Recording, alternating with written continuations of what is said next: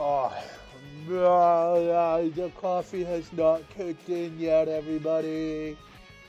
No, the coffee has not kicked in.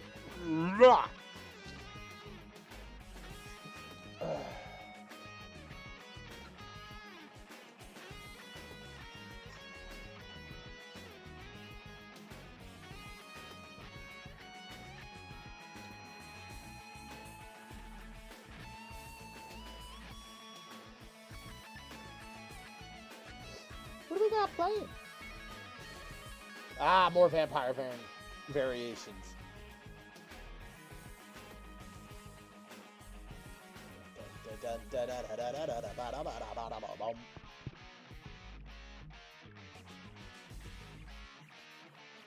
That's a cool little tune.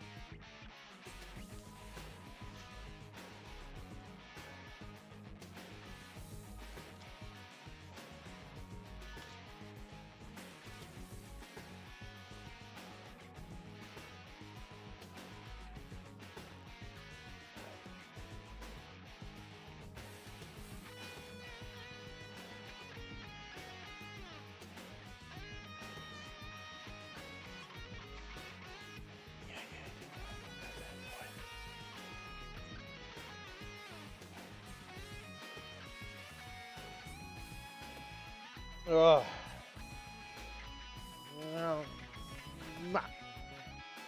Still trying to wake up, folks. Actually, shit. Do I want to go heat that up right now? I kind of do, because I want some snacky snack stuff to snack on, but nah, we'll do it. We'll do it a little bit later, like when I go do my first break, maybe. Depends on how much of the munchies I get. I got some more chips, and I got some cheese here that I gotta... Some nacho cheese sauce. Oh, excuse me. I didn't mean to burp like that. My apologies, everyone. But we are back at it. Sorry for not being on during the weekend like I normally am. Some shit came up. I didn't even get a chance to announce it in the Discord. But we're back, and we're gonna do this. We're gonna do it. We're gonna hopefully get into Heavensward. All right, there we go. No. No more music. No more music. We go over to the live scene, and we go on transitions.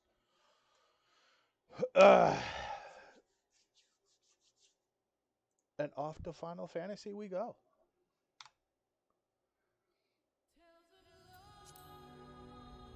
Let's see how long our wait is this time.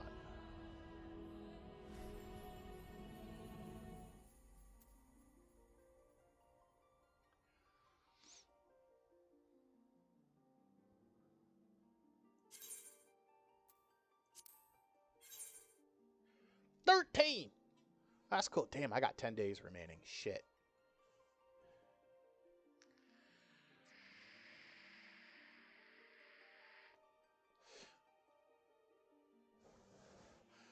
That's okay. I'll just do in like another 30. And the next day or two. I thought I had longer. I thought I had at least 2 weeks. Shit. All right. I'll go on the interwebs and buy like another 30-day, 60-day. Oh, God. Oh, here we are. Jeez. Okay. Tendrils of Venus. Speak with Ilberd and New Gridania.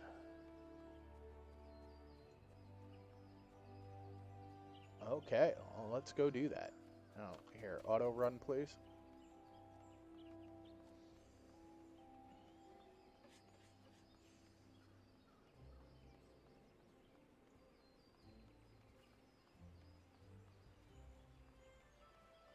Ah, there he is. Ilbert, my friend.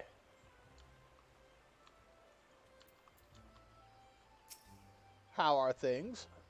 My thanks for coming, Scion. Doubtless the commander has informed you, but we have unmasked the Ivy. Ooh, we have we? From this point on, we must proceed with extreme caution. Okay. Suit of Astromail. For Reaver. What's it look like? Ew. Eh. Gloam tabard for samurai, maybe. I'm always looking for some cool samurai fucking gear. Meh. Oh, and then the Noklorkyria. Which, if I was like a bulkier character, I would use. I guess we're just taking it. Oh, what do we get? Haddock dip. Sweet.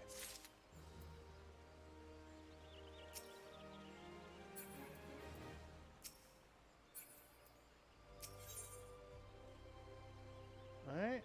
Wow. Oh, it's just a different colored version. Daystar robe. And the Even Star coat. Oh. No. Accept. Alright. Cutscene.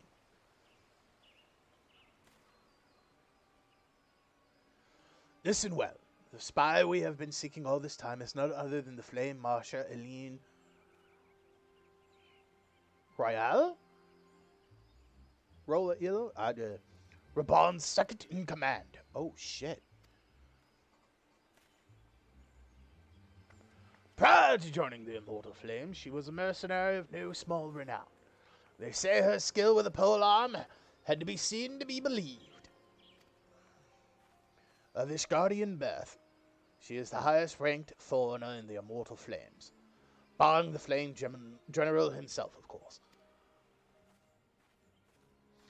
When he formed the Grand Company, Raban chose people based on their worth. Whence they hailed of was no interest. The monetarists saw things differently, however. Having funded the enterprise, they reserved the right to eject candidates nominated for high-ranking positions. It was no secret that they did not favor foreigners, the Ishgardians especially, after the way the Holy See forsook the Alliance. Yet the monetarists did not raise so much as a murmur of protest when Rowley was appointed to her post. Passing strange, is it not? Could it be that the Ivy has some hold over the monetarists? I'm never going to get that word right.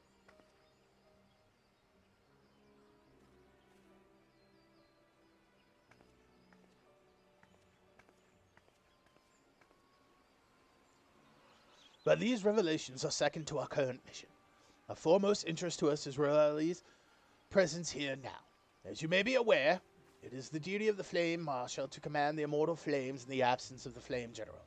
While Raban attended the Council of the Alliance leaders, she should have remained in the Hall of Flames. The woman has no business being in Gridania, yet here she is nonetheless. On some pretense. She is up to something. Mark my words. Even as we speak, I have a dozen men trawling the Flames' records for evidence of Rowley's guilt. But if we can catch her red-handed, we shall have all the proof we need. Which brings me to the plan. I have people watching the city gates, the airship landing in the docks, every point of egress. She cannot leave without our knowledge. All that remains is to shadow her until she betrays her true purpose. Can I rely on your eyes, Scion? Sure.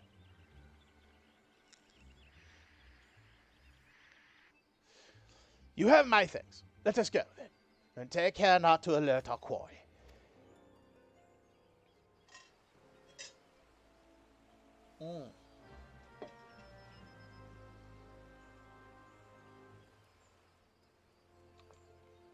Okay.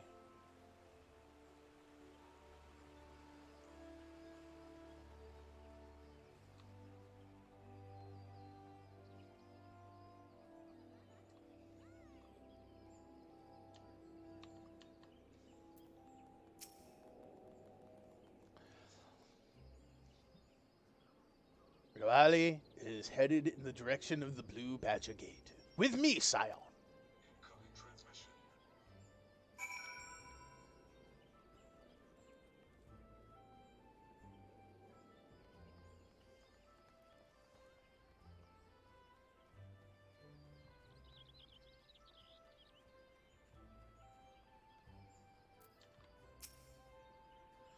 So Raleigh has entered the Caroline canopy, meeting someone perchance.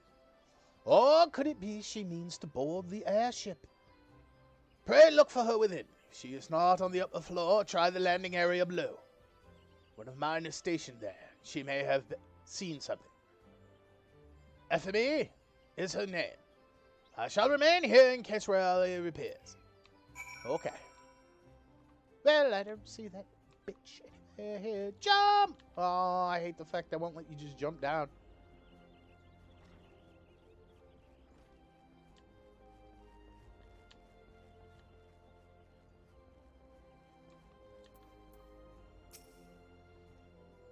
Kogan Vost, such an unexpected pleasure. What brings you here? Ahem, a social visit, you say. How pleasant. No, she did not come this way. I've noted every passenger and none bore any resemblance. Well, don't let me keep you. Okay.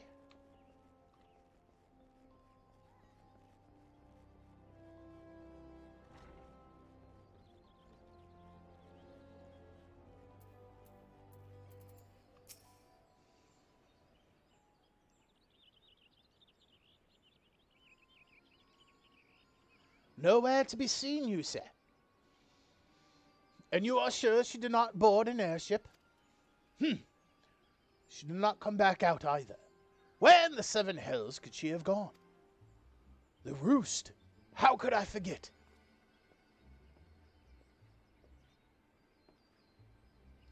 Greetings, good sir. Might I interest you in some Muntoy tonic? A cup a day imbues a man with great vigor, if you take my meaning. Perhaps another time, friend. Wait. That necklace. You are Shinobi of Doma. The woman you seek has left Gridania by way of West Shore Pier. She was attired as a merchant, but these eyes are not so easily deceived. You may wish to take your search to the East Shroud. Rest assured that we shall continue to support you from the shadows.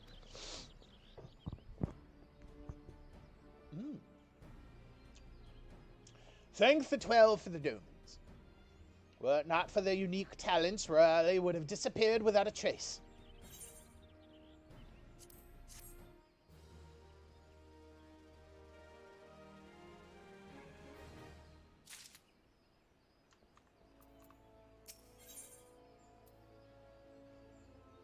Ilbert is eager to resume the pursuit of Aline. Our hunt leads us to the East Shroud, Scion. I suggest we follow Raleigh's example and take the ferry from West Shore Pier. You've doubtless wished to make certain preparations. See to them while I go on ahead. I shall wait for you at Sweet Bloom Pier.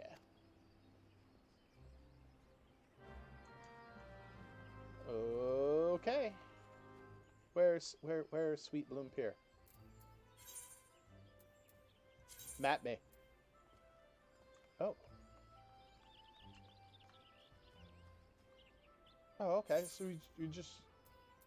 we don't really need to fucking teleport, do we? We literally can just go down here and around the other way. Thank you. Pertinent.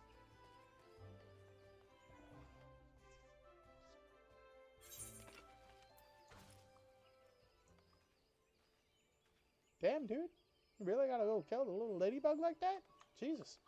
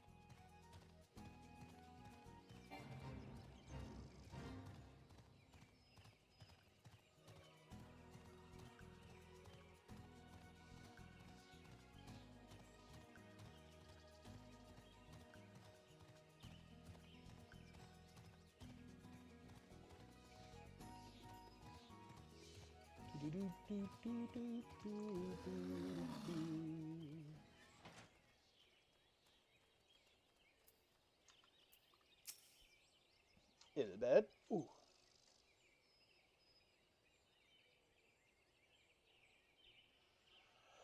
This way, my friends. Ah. Is that you, Yaguri? Yes, it is. Your quarry makes for the Hawthorne hut. If Raleigh is truly the one we seek, we can expect that she means to make contact with her Garlean masters there.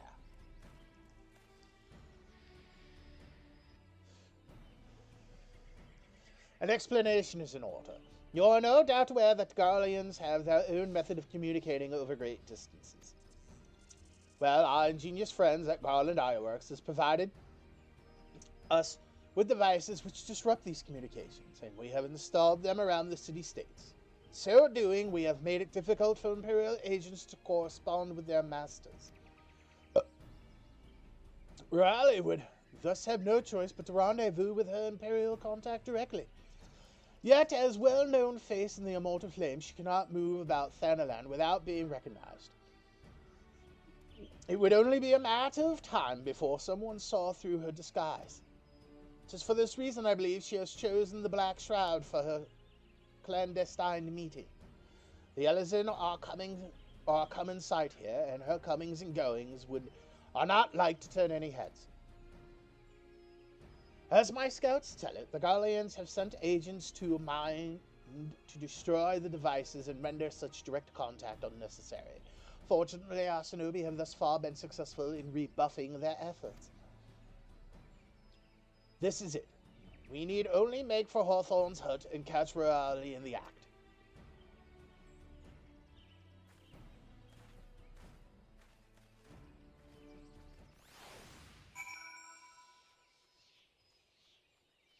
Okay. Off the Hawthorne hut we go.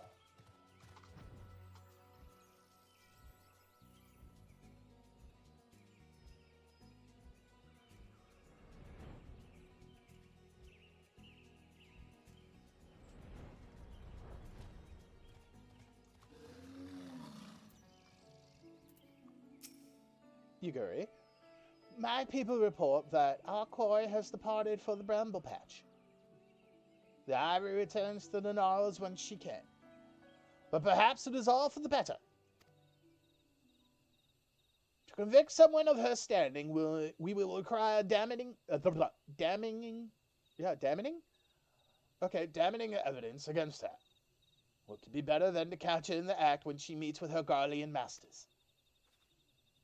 My countrymen and I shall lie in wait in the shadows. Tread warily, my friends.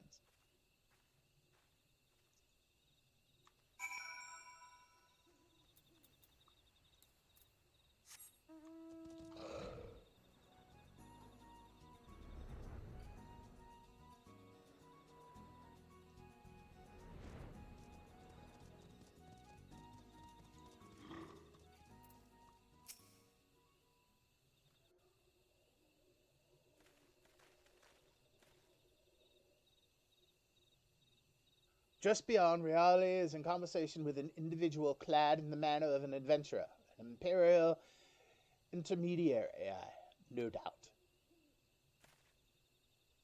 This is it! With me!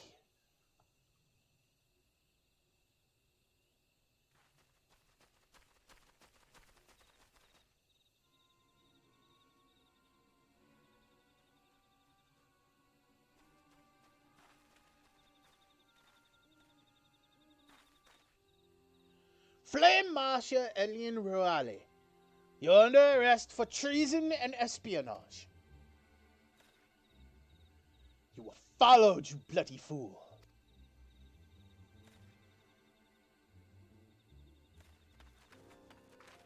Nah, you ain't going anywhere, fuckboy. Damnation.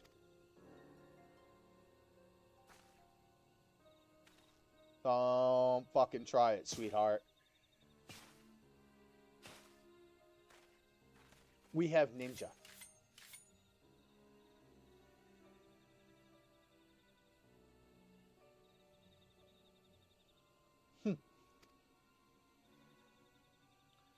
You are unarmed, my lady, eh?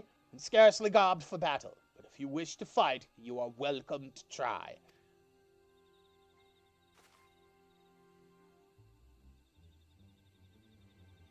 What is the meaning of this, Captain? Would you arrest me for strolling in the Twelveswood? When last I looked, that was no crime, and neither was conversing with passing strangers. You would feign ignorance, then? Very well. If you do think of something to say, there will be plenty of time to say it later. Now come quietly, or I shall make you wish you had.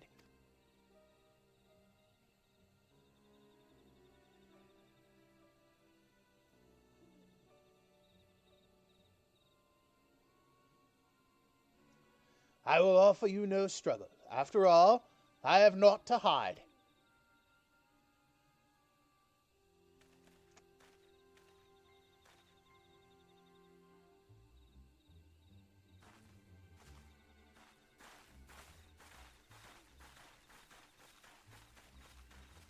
If you say so.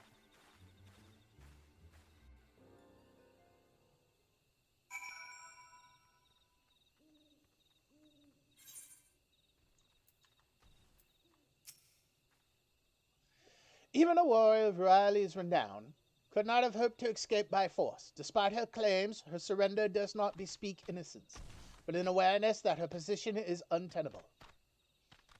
With the ivy thus uprooted, it is to be hoped that the tendrils she entwined around the immortal flames will gradually wither and die. Mayhap then, people of Uldar will have the grand company they deserve. But let us speak of the present, if I may ask. What will you do now, Koken? So the scions seek away into Iceheart's sanctum. And I dare say you are eager to return to the Rising Stones. Pray do not let me keep you. Fear not, my countrymen and I shall tend to the aftermath. You need not waste your talents here.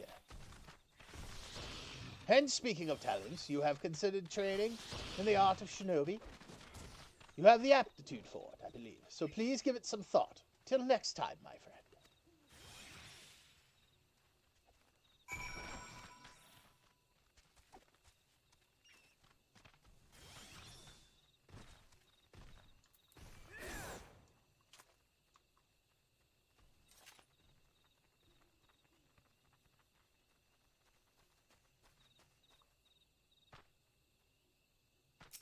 What level are you, sir?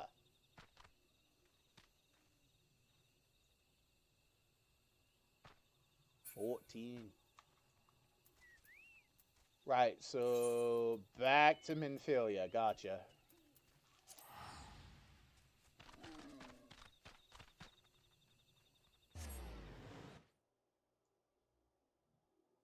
Yeah, so you're like 5 levels below where you should be at the moment.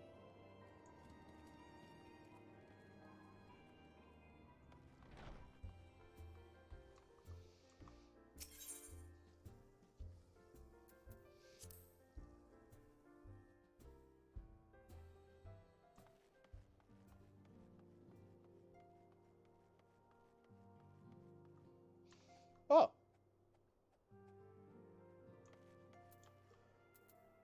Oh shit, check out Tataru. She's juggling. Check her out. Boop, boop, boop, boop, boop, boop.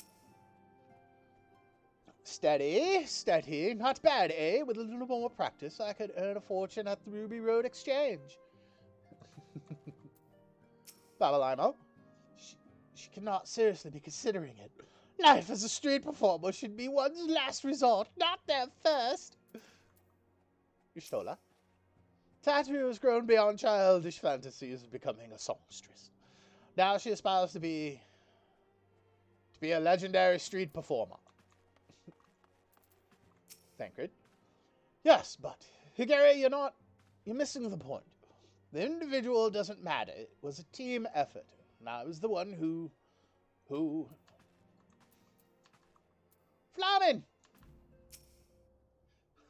A rousing tale of comrades' valor. Truly, we are fortunate to count Lady Yugiri as a friend. Thancred's tales of Lady Yugiri almost beggar belief. My heart is fair, fit to burst from admiration. Oh. Oh, that was a verb. Mwahaha, I could do this all day. A-L-L-D-A-Y. Cannot go on much longer. Boy, you better get that stamina going. It's a battle of wills, a struggle for supremacy. Our fighting styles may differ, but this unyielding spirit is the same in warriors the world over. Hosen, I must admit, this exercise of yours never fails to amuse me. While its movement appears comical, it does seem to be having the desired effect. Fultonet, strength, Hori! On your honor as a scion, I forbid you to surrender!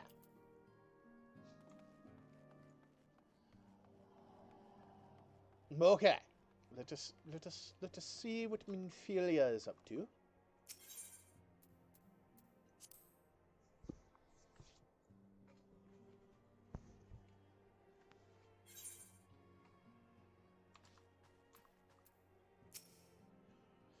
Welcome back, Kogan. I understand that Alphanod had a task for you.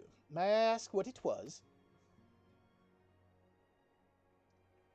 Charges of treason and espionage against the Lean Riley? I could scarce believe it. Could there not have been some manner of misunderstanding? No, it avails us not to dwell on it.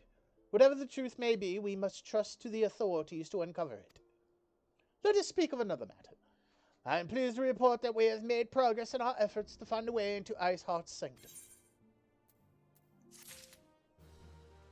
Sweet.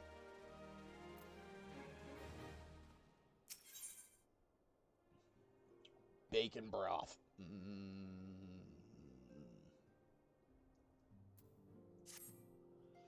As you may recall, Iceheart used the Aetherite in the depths of Snowcloak to teleport a short distance to the west, most likely to a sanctuary of some description. It is there that we suspect the means of summoning Shiva, using the crystals she stole from the House Fortem's caravan. The heretics believe that they are bringing about the second coming of their patron saint. But if, as we suspect, they mean to hold a summoning ritual of the kind employed by the beast tribes, it seems likely that the result will be something more akin to a primal. Suffice it to say, they must be stopped, and stop them we shall. But first, we must surmount the obstacle that Iceheart has placed in our path. Ordinarily, it would be a simple matter to tap into the established Aetherite, and thereby follow our quarry. However, despite our best efforts, we have been unable to ascertain the position of the Aetherite to which she teleported. Our prevailing theory is that she destroyed the second Aetherite upon arrival, a reckless, desperate measure, but also an effective one. After discussing the matter at length with Iran J, we have concluded that we lack the expertise to develop a solution, which is why we have called upon the aid of one who does possess such an expertise, a colleague of ours who is currently en route to Revenant's Toll from Sharalyn. She should be arriving within the hour, in fact. Since you are here, mayhap we could welcome her together. I am certain she would appreciate the gesture. Let us make our way to the northern gates and await her coming. Sure.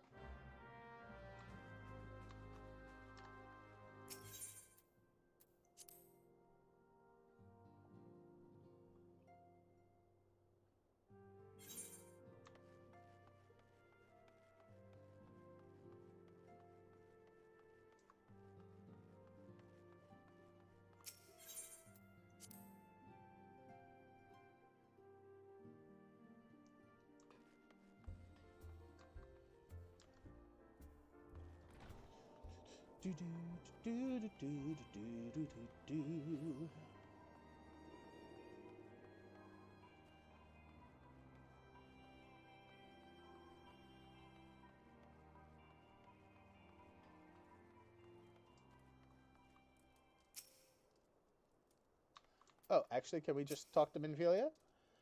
What manner of woman is she, I wonder? We have spoken before via Link Pearl, of course, but it is not the same.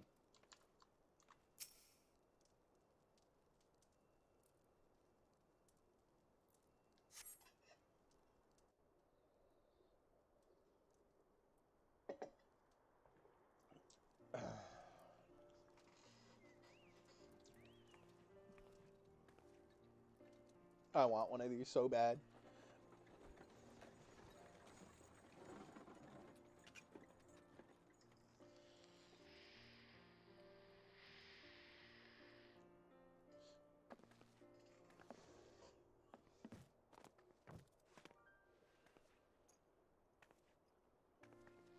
I like the hairstyle on Makote.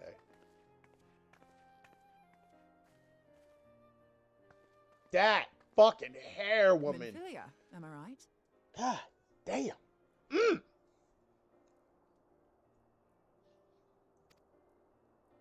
None other.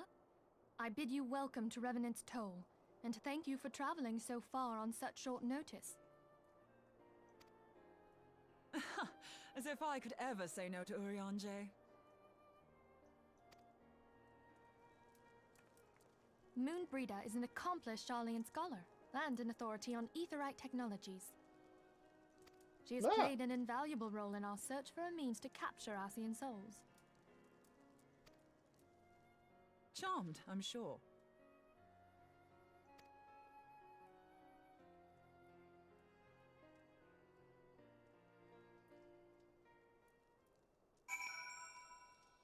Oh, cool. We get to check out her character model. That hair is kind of hot, actually. I like the outfit, too. It's cool. Purple and white. A little bit of chainmail. Them legs, though. Damn.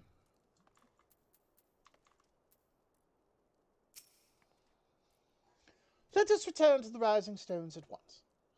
Then, we have much to discuss. Sweet. Let's go.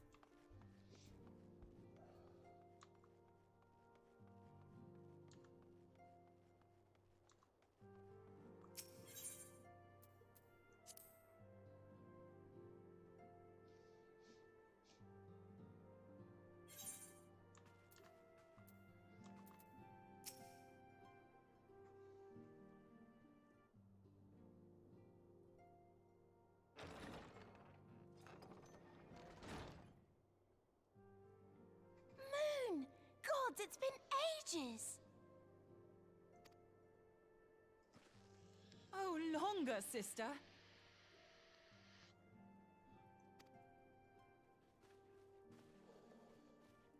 A joyous reunion indeed. Well, of course it is. Moon and I are like twin sisters. Yeah, but Moon's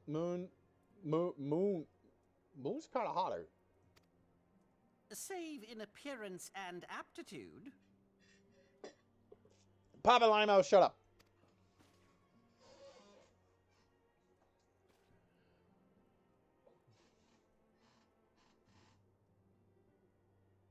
Everyone, if I could have your attention. We have with us an esteemed guest who has come from Sharlayan to assist us.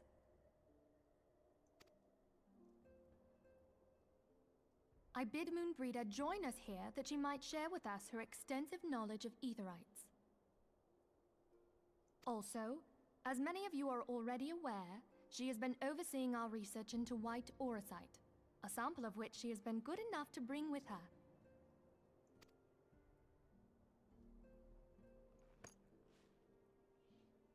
Well, I had to come, didn't I? You'd have to be bloody daft to turn your nose up at a chance like this.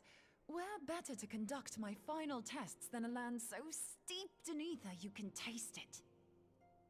Yeah, I'm still not sure that's entirely healthy. 'Tis plain the passage of the years hath done little to dampen thy youthful spirits. And nothing at all to reform thy youthful manner.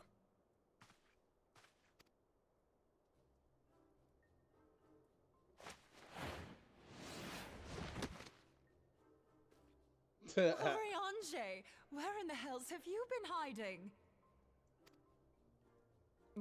Unhand me. He's like, ew, a girl touched me. I come all this way, and that's what you have to say to me. I much preferred when you were pleading with me to drop everything and hurry to your side. What was it you said? None save thee can satisfy this need. Oh. Damn, you're... Damn, dude! Go on. Right, I'm with Thancred on this one. Continue.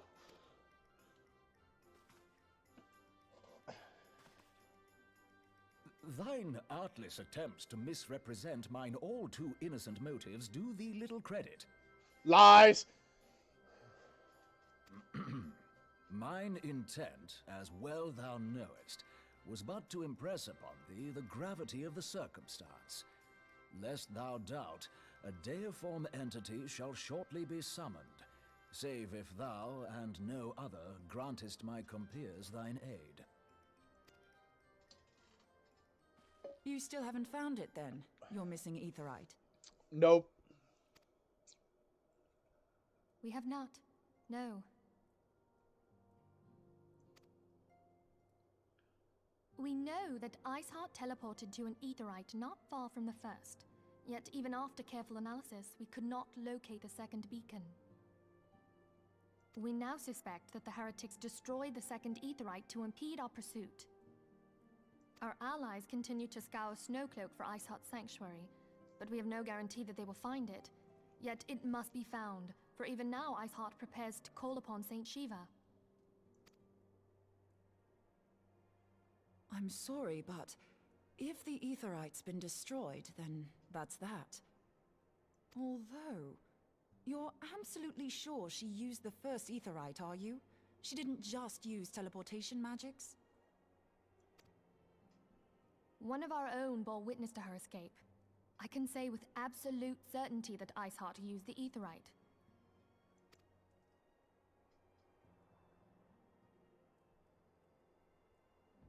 In that case, there might be a way, so long as the ethereal current is still flowing.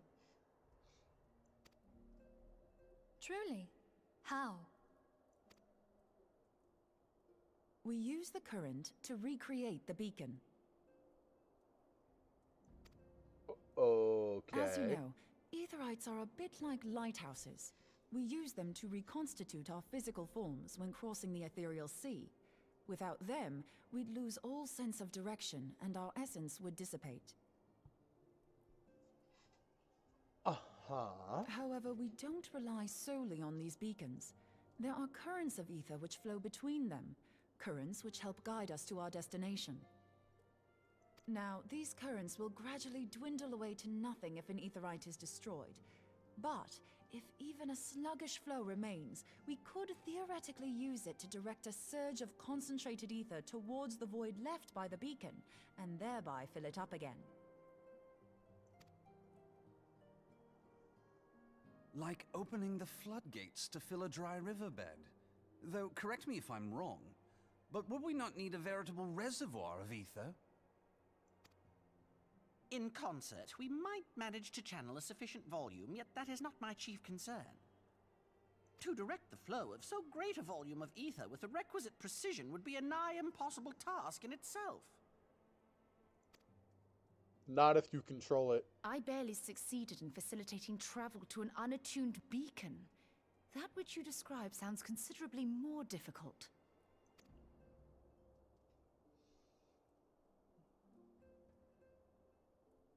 And dangerous. Every person who has attempted to teleport in this fashion has died in the process. They, however, did not have white auracite at their disposal. I can use it to channel all the ether you can give me into the Aetherite. However, white auracite cannot retain ether for an extended period of time, so we would need to infuse it immediately beforehand. Just so you know, I'd confidently give this plan better than even odds of success. And if the worst comes to worst, your people won't suffer. though it risked the lives of our best and brightest, we have not the time to seek other options. If the ethereal current still flows, we shall carry out Moonbreeder's plan.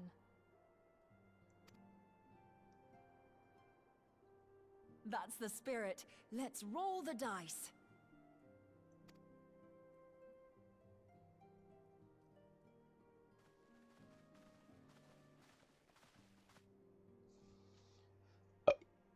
Oh God, why am I so burpy?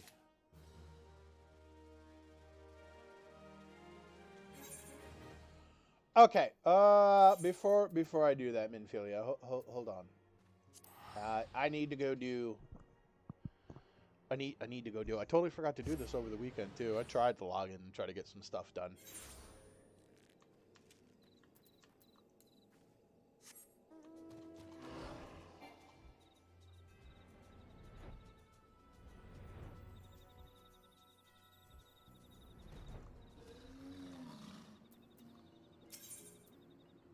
No such thing as a free lunch.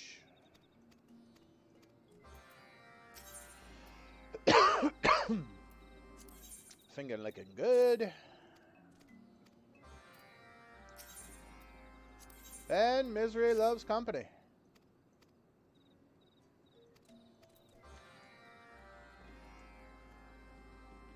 All right.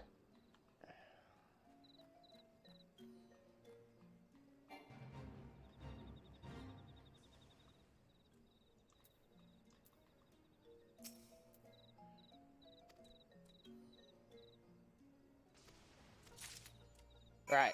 Thank you.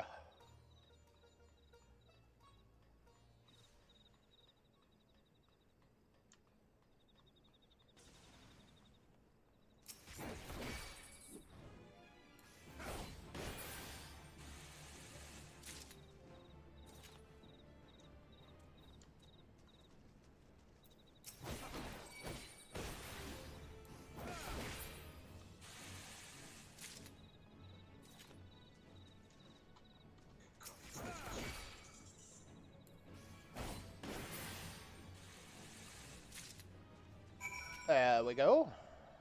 Now we have to get, what is this? Was this the lunch pot one? Yeah, okay.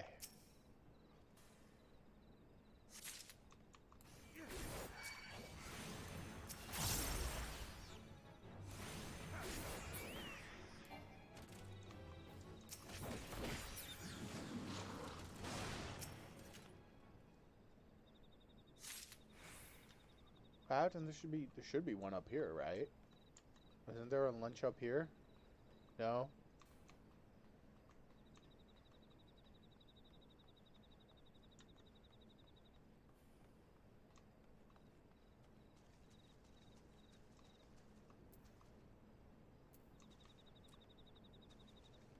Aha, there it is.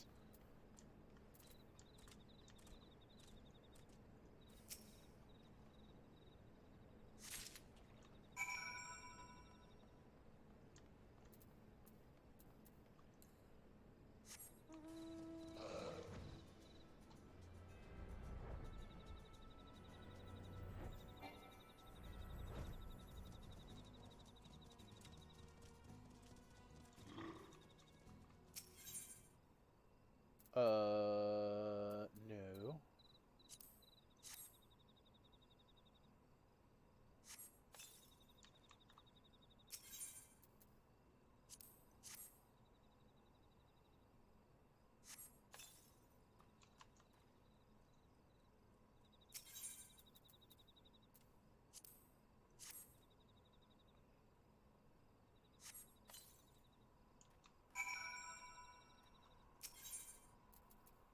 And smart bomb.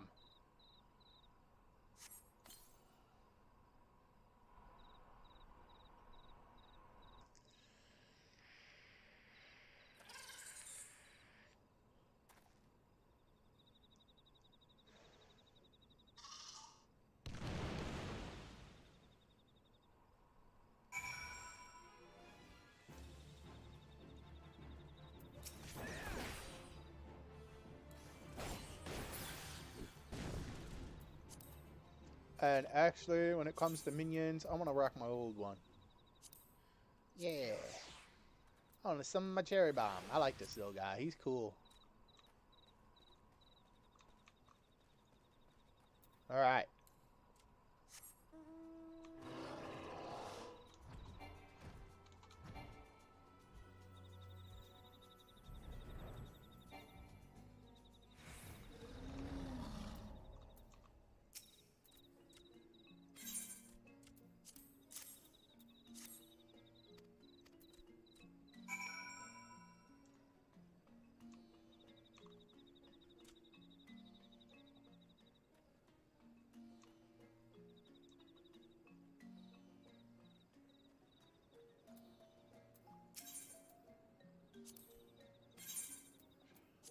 Yes, here's your lunches.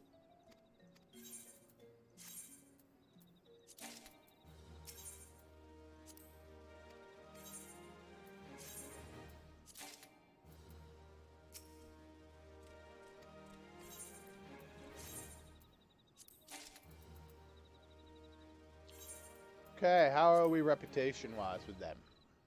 All right. Okay. Probably would have gotten higher if I'd actually been able to get on over the weekend.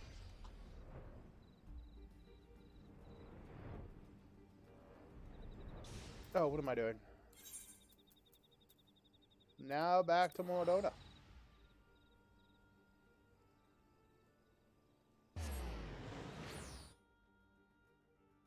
I knew that wouldn't take long.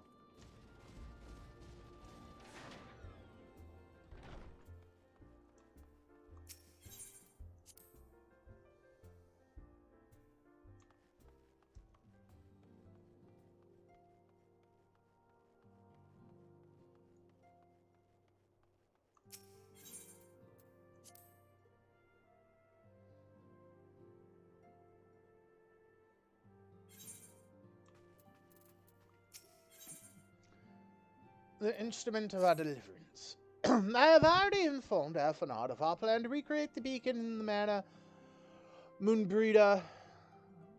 Moonbreeder. Described.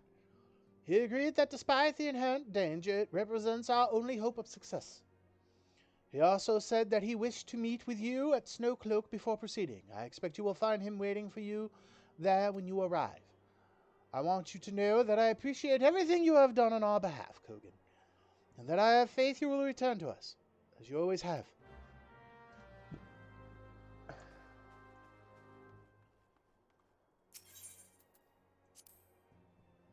Alright, so we're going to Snowcloak, huh? Oh, why does my wrist feel like it's wet? Weird. Who knows? Here, let's move my mouse pad up just a little bit. There we go. Alright. Corthus.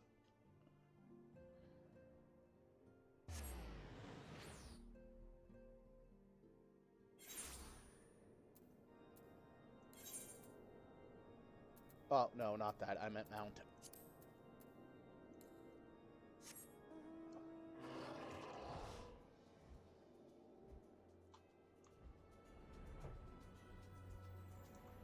No. Wrong button. I meant auto run.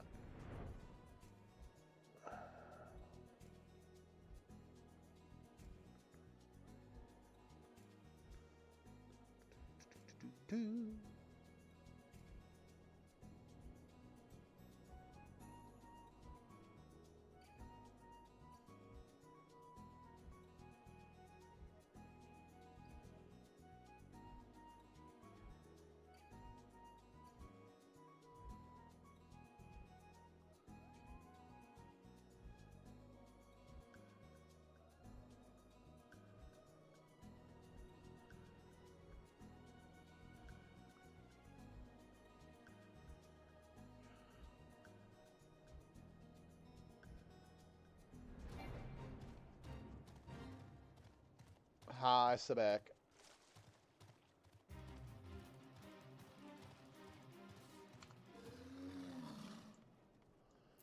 Fenord.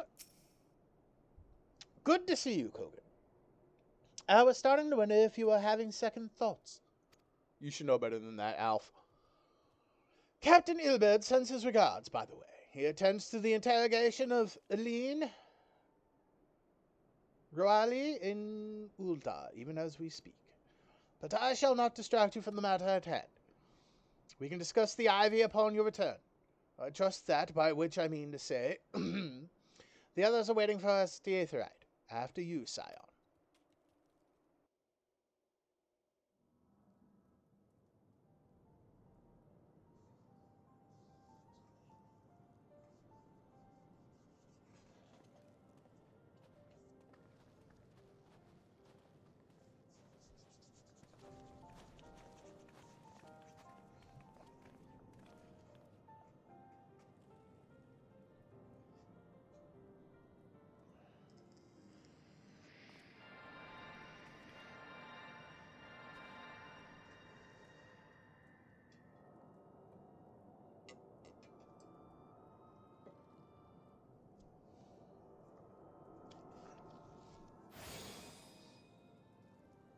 There! It is ready.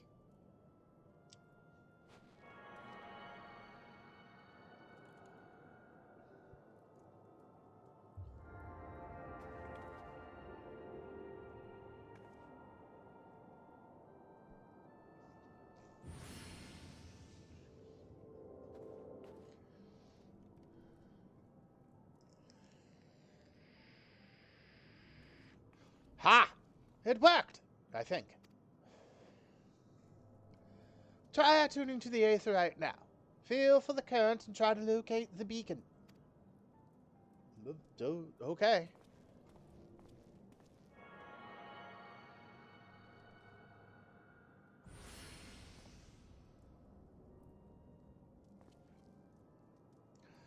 We have done all we can, Kogan. For now, let us withdraw. When your final preparations are complete, you must seek out the beacon we have created. If, by the grace of the 12, you arrive safely, you must stop Iceheart before she summons Shiva. Hold on 1 second.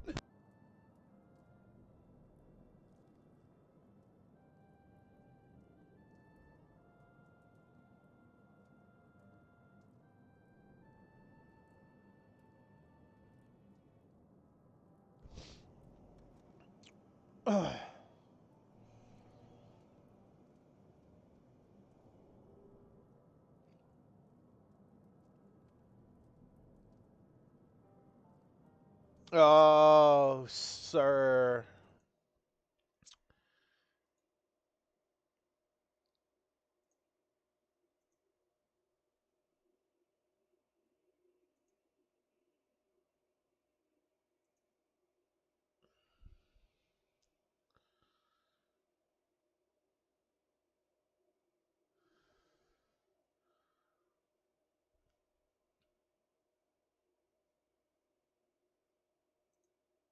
Oh, wait.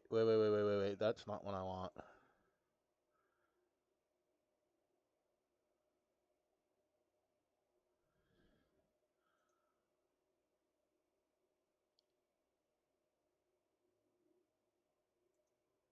You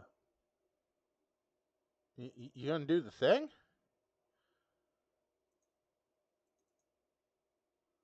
What the hell is going on with...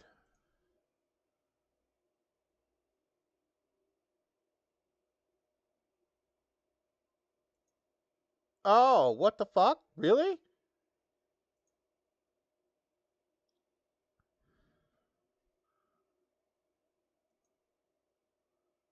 Why am I unable to ban this person?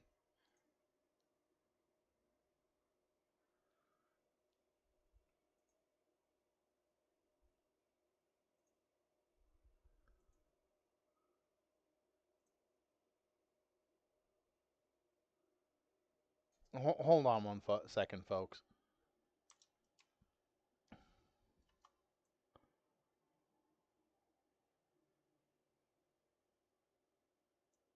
No.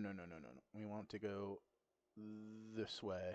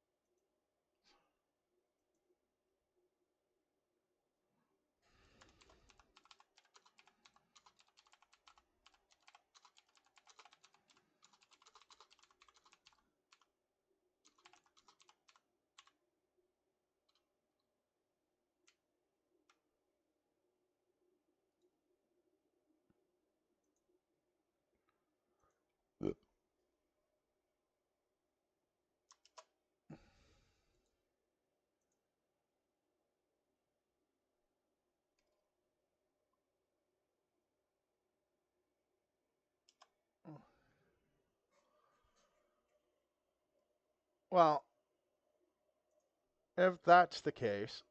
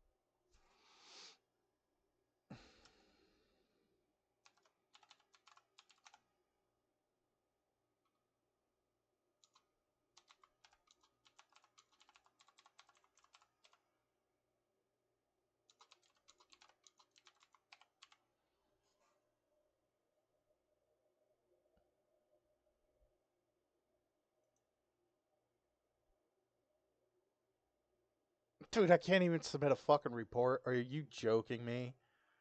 Jesus Christ. All right, fine. Here.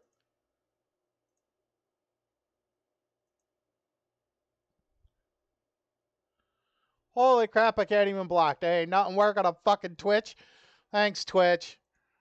I fucking love it. I really, really do. Jesus Christ and a half.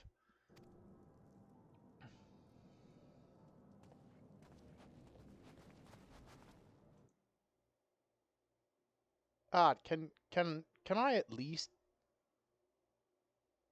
fucking time this guy out?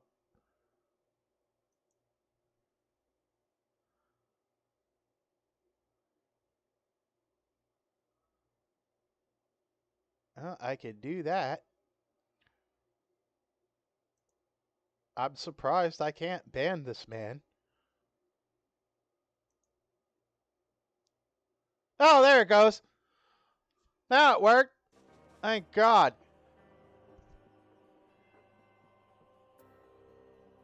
Alright, Alphanod. My apologies, folks. We cannot ignore the possibility that our actions have alerted Ice Heart to our plans.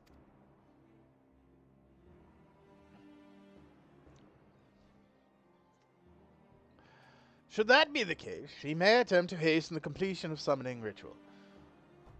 And if she succeeds, give me a moment.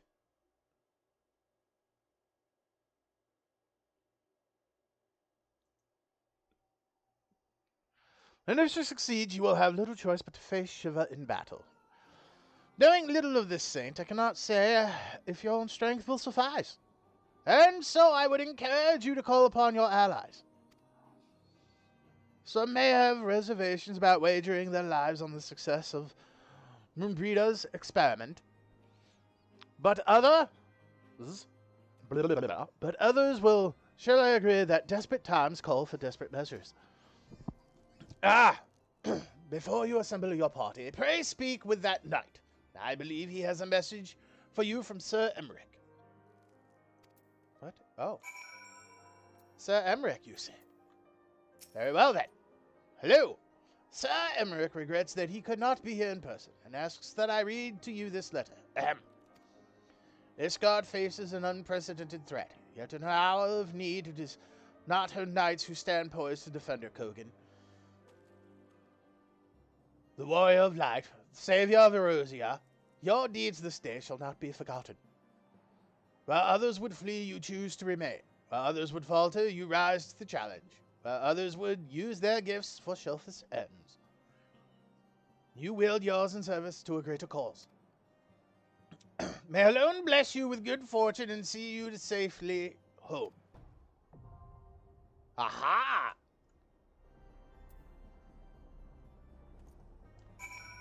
Hard mode. Engaged.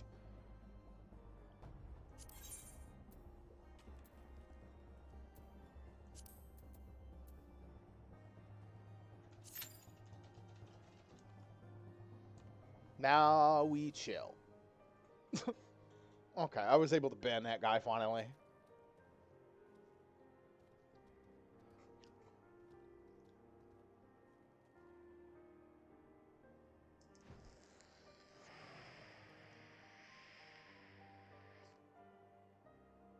Is that Lulu? It is, it's Lulu.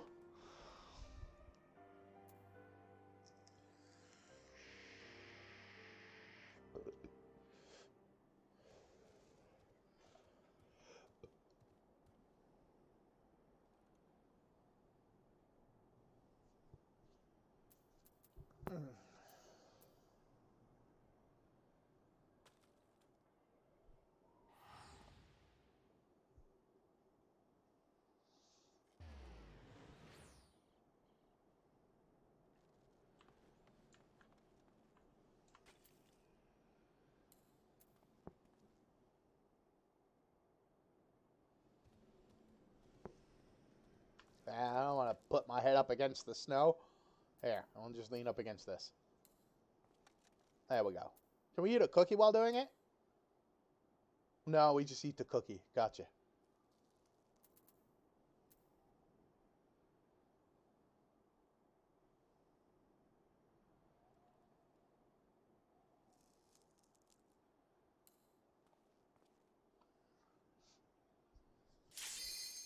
Yes. Commence.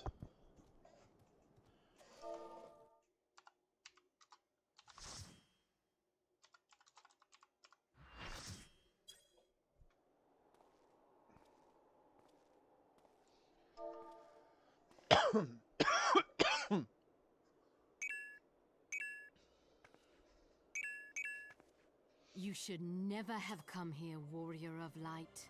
I labor only to forge a lasting peace. No, you don't. A peace you would deny us out of ignorance and blind faith. Well, I have no faith. No matter. If it is our fate to be at odds, then it is mine to strike you down.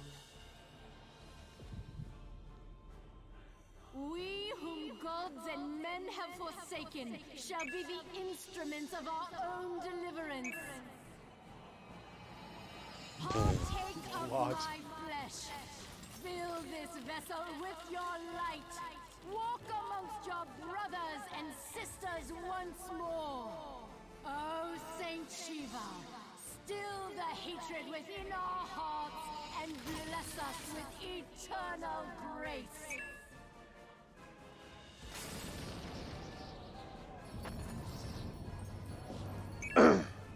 Maybe if I was unsynced. Hi, Shiva. Oh, wow. Your character model looks fucking awesome.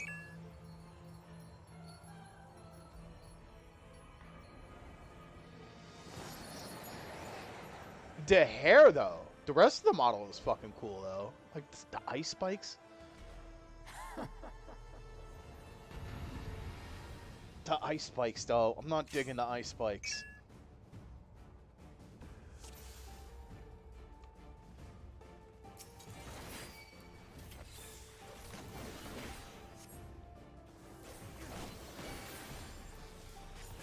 I hate when it does that.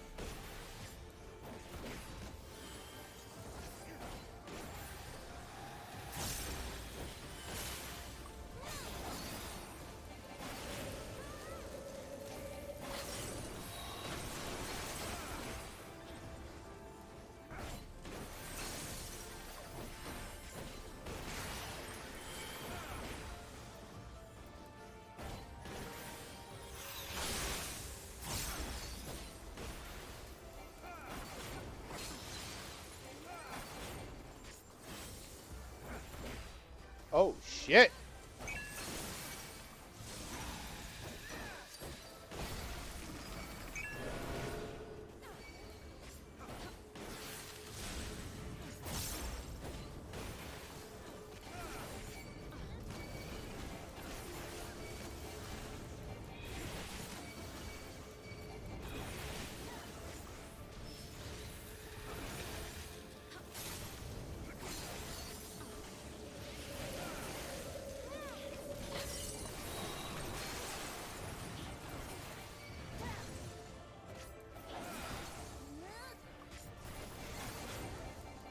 Nah, she got me.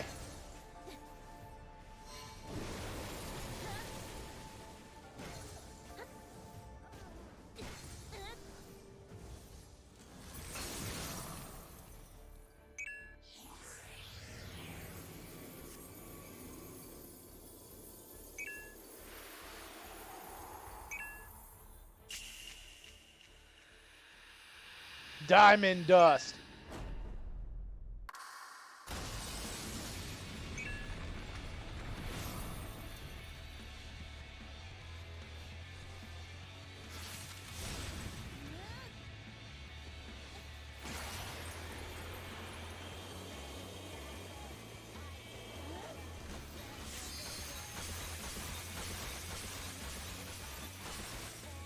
Then there goes the black mage.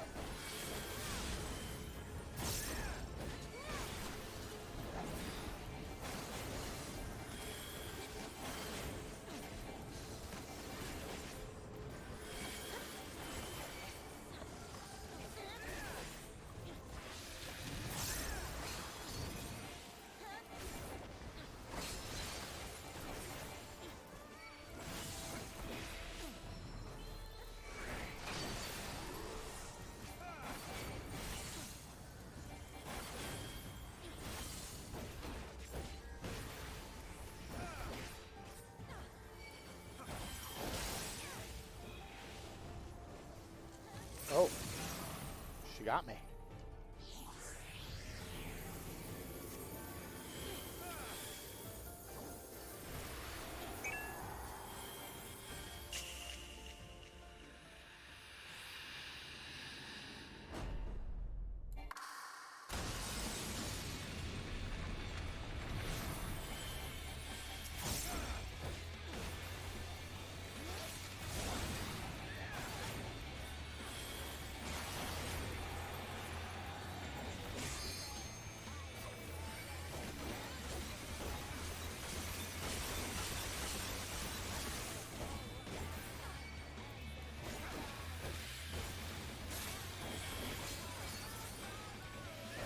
That was a cool fucking song.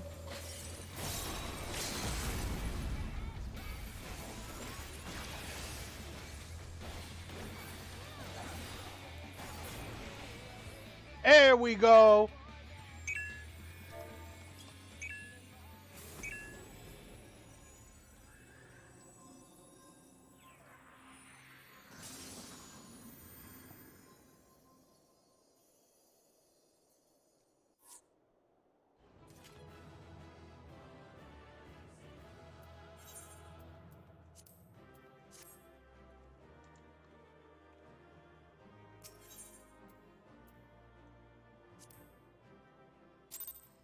Dun, dun, dun, dun, dun, dun, dun, dun, dun, dun, dun.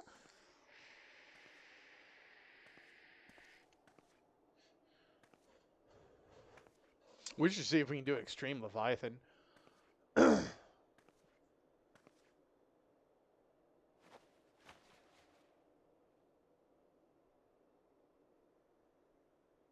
Fool. Blind, bloody fool. Nah, not really.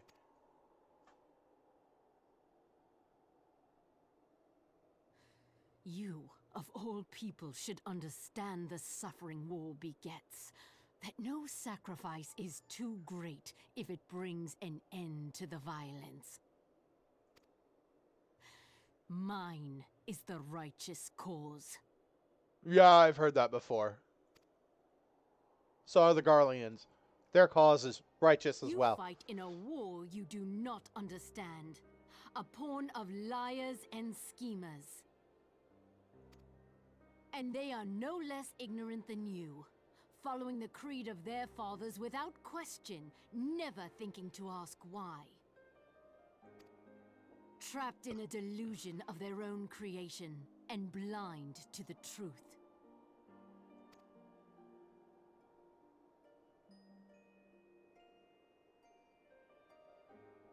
Warrior of light, redemption is not beyond us. We who walk before may lead those who walk after. Seek the keeper of the lake. See with eyes unclouded.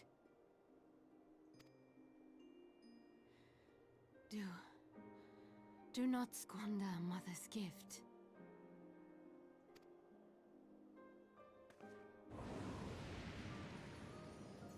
Hear, feel, think.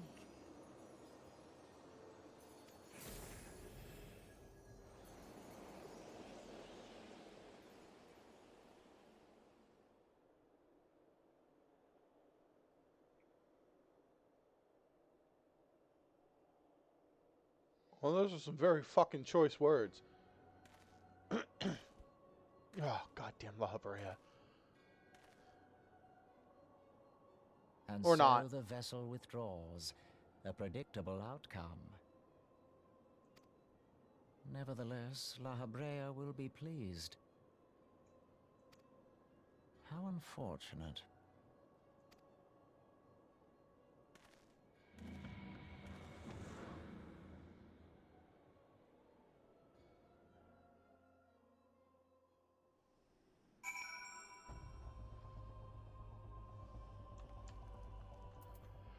Moonbreeder, by the 12, you're alive. I mean, of course you're alive.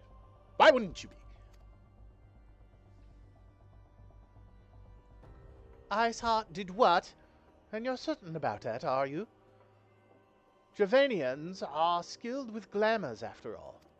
Look, if you say that's what you saw, I believe you. It's just that I've never heard of a primal being summoned like that before. Are you sure you're not injured? Head trauma has been known to cause hallucinations, you see. No? Fair enough. I was only asking.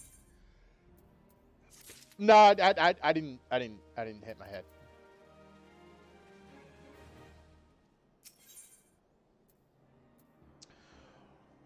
Moonbrada remains unconvinced that you have not sustained a head injury. I'm fine, woman. Jesus. If you ask me, there's naught to be gained from mulling over the implications of your story in the freezing cold. Let's save it for the Rising Stones, eh? I'll get everyone to meet us there. But before that, you had best pay a visit to Whitebrim Front and speak with Alphinaud. He's probably worried sick about you. That or he's busy playing at politics with the Ishgardians. Either way, I'm sure he'll be delighted to see you hale and healthy. Speaking of which, you don't have a headache or anything, do you? No? Blurred vision? No? No reason. See you again soon. Like, no. I'm fine, woman. I'm fine. Don't worry about it. Let's go, Firebrand.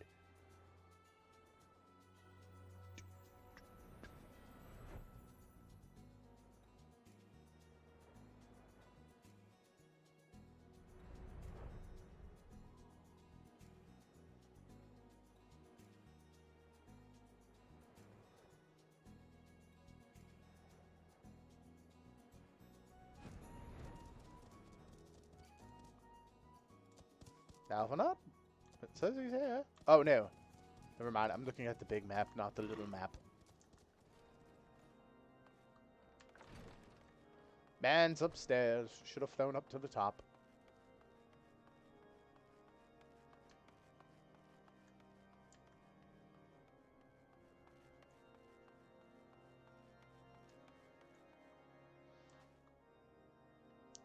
Emmerich! That you stand here now is proof of your mission success. Praise be to Halloon.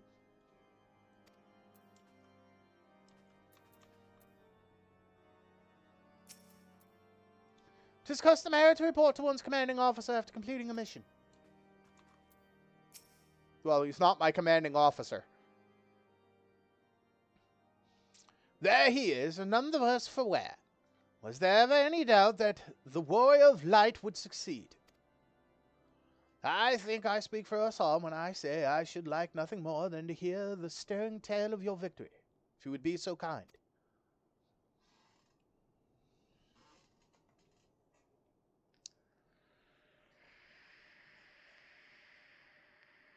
Then you are too late to prevent the summoning. But not too late to prevent further loss of life. An outcome worthy of celebration. And for one which we have Kogan to thank. Yes, you are right, of course, Emmerich. We should be content with that, with what we have accomplished. I fucked that up. I, for one, could not have wished for a better outcome. Shiva is no longer a threat, and the heretics have been routed. Aye, there is the matter of Iceheart's escape, but she cannot run forever. Whether it takes days, weeks, moons, or even years, my knights will find her. In the meantime, Lord Drillamont, is the caravan ready? Supplies that your men recovered have been prepared for transport, in accordance with your wishes. Rest assured that my knights will see them safely to Revenant's Toll. Of that I have no doubt. I take it these are the self-same supplies the heretics stole from the House Fortum's caravan. Lest the crystals which comprise the bulk of the shipment, yes, scarcely a fraction of that which was promised, but a meaningful contribution to your cause all the same. Ah, on an unrelated note, Kogan, might I trouble you to accompany me to Camp Dragonhead at your earliest convenience? Sure. 'Tis not for my benefit. A certain lord was most distressed when he learned of your intent to risk life and limb to stop Iceheart. Took half a dozen knights to restrain him, I am told. Who the fuck? Men give vent to their anxieties in myriad ways. Pray do not think less of him.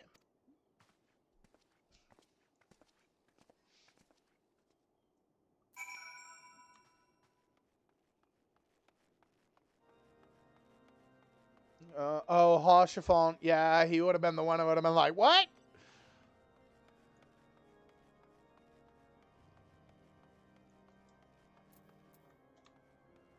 Is it foggy? It is foggy.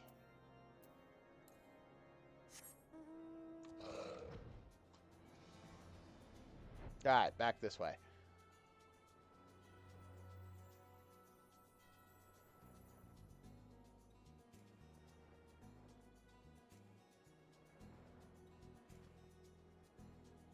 Can we go up and over? Yes, yes we can. Gates of Judgment.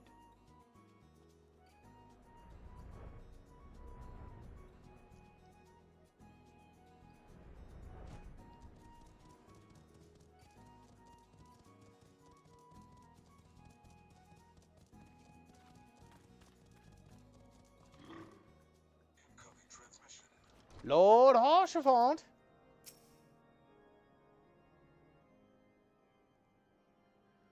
What were you thinking, Kogan? Wagering your very being on a dubious theory which might allow you to enter the Iceheart's lair, knowing full well that she could have sufficient forewarning to complete her ritual to summon Shiva anyway. Dude, don't worry about it. Calm down. Calm down, Horsh. We're good. And then, engaging the abomination in mortal combat, by the fury, Kogan, 'tis the stuff of ballads, a battle for the ages. Would that I had been there to fight by your side. Yet here I was forced to wait, condemned to wonder at the fate of a dear friend for a veritable eternity. I would not wish such torture on my most hated enemy. But here you are now, and that is what truly matters. Let us move on. Sir Emmerich wished to have words with you and Master Alphinaud in private. He awaits us in the intercessory. Okay.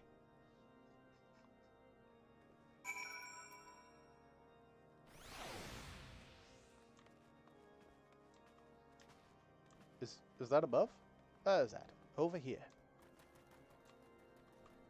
Over here? Haha!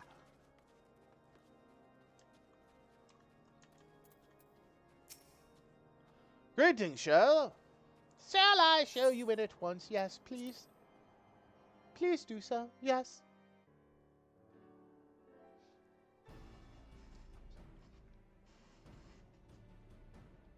On behalf of the Holy See of Ishgard, allow me to express my deepest thanks. Never before have we been required to contend with a primal. Indeed, there were fears in some quarters that our knights might not be equal to the task. From what we have now learned of these beings, I can say with certainty that we would have lost a great many men had the Scions not intervened. Mm-hmm. Then the argument for preemptive action should be self-evident. Perchance now you will reconsider my proposal that Ishgard move against Natalan. Ere we first met, a similar proposal was tabled, but the Holy See decreed that we were to observe, and that military action should be taken only in self-defense. All things considered, it was not an unreasonable decision. Since the calamity, 2 vigils have fallen to the Horde, while Garuda has never shown any inclination to storm the gates of judgment. Which is why this unprecedented crisis and its resolution may prompt a change in policy. You who have faced these primals know well the threat they pose. Ishgard did not. Not until now. No.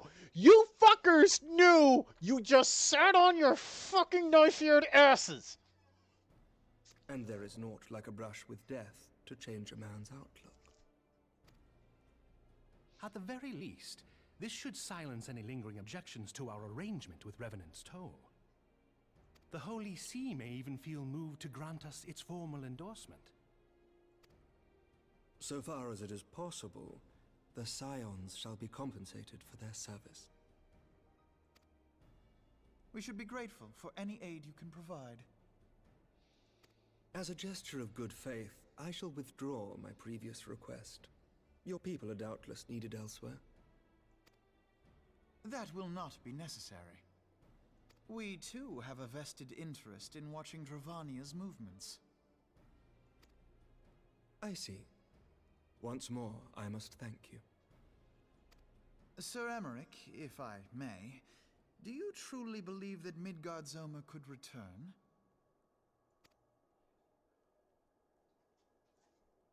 The heavens are a window unto truth, but those who interpret their movements are not infallible. I requested your involvement as a precautionary measure. But of course, you sought an excuse to compensate us from the first, mindful of what would happen if Revenant's Toll were taken by your enemies. Ishgard is not wont to aid its neighbors, but that does not preclude it from manipulating them to serve its own interests. Choose your next words carefully. What are you gonna fucking do, woman? What are you gonna do about it? Nah, fuck that. Do you know what sort of man becomes Lord Commander of the Temple Knights? One who comes from good stock. I did not.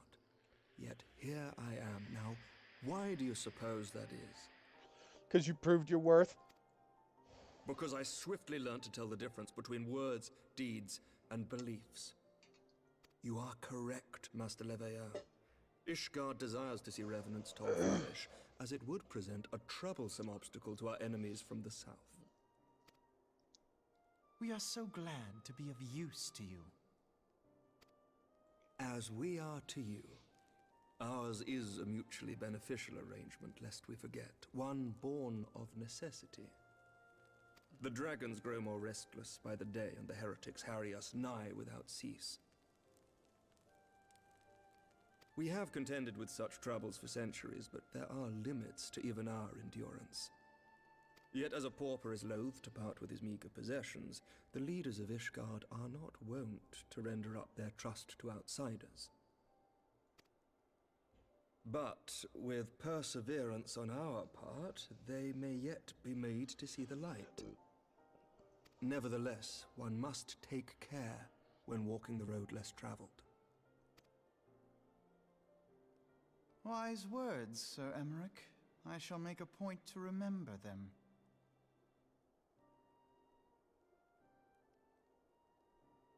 I must apologize for my earlier outburst. I hope it will not sour our good relations.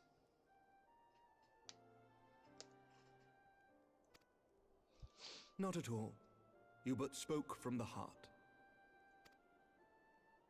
I trust you understand that at times my duties may prevent me from meeting with you. On such occasions, my second-in-command will speak for me.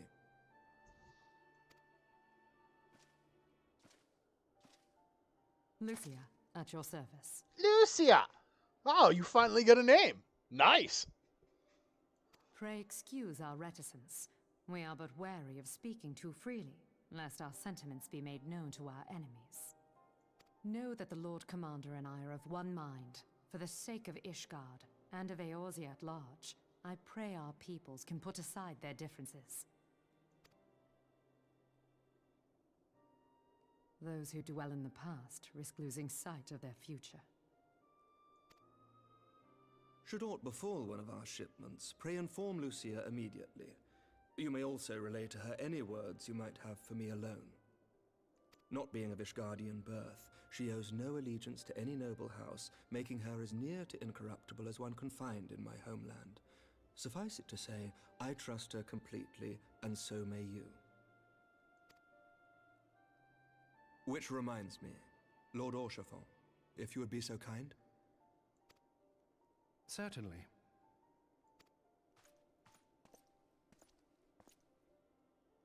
In times such as these, trust is ever in short supply. Mayhap this will go some way to rectify the problem. The results of our investigation into the heretics' recent attacks, as well as our interrogation of the merchant you detained. Sir Emmerich, I cannot thank you enough. Think nothing of it. Ishgard may be many things, but it is no friend to Garlemald. Did I not tell you to have faith, my friend?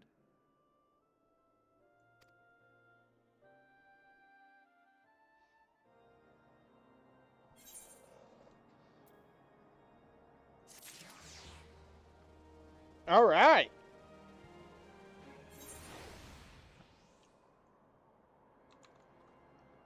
Actually, yes. No, while we're here, let us go down. That's hard. The Wall Eater. I want to see if people are doing it. More than 30 minutes. Never fucking mind. If anything, if anything, I will. Yeah, I'm not sitting here for 30 minutes. Nah, we good. We're good. I'll wait until I have some higher level stuff. I mean, level-wise, I could probably do it right now. I could probably solo it, but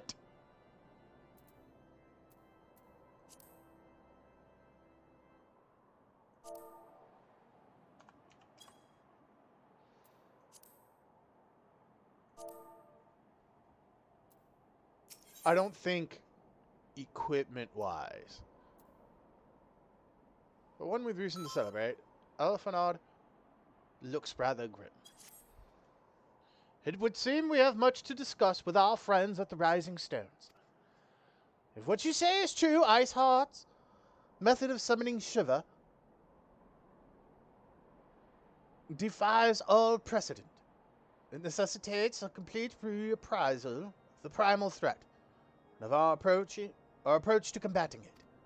Moreover, there are grave ramifications if word of this incident reaches Imperial ears. The Garlean Empire believes the primals are an insufferable menace, that their mere existence is a threat to this very star. As such, they deem any actions taken against the beast tribes to be justified by default. Imagine then, if it became known that it was not only the beast tribes of Erosia that could summon primals, but her civilized peoples as well. Any lingering objections to the Erosian campaign would vanish overnight. Where before we had to contend with a single Imperial Legion, we could well find ourselves facing the combined might of all Garlemald.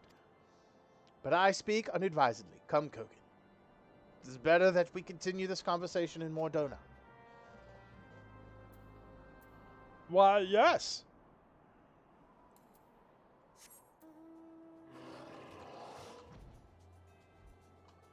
I have to remember where Mordona is. I mean, I could just teleport, but I feel like riding there. This is just me. Maybe. I don't know. We'll see.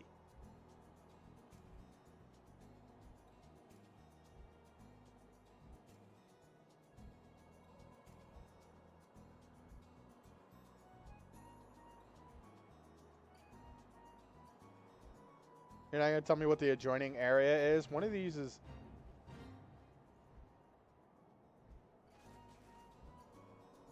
One of these is Mordona, I believe.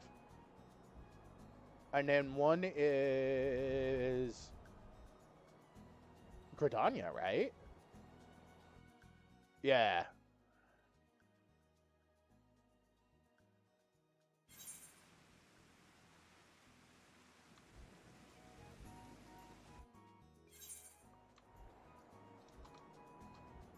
Oh, look.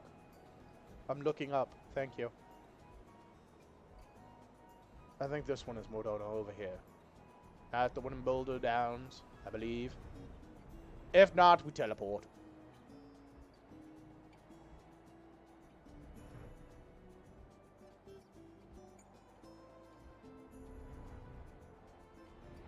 Yes.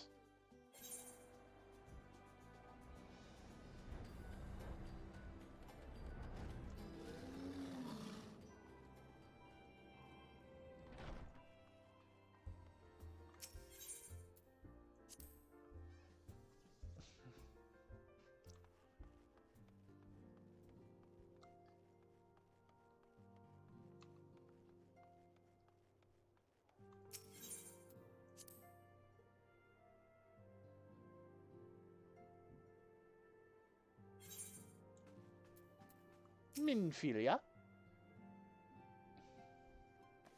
Words cannot well express how glad I am to see you return to us hale and whole.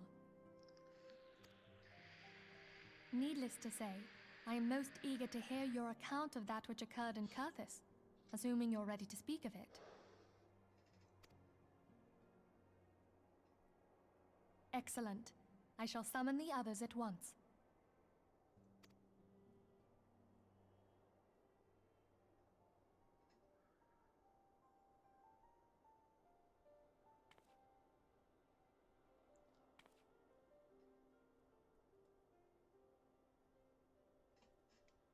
Iceheart used her own body as a vessel for a primal soul? Master Louisoir's writings make no mention of such a possibility. Can we be certain this entity was a primal?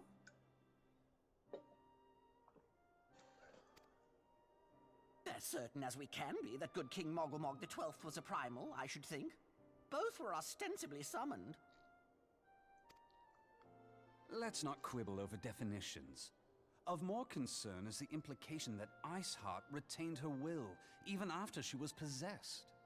We are talking about a mortal, wielding the power of a primal. It can't possibly be that easy, can it? There must be some sort of sacrifice required. Or maybe she's just special? What qualities this woman possesseth, I know not. But full sure am I that she was groomed for this role. Few are privy to the secrets of summoning, and but a single party standeth to profit from their dissemination. Well, I wouldn't presume to comment on how the lass came to know about summoning, but I will say that what she summoned was a primal. The readings were the same, or near as damn it. Strange as it all sounds, it's really no different from what you've faced before. Then mayhap it is time that we re-examined our previous encounters. Pack your things, Ida. We're going back to Gridania. Yes, sir.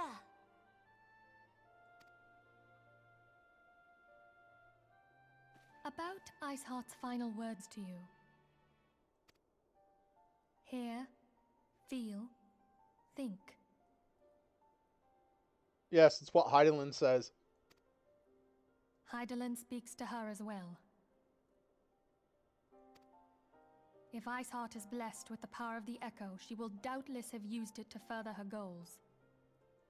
Or could it be that it was a revelation granted her by the Echo which first set her on this path? She did say that the Ishgardians were blind to the truth. Do you think she has knowledge of the origins of the Ishgardian-Dravanian War? It would do much to explain her unwavering conviction.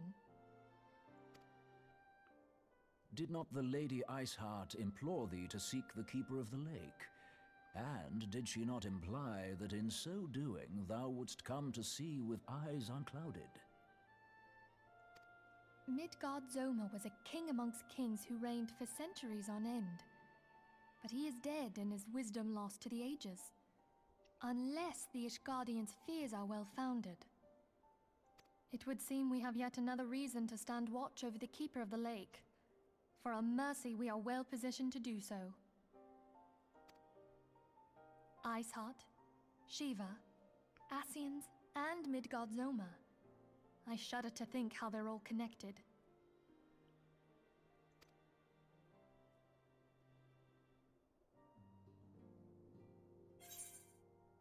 Yes. I will hit this in a moment, folks. I'm going to take a quick break. I want to go heat up this cheese sauce that I made and snack on some stuff real quick. Hold up.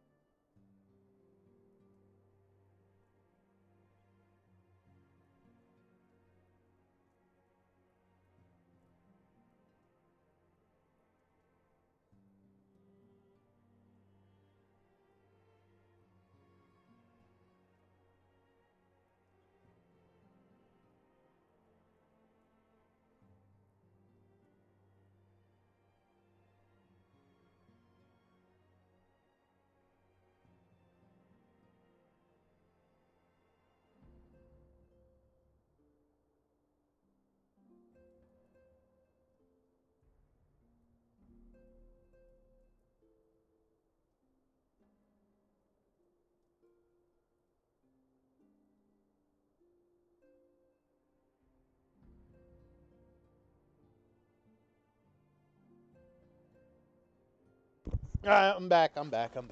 Oh, shit. I forgot to grab ice and a drink. Damn it. I'm always forgetting shit, folks. Potato. Chair, you're in fucking charge.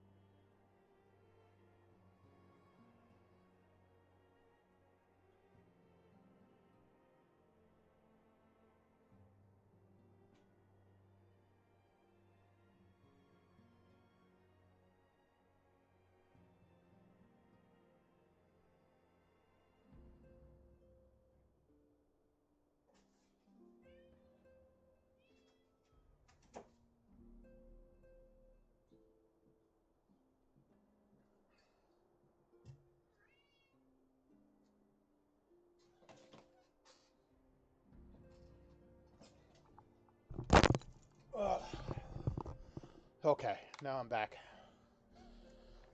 With drink. The thing I forgot. Okay. Oh, that helps to fucking open this. Give me. Oh, thank you. Come on.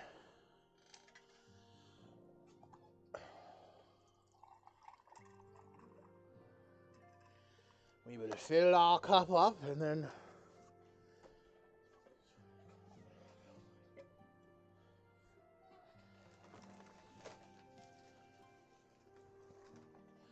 I don't know. Munch a little bit on this cheese.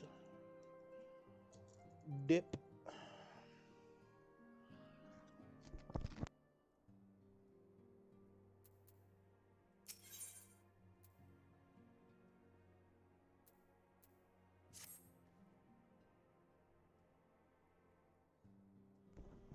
Shit. I was hoping for a cutscene so I could still munch. Oh well. Oh! Oh! Woo! Jalapeno went down the wrong goddamn throat. Woo!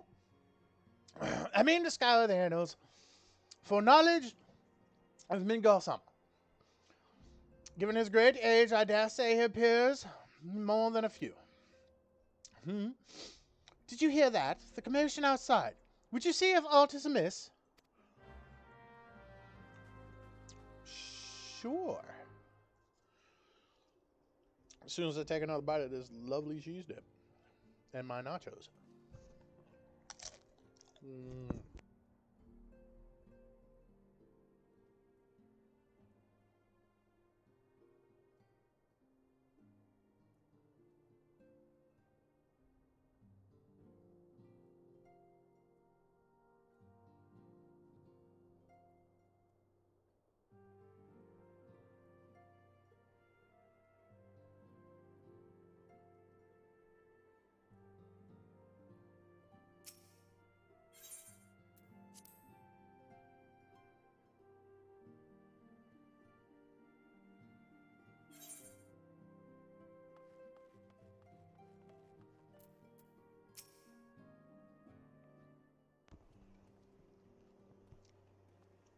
Alvinald.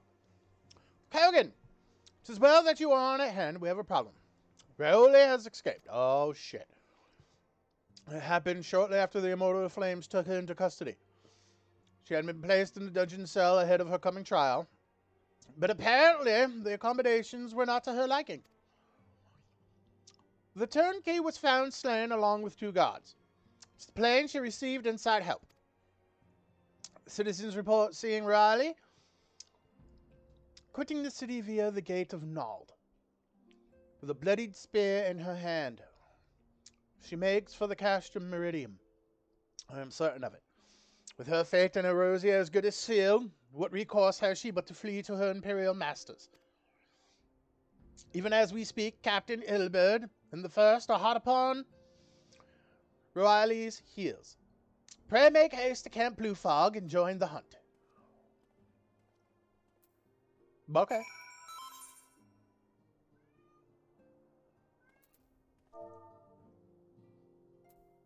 Hold on, let me say hello to my fellow free company.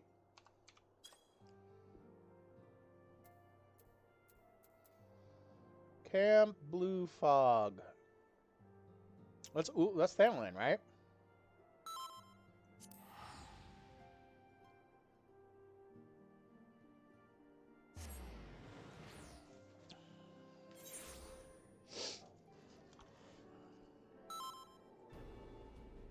Bunny.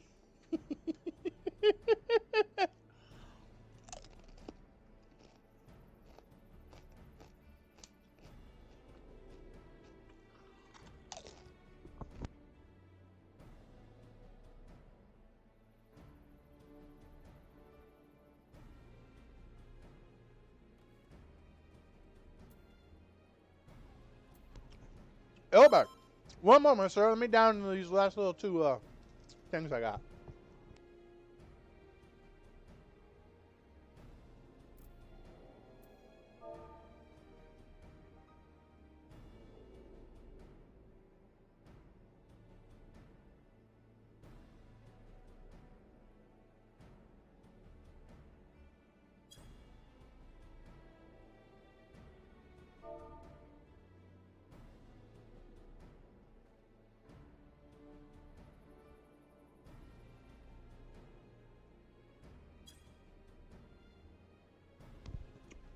Okay, Ilberd.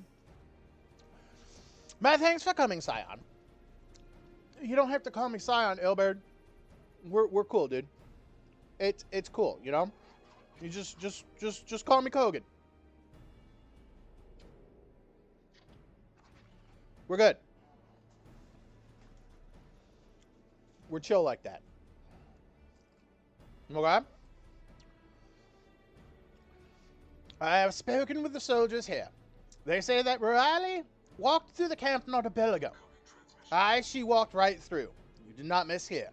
We have Raban's decision to keep the matter secret to thank for that. Bad for morale, he said. As a result, not a single flame in the garrison made any attempt to detain her. And so, here we are. Riley must not be allowed to reach the Castrum Meridian.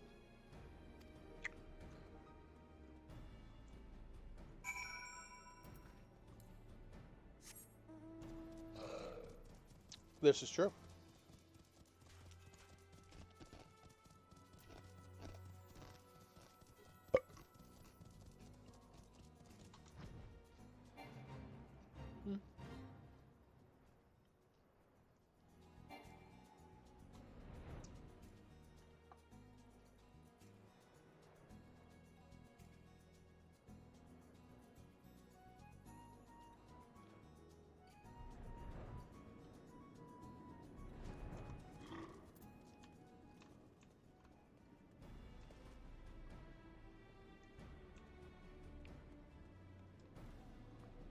Where? Oh, this way.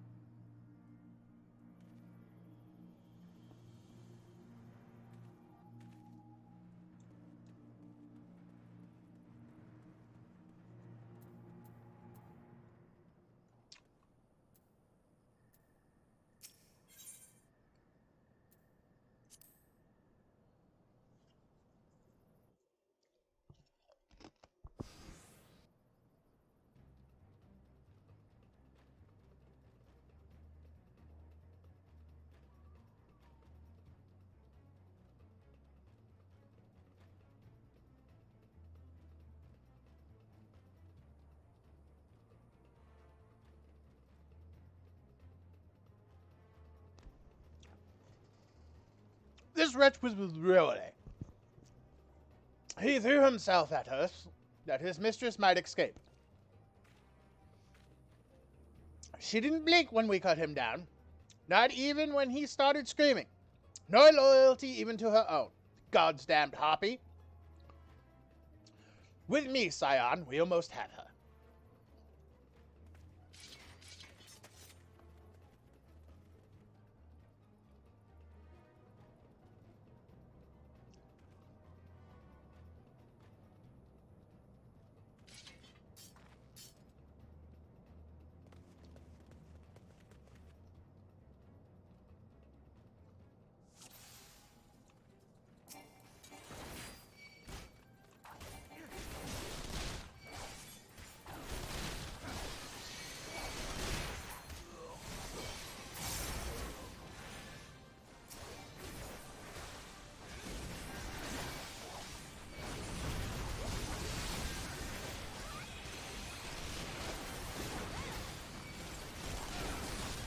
Lean the razor, huh?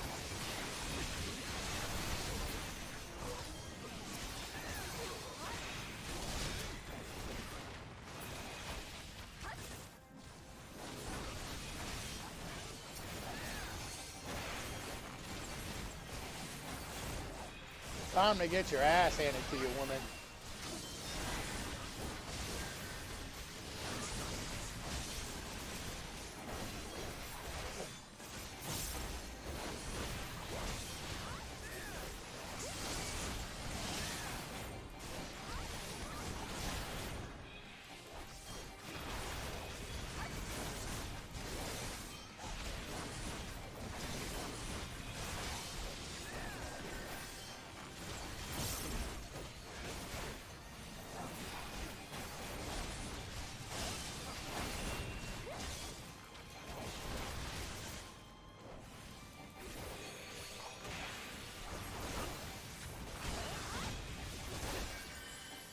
Damn, they really don't want this woman to, like, fucking be...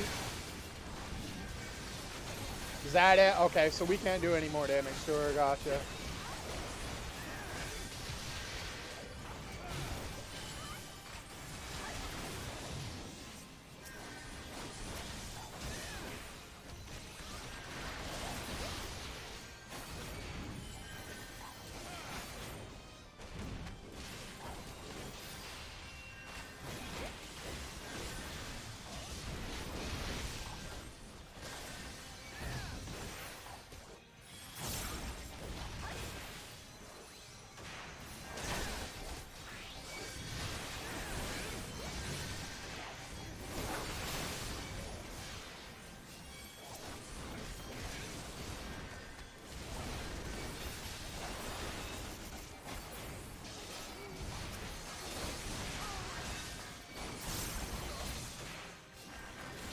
Nah, you don't get to heal, woman.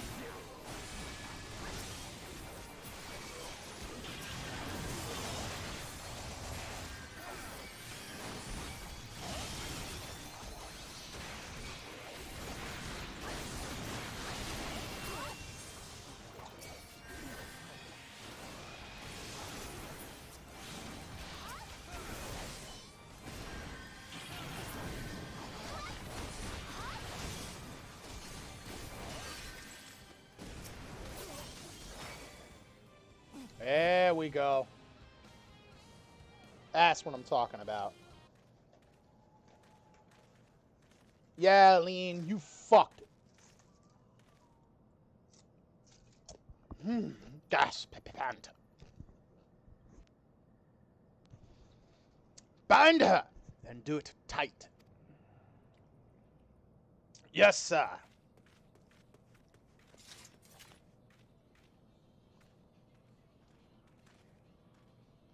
Good work, men.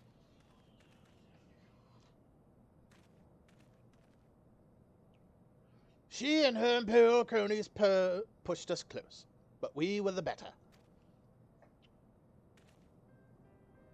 Behold, the respected officer of the immortal flames. People looked up to you as one of the Order's founding members, one of its pillars.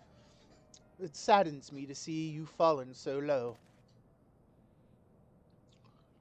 What would you know of low? You, a spoiled little lordling who has never known any want. People such as you take wealth and birth for granted. You think it your God's given right to rule over others. You know naught of our plight, the injustice that we low-bornish guardians must endure. To the noble lords and ladies, we are not people, but resources to be consumed. I did what I had to do to survive, stealing, killing, even whoring myself. Oh! It is no fault of mine if fools imagined me a paragon when I joined the flames.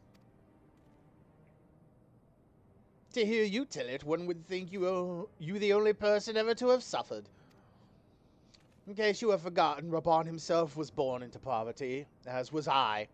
We lived hand to mouth with little more than shirts on our backs. Hunger was our constant companion. Yet never did we bemoan our lot in life. Nor did we begrudge others their fortunes. We accepted the hand that we had been dealt and played it to the best of our ability. Life was a battle, aye, but no matter what fate threw at us, we took it on the chin and came back for more. Everything we have, we fought for. How are we any different, then? 'Tis true that we were both mercenaries of lowly birth. And 'tis true that we both had our fair share of struggles. But whereas I sold my sword, you, Marshal, you sold your comrades. If life has taught me one thing, it is that you never betray your own. I would sooner cut off my own arm than raise a hand against a friend. But enough talk. You will return to Uldal to face justice, and the people whose trust you have dragged through the gutter. Right? Don't want to hear it, sweetheart.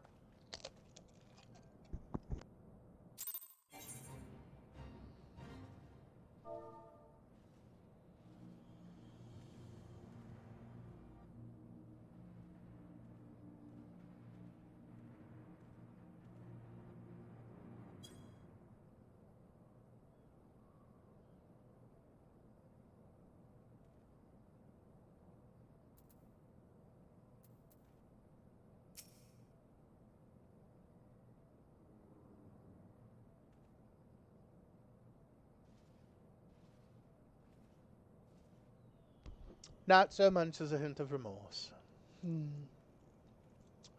'Tis well that this sword business is finally at an end. A friend's betrayal cuts deeper than steel. We must hope that we have chosen our own allies more wisely than Raban chose his.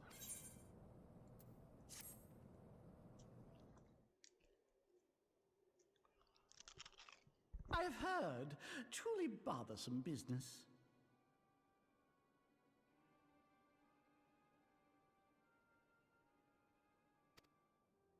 No, I do not foresee a problem on that front. The main concern is Raban. There is no telling what the brute might do. Have the blades watch him in the flames day and night. You may leave the Sultana to me. I shall personally attend her grace.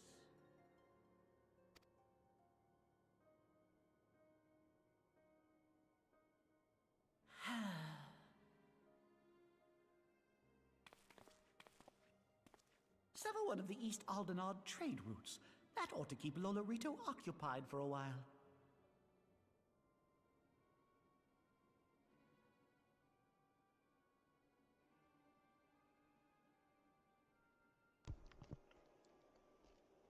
I'm playing Kick the Lalafell with this little fucker.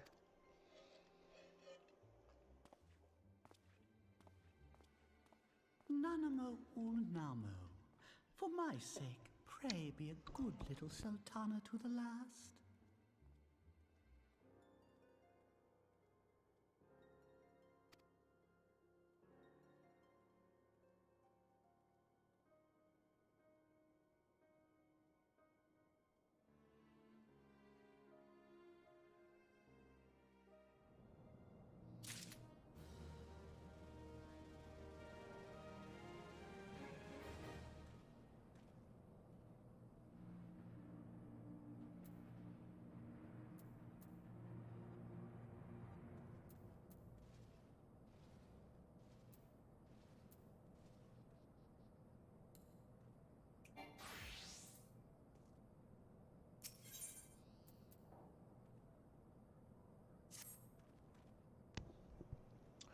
Captain Ilbert and I have a few questions for the Flame Marshal regarding the circumstances of her malicious escape. When we have completed our interrogation, we shall take our findings directly to General Rabon. And that shall be the end of it. Your work here is done, my friend. My thanks. Ah, but I have one last task for you. Return to the Rising Stones and appraise Minfilia of all that has happened. I am aware that the antecedent held Raleigh in high regard. For better or worse, she will want to know how this tale ends.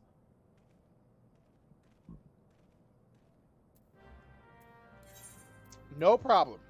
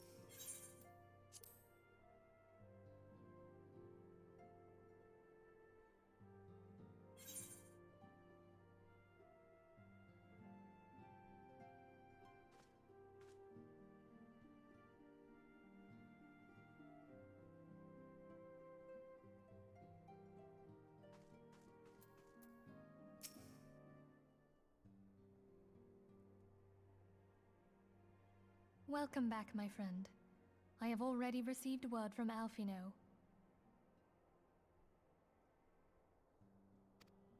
To think that Flame Marshal Huayu was the Garlean agent. I know not what to say. Together with Robon, Aline lent us much-needed aid at the time of our Order's founding. She was particularly passionate about the need to tackle the primal threat.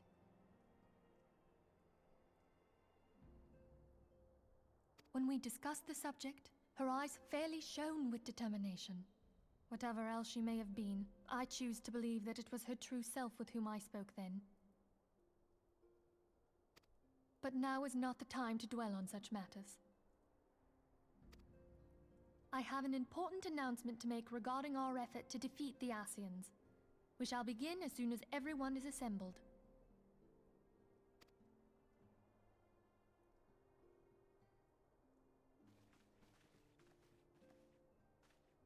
My thanks for coming, friends. Moonbreeder, the floor is yours.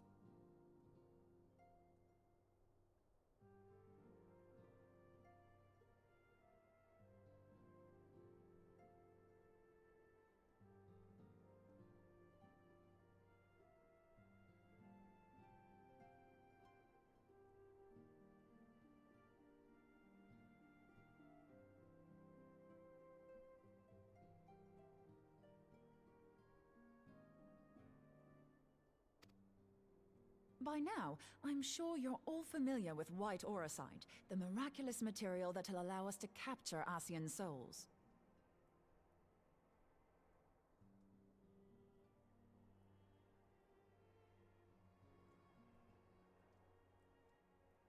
Back at Snowcloak, we verified its ability to absorb vast amounts of ether. Alas, it leaves something to be desired in the area of stability. The stone can only store ether for a short while before expelling its contents. In addition to auracite's inherent limitations, we must needs be wary of our enemy's strength. Our foe draweth upon an infinite wellspring of power. Even should we succeed in entrapping him, the stone will not long contain his wrath. Meaning that, if we want to kill the swine, we'll have to be quick about it.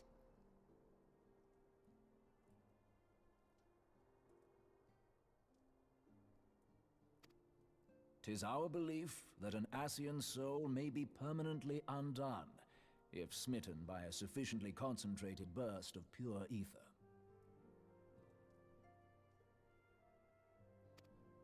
The only trouble is, we can't say for sure how concentrated the burst needs to be. Without knowing how much ether an Ascian soul is composed of, we're basically guessing. Our sole clue lieth in thy struggle with La Habrea. During that encounter, Heidelin bid you forge what she called a Blade of Light, a weapon which took the form of a luminous stream of energy. Based on your description, we believe the blade with which you vanquished your foe was composed of ether. Admittedly, your victory proved ephemeral, as La Habrea was able to use a crystal of darkness to flee into the space that lies between our world and the void. The fact remains, however, that Heidelin placed the means to destroy the Ascians in your hands.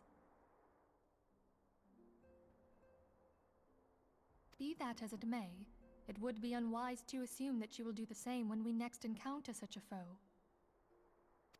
Quite so, my lady. We must needs find the means to forge our own blade of ether, one to equal that which Heidelin did benevolently bestow upon her champion. That is all well and good, but it seems to me that producing such a blade will require a prodigious quantity of ether. Whence will it come, pray tell? Oh, what if we had 2 pieces of white orosite? One to trap the Ascian, and the other to store the ether for the blade. Oh, nice try. But it's as I said, the stone won't hold ether for any length of time.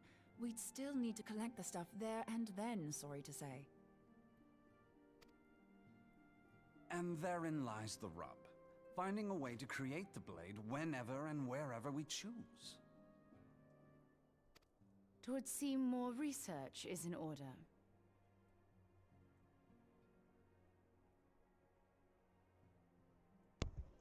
That it does. I'm going to linger a while, perform a few more tests on the orosite. And I could do with some help. Urianger, why don't you lend me a hand? Mine apologies, but I am required at the Waking Sands. Lady Minfilia hath given me sole charge of the premises. 'Twould be unseemly to leave them unattended. Sole charge, you say? So you're basically alone there, then? Well, that settles it. I'll just have to come to you. God damn, this woman is thirsty for him. Jesus.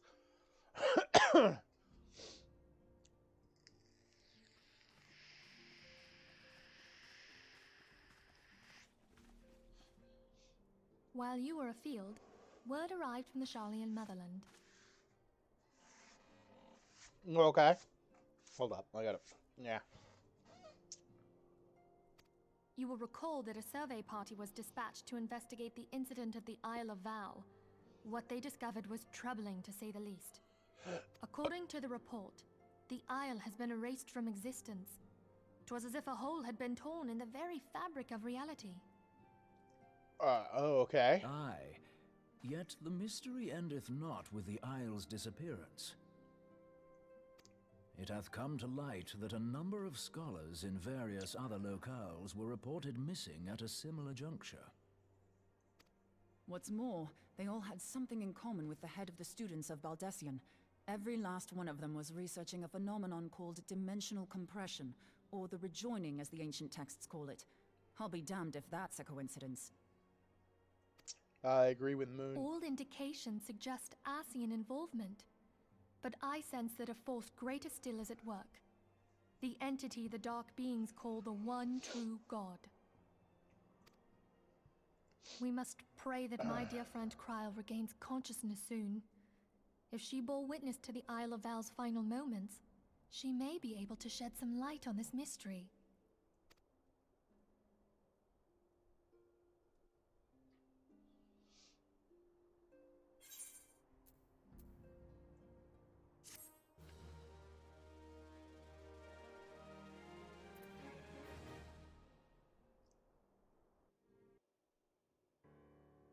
Oh.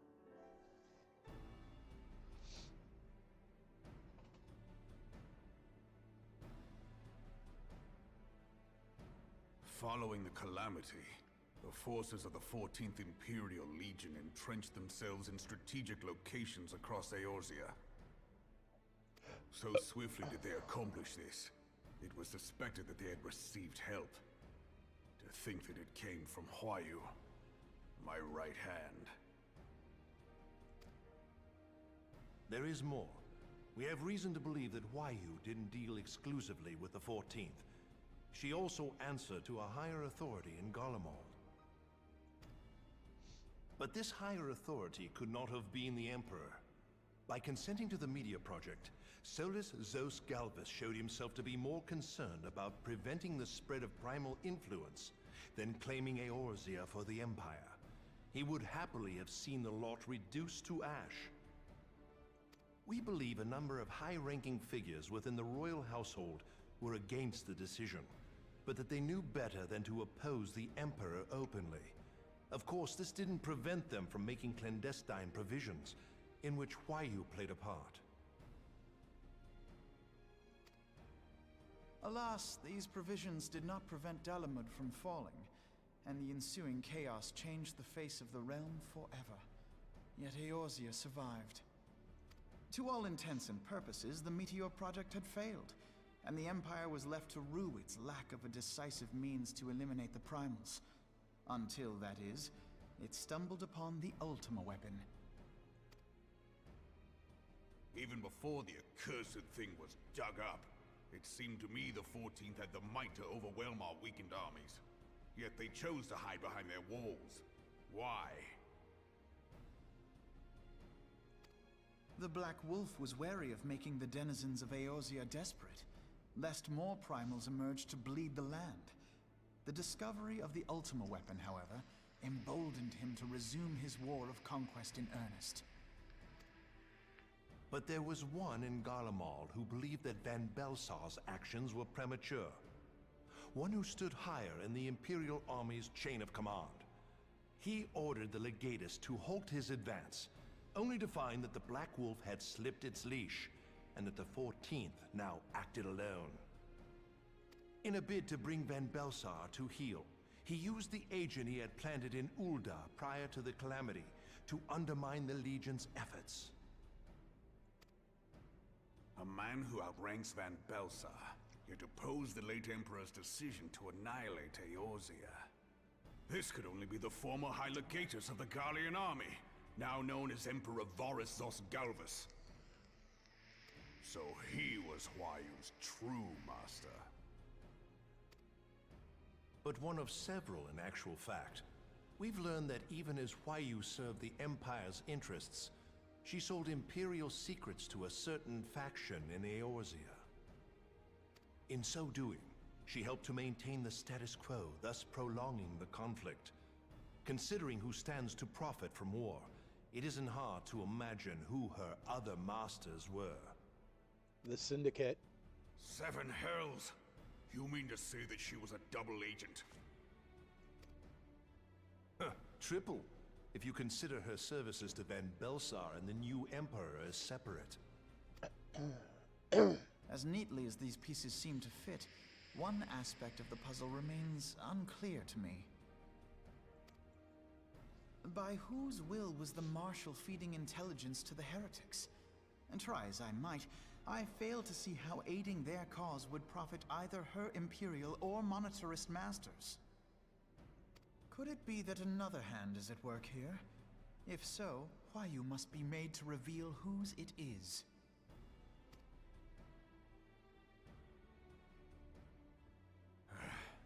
Not only have I lost a trusted friend, now I must interrogate her as a stranger. Not a pleasant task, I grant you, but a necessary one. Unless we weed out the ivy, root, stalk, and stem, it will simply grow back. I know that full well. Those closest to Huayu have already been detained, and I will question them alongside her. General, pray keep in mind that there may be unwitting abettors among them. All will be treated fairly. On that you have my word. Those who are innocent have no cause to fear. You have ever been a friend of truth, General. I hope the unpleasant task of weeding out falsehood will not detain you too long. Though it be for the sake of Eorzea, doubting one's comrades is poison to the soul. And with that, I take my leave.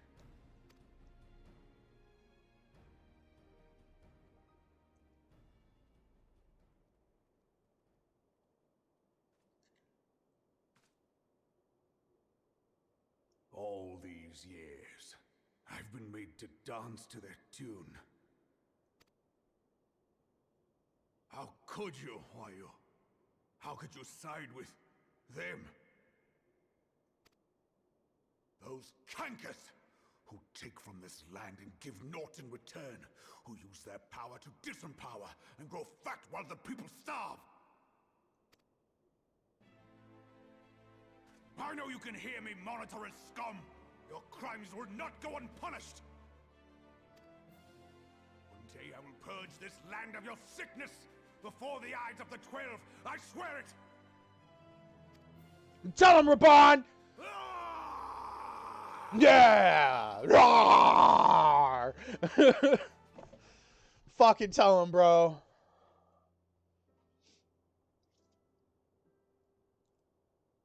Well, it's just stuff we're going to talk about. I shall have no further need of you this day. Hi, Nanamo. Hey, Fisk. Your Grace.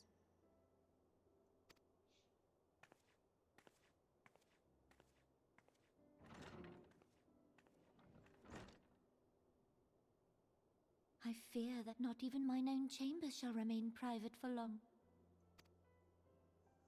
Has the situation grown so grim?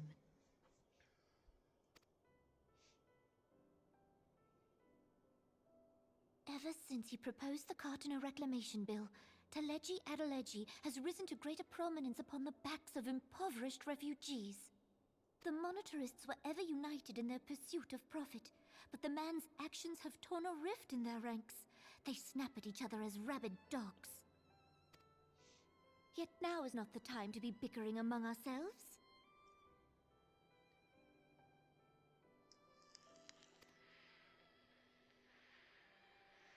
If this bickering is a threat to law and order, might you not have grounds to dissolve the Syndicate? Would that the solution were so simple, Admiral.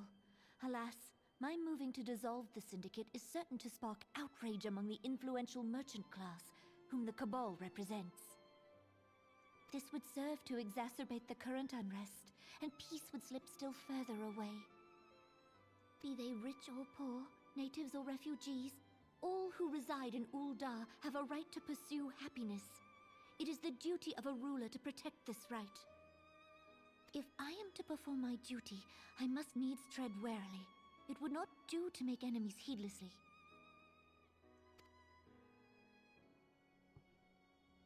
Were Lord Lolorito here, he would doubtless say that I have my head in the clouds. A ruler is required to take a wide view. Try as we might to cater to all needs, some will inevitably be overlooked. As such, there shall ever be citizens who feel aggrieved. It cannot be helped. But as you have informed us, the monetarists take no view but their own. They hunger for power while the masses starve. In the absence of a common cause, it seems beyond any one individual to make Ul'dah whole. And the presence of a Garlean agent within the Immortal Flames only makes matters worse. Even accounting for Uldah's historic reliance upon mercenaries, such a grievous breach of security is unprecedented. I fear this business will provide the monetarists with a rod to beat Raban.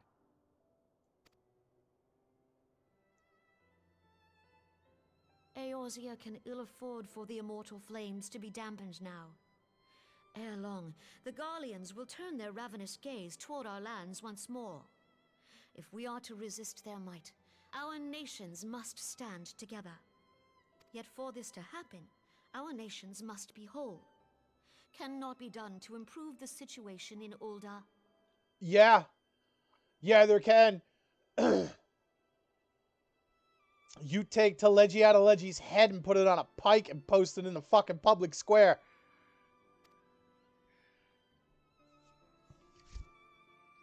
true wealth of Uldar lies in the health, happiness, and hopes of her citizens. Alas, the citizens shall never know these things, so long as their lives are ruled by the ambitions of the few. The monetarists claim to represent the best interests of the people, but in sooth they desire only to manipulate them for their own selfish ends. For the government to serve the people, it must be formed of the people. For Uldar to move forward, it is not only the Syndicate that must be dissolved. Nay, you jest.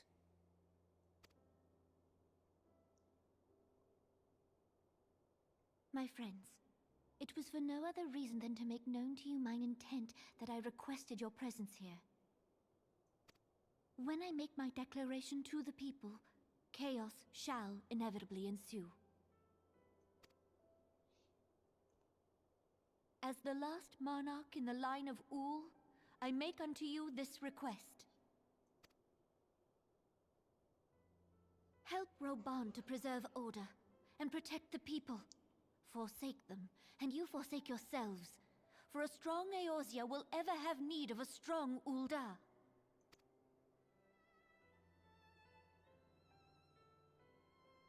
Your Grace, are you certain of this? There is no other way.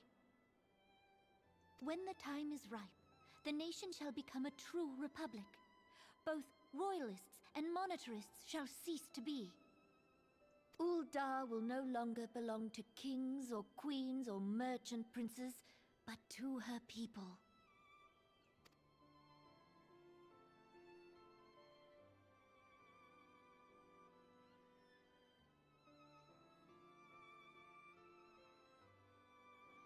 Roban, forgive me for casting aside all that you have toiled for in my name. Beyond this gesture, I am powerless to help my subjects. No, you're not! You're totally not powerless, Nanamo. You're a sultana. Start fucking acting like one.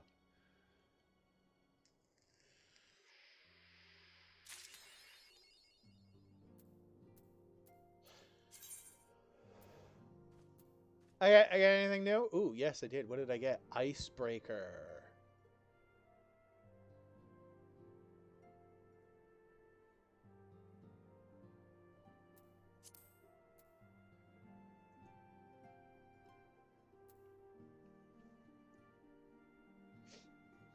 I think I have Defender of Eorzea on, right?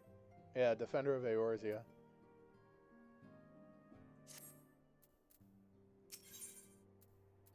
Ophelia is considering which of her many responsibilities demands her utmost attention. I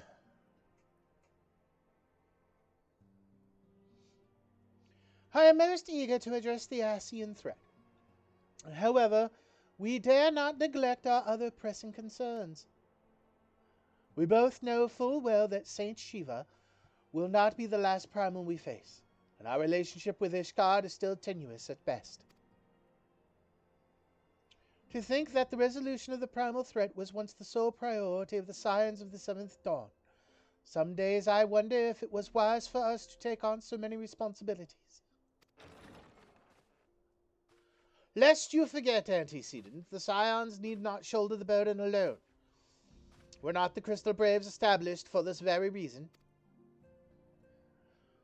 True, we are presented with a multitude of problems. However, we have all the resources we need to address them in turn. Kogan, in particular, is ever a steadying hand, who I trust will continue to support the Braves. To what do we owe the pleasure? Have there been further developments regarding the situation in Uldar? As expected, the Immortal Flames have been struggling to cope with the revelation that one of their highest-ranking officers was a Garlean agent. Suffice to say, Talegi Agileti and his monetarists ilk have wasted no time in attempting to turn the situation to their advantage. Coupled with ongoing unrest, the Flames are finding themselves hard-pressed. Plainly, General Raban needs our help, and I will direct the Crystal Braves to offer what support they can. If I am to stay abreast of the latest developments and issues effective orders, however, I cannot afford to waste time traveling back and forth. And so, for the foreseeable future, I think it would be best if I were to remain in Ul'dah, unless you have an objection. None whatsoever. We have matters here well in hand. Moonbrider's research is proceeding as planned. So she tells me, though I am not familiar with the details. Euron J is poring over his tomes at the Waking Sands, and the others are contributing in their own ways. Alas, the key problem, how to form an ethereal blade at will, remains unsolved. Nevertheless, it is only a matter of time. Kogan, while we focus on that task, mayhap you could assist Alphinaud and his braves with theirs. It would do much to restore the faith of the immortal flames if the Warrior of Light was seen working on their behalf. Never forget that your esteemed status allows you to act in ways that those more tightly bound to organizations and nations cannot. As ever, I implore you to do so.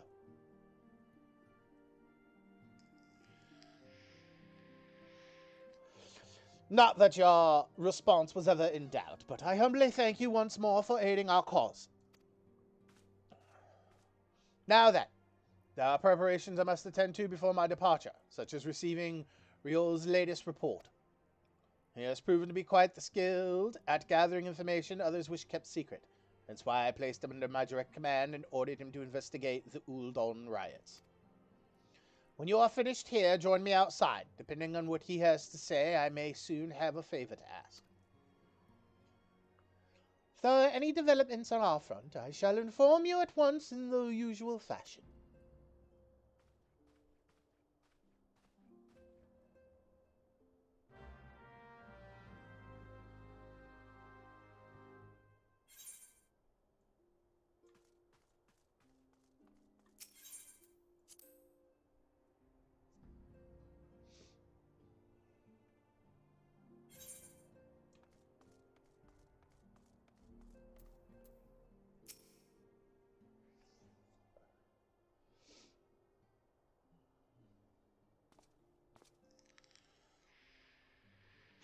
Pleasure as always, Kogan.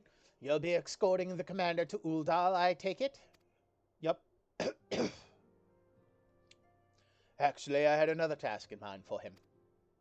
If you would be so kind as to repeat your report for his benefit. Right then. Me and mine have been making inquiries into the source of weapons what found their way into the refugees' hands a way back. So happens we caught wind of something promising. A rather large purchase of sharp and pointy things by a black marketeer holed up near Highbridge. I doubt that this man would have secured such a quantity of weapons if he did not already have clients waiting. Clients that, for whatever reason, would prefer for his this transaction to remain a secret. Brings to mind that merchant what caught an arrow while talking to Kogan, don't it? Generous fellow he was, doling out swords and spears to the downtrodden and disgruntled. Which isn't to say that these clients have the same mischief in mind. But if you want to be sure, it might be prudent to intervene before they collect their goods, savvy?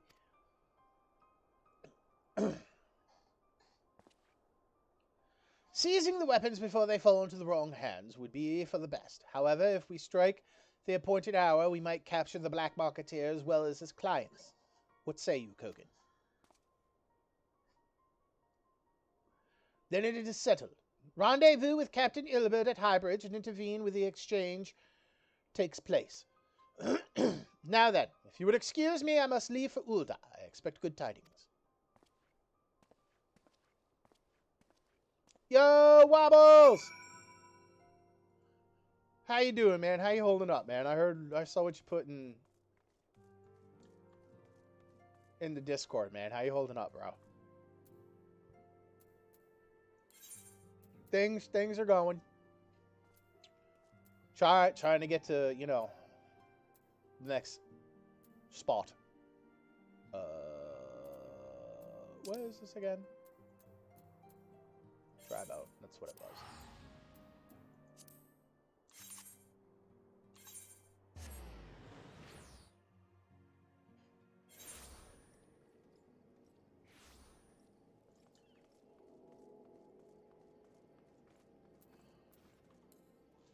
That's good to hear, man.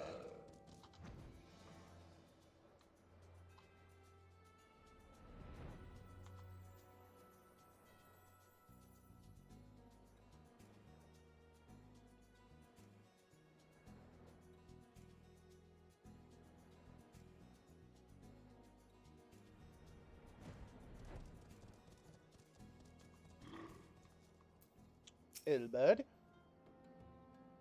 Ah, Kogan. My scouts have been keeping a close eye on the Black Marketeer.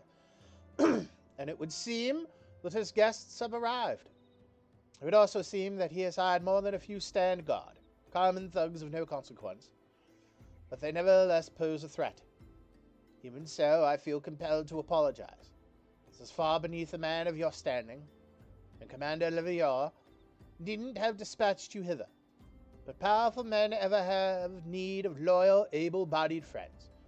Having found one in you, 'tis only natural that he would come to rely upon you without hesitation.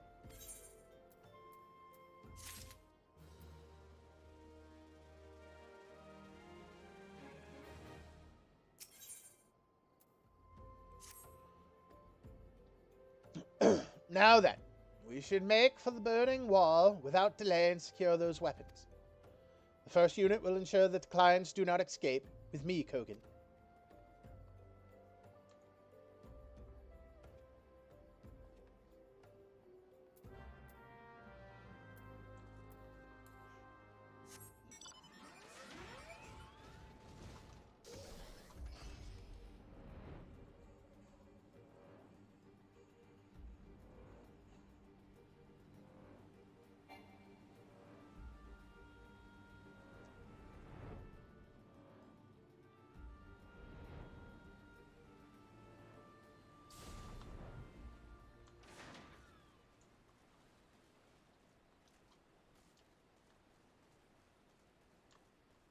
Well, it's not below us, is it?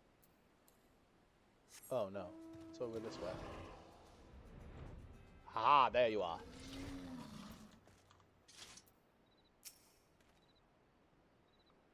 I spy the one man, but there are sure to be others.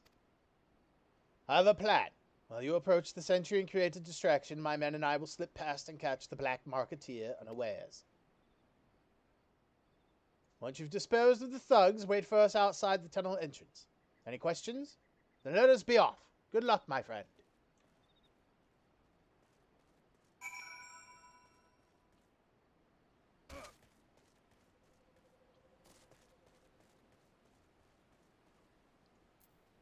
Hi, Bowhead.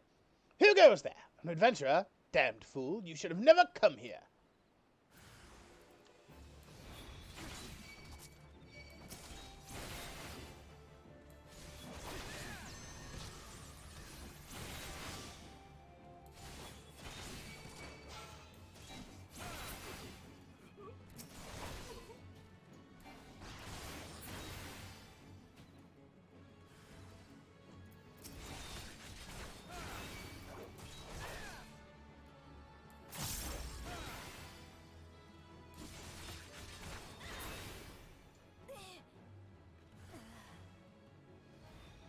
Oh, the Black Marketeer's bodyguard head, huh?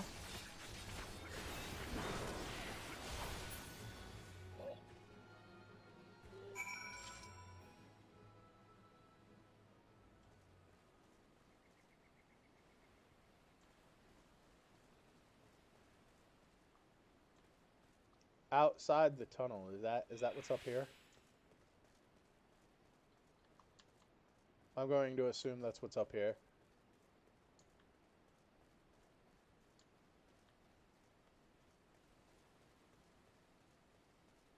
Oh no, it's down. Ah, I see where it is.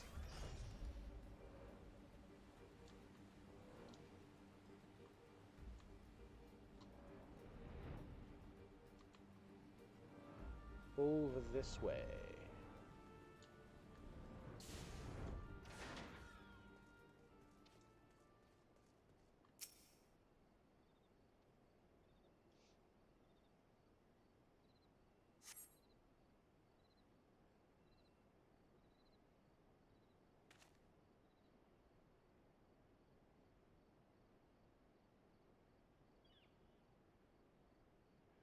I don't understand. What's this all about? Ah!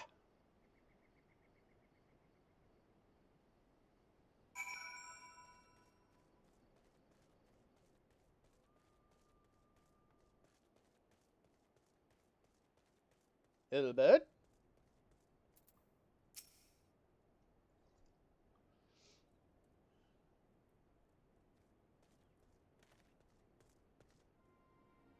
As you can see, this is a fine mess.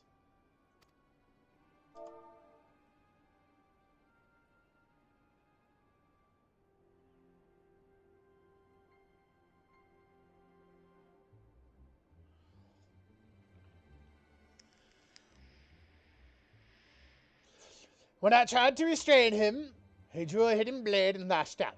But before I could disarm him, one of my subordinates panicked, and this is the result.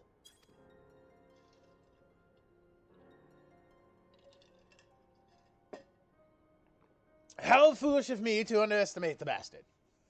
And to bring an inexperienced recruit. Commander Lavillier will be most disappointed. Damn it all. Golden opportunity wasted. As for the clients, though we know not how they slipped past our perimeter. At present, the first is currently tracking a party of Duskrite cell swords we suspect may be them. With that, we could have enlisted the aid of the immortal flames with the brass blades. No, we don't want to do the brass blades. Fuck those guys. Alas, we are here to aid them. They're in no position to aid us. Well, at the very least, we have secured the weapons, yet even that accomplishment is lacking. For the information we received indicated a massive shipment, and this is anything but.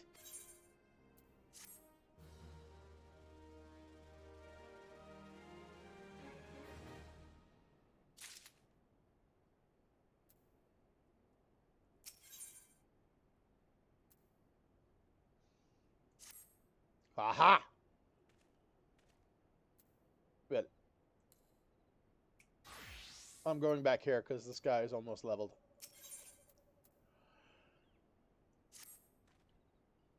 I will join the first in their hunt for the Duskwhite sellswords. If the guards are good, you will catch them before they escape into the Black Shroud.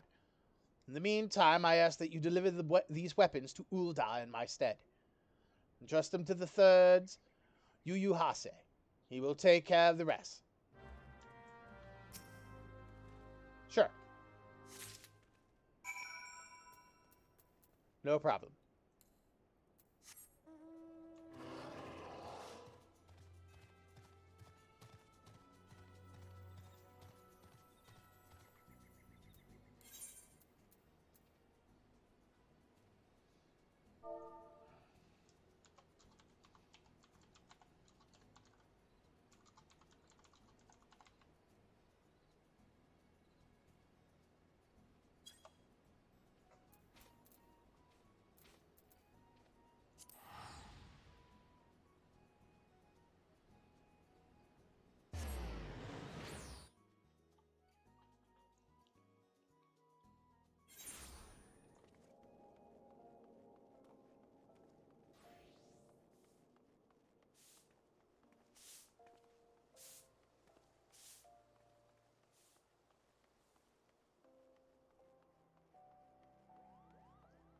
Really? He's over here, huh? Expecting me at, the immortal flames. Apparently not.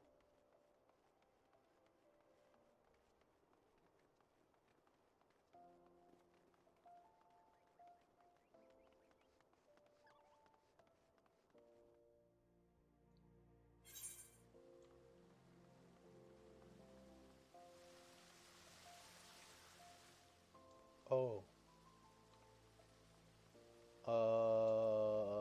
Is he upstairs or downstairs?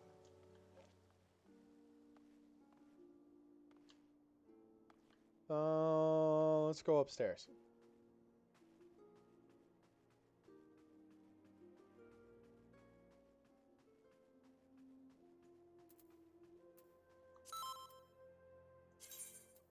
Also, give me Puff back.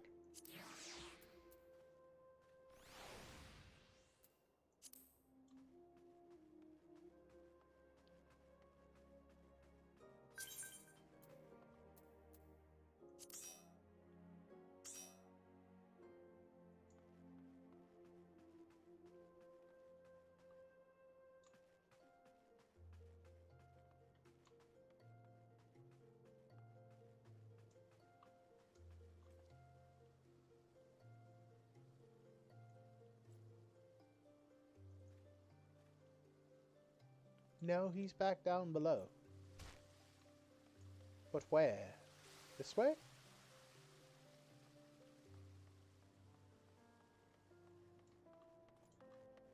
Ah, there he is.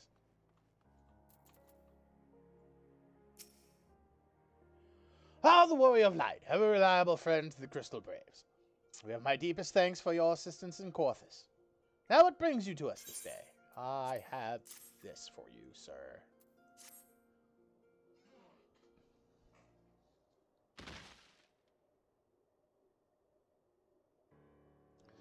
A gift of weapons from a certain black marketeer, courtesy of Captain Ilbert, you say?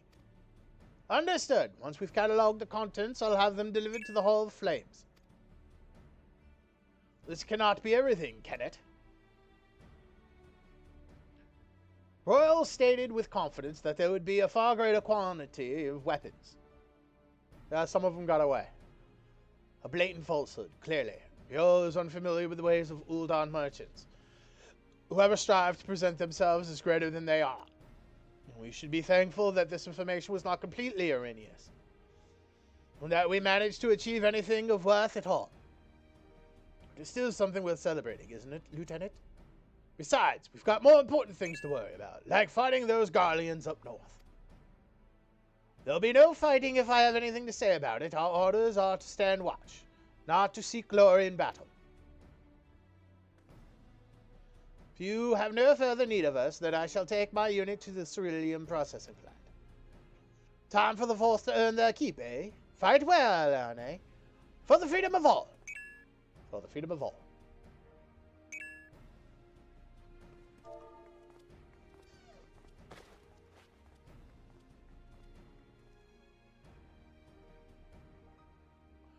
Excellent workers. Always, my friend. Rest assured the immortal flames will hear of your contribution until we meet again.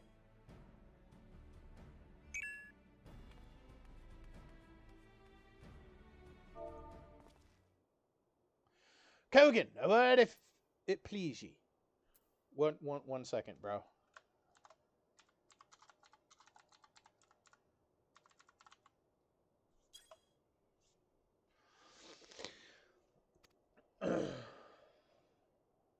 Not here. Look for me at the Sapphire Avenue Exchange. No need for whistling this time. Don't you worry.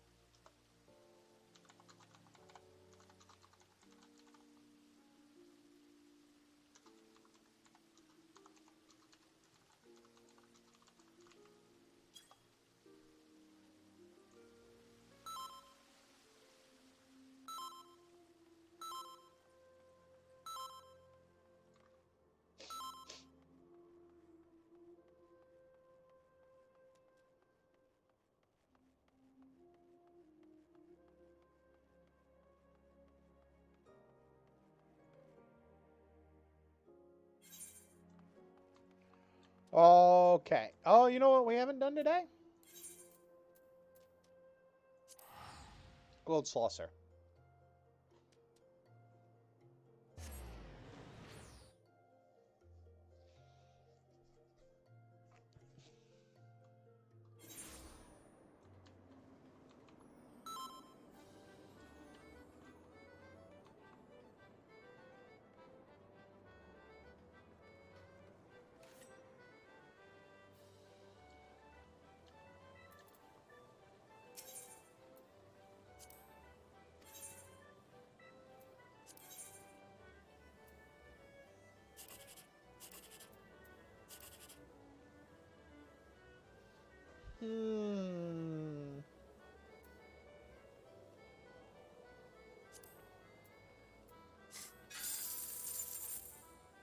Oh, no, this one would have been the one to do.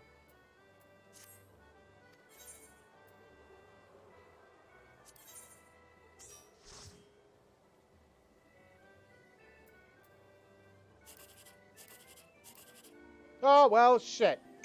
It's not an on. It's definitely not a 7.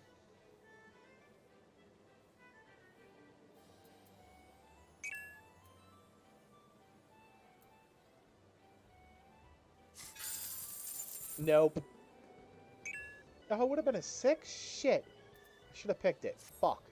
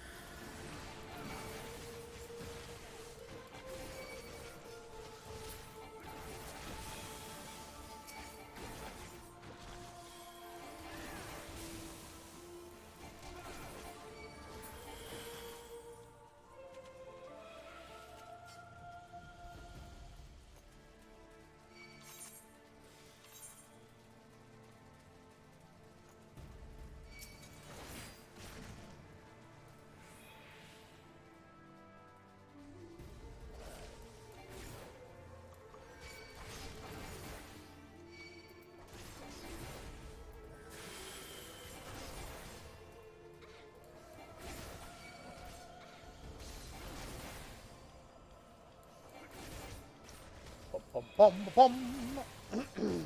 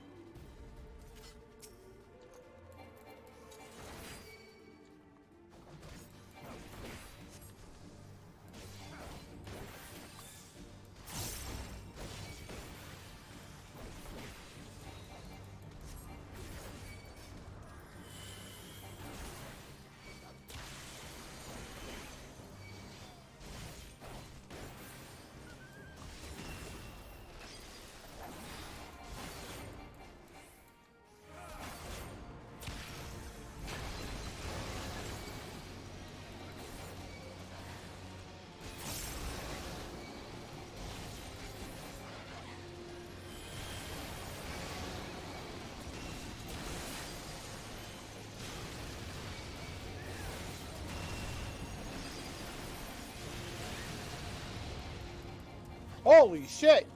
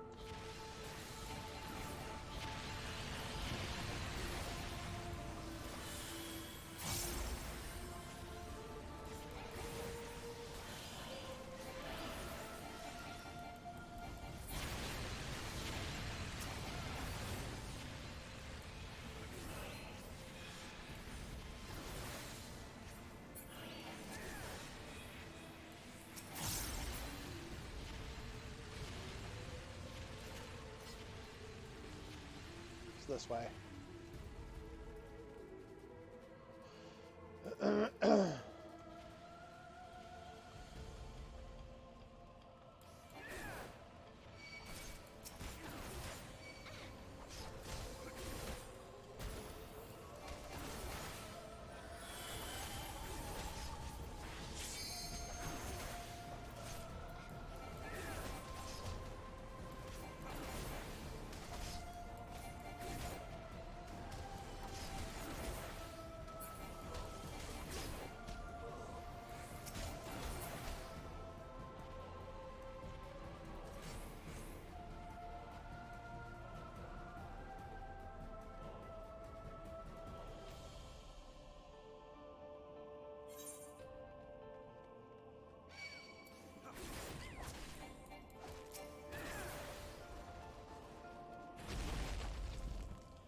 Yeah, fuck you, bird.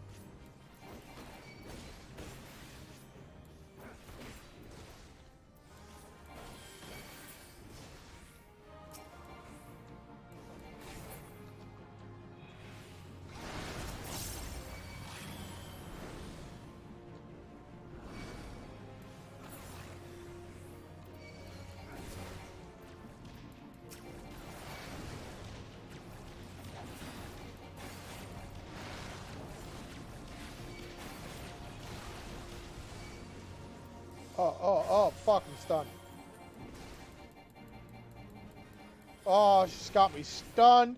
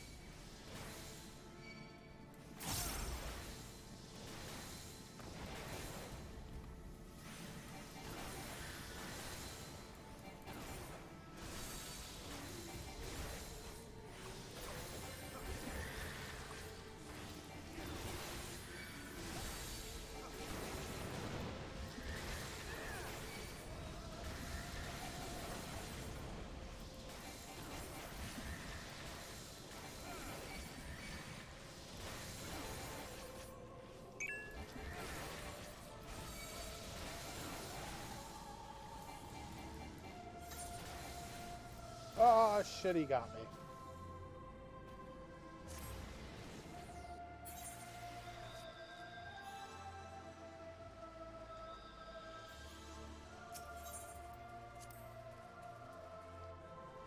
No shit, Tifa.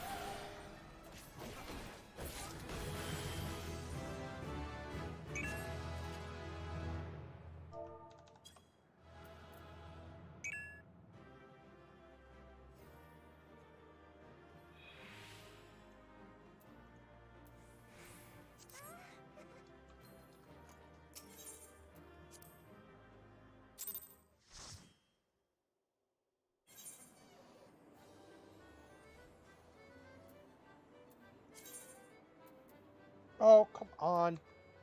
Fucking mouse.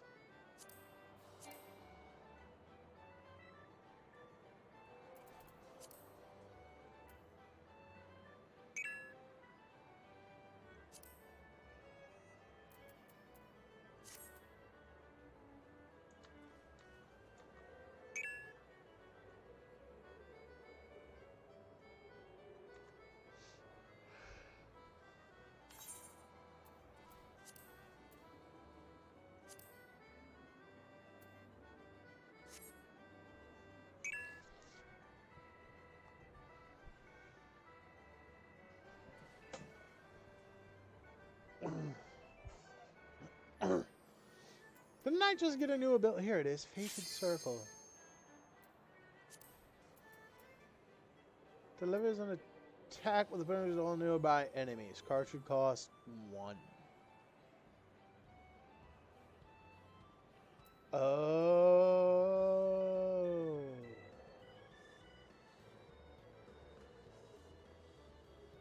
It's upon execution of any weapon skill.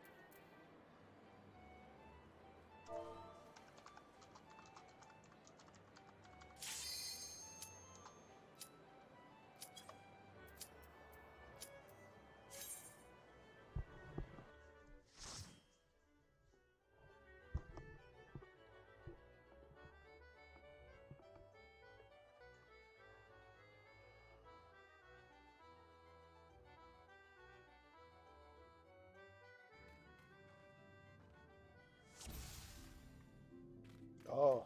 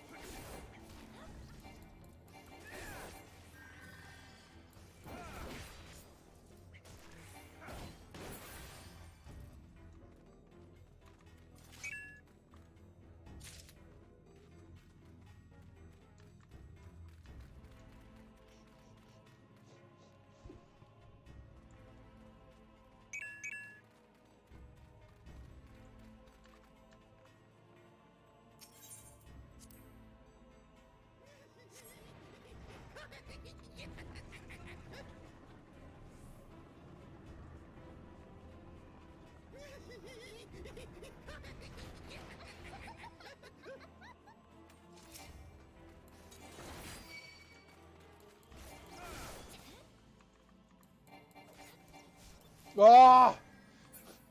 I keep wanting to do my AoE combo.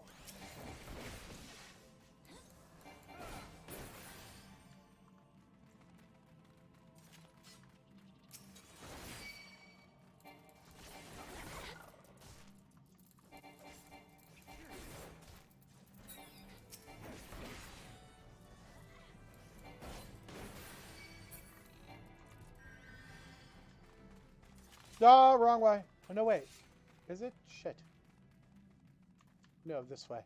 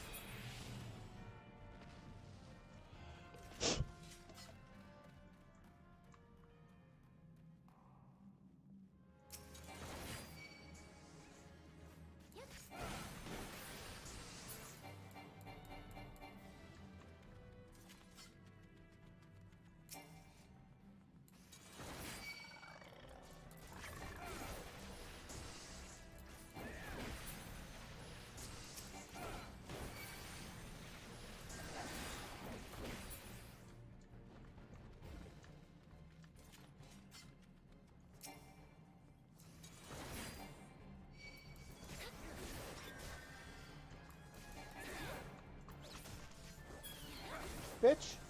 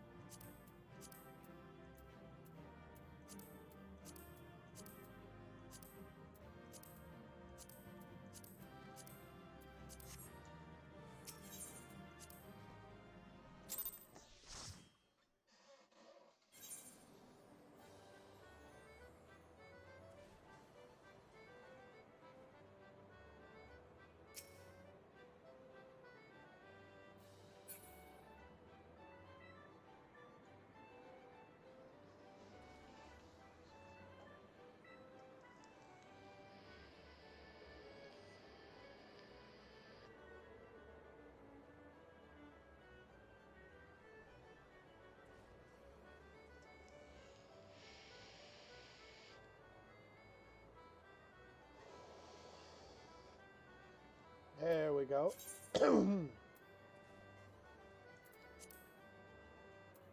Sort.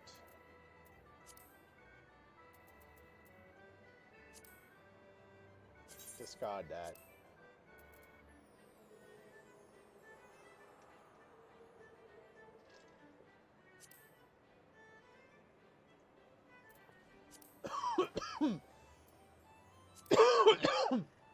Oh, wrong tube. Hold on.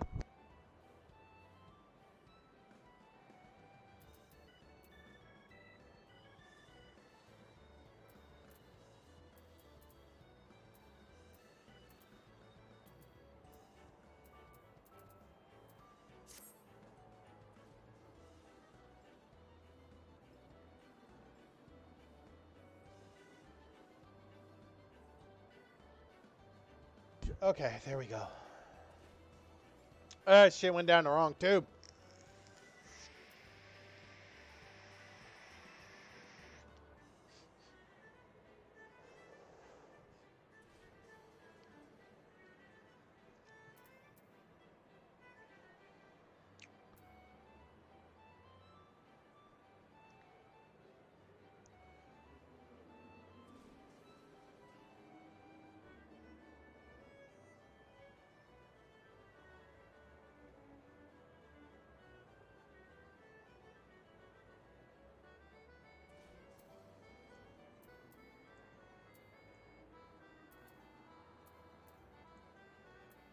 Yes, unlock it, please. So that way I can move this down here. This can come over here. Remember, or self by 15%. Right.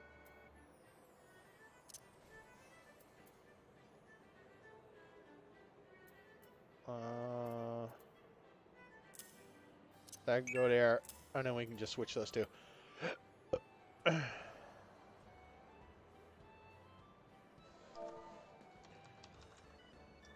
Nope.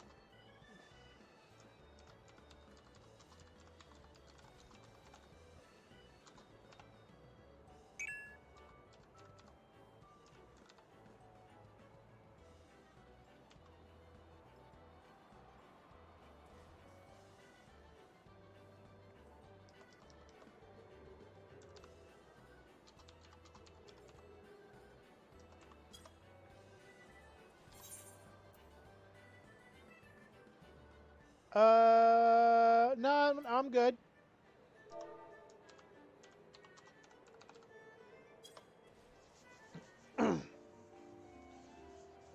Oh shit, leap of faith.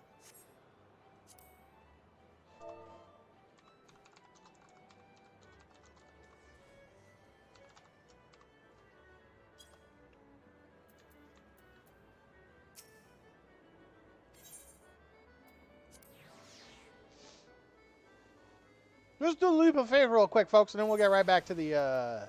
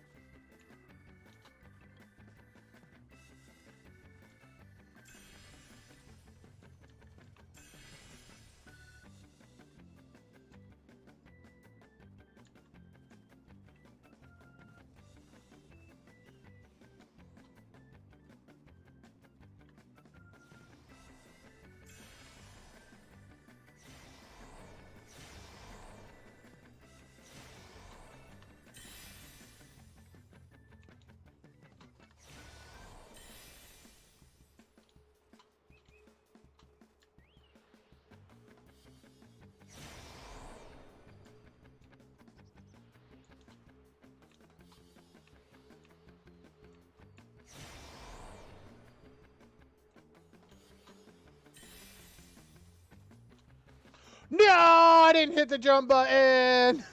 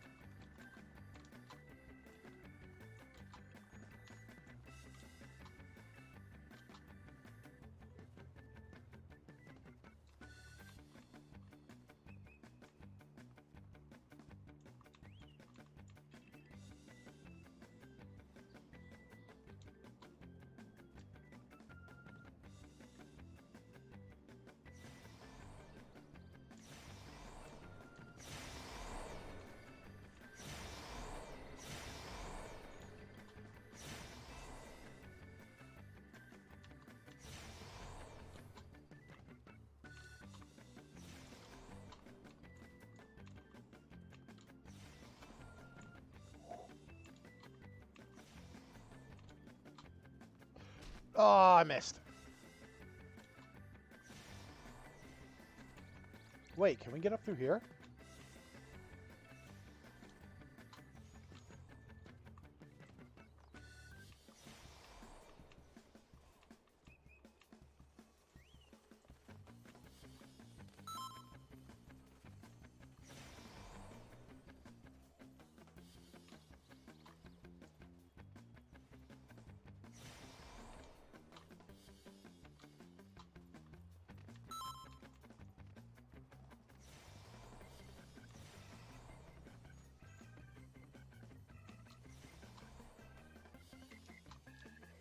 No! Damn it!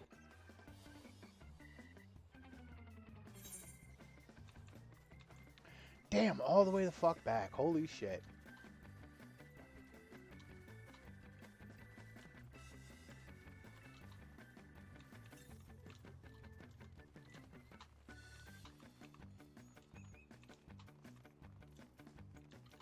Oh, come on. This jump.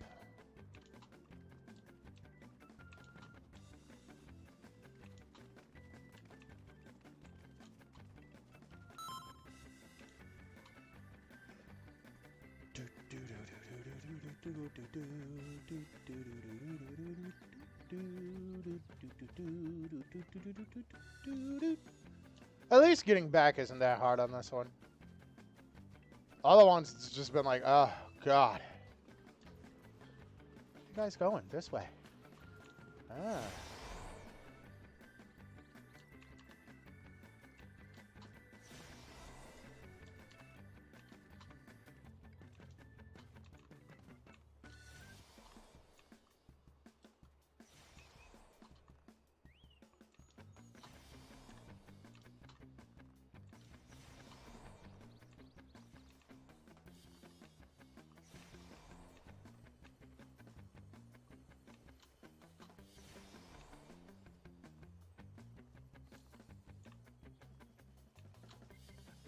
No! Oh, it's just too fucking high. Oh, I thought I could skip. It's just a little too high. We got like 5 minutes to do this. Oh, shit.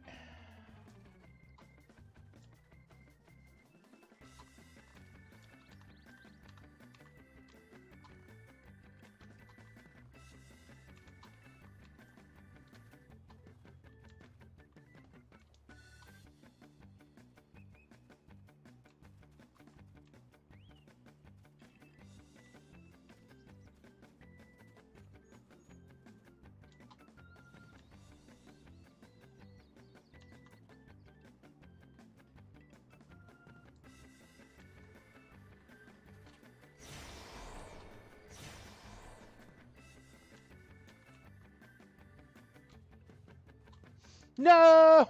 Fuck, I jumped too early. Shit.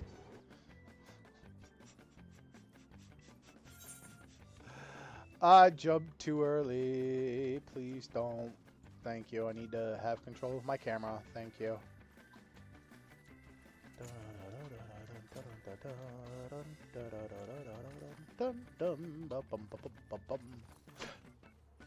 Oh, I couldn't fucking see because of the camera.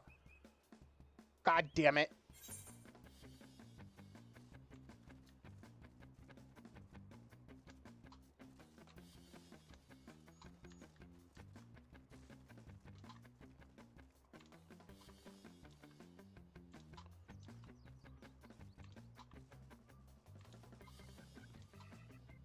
Thank you.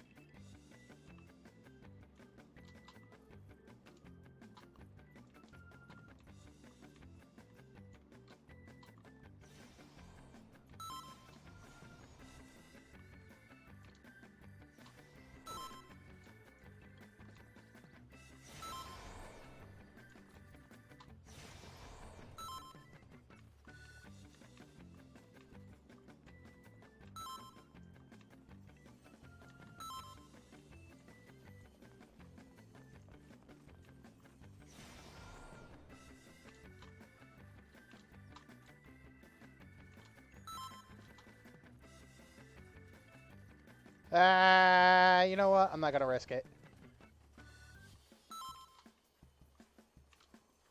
We'll just come over here and grab this.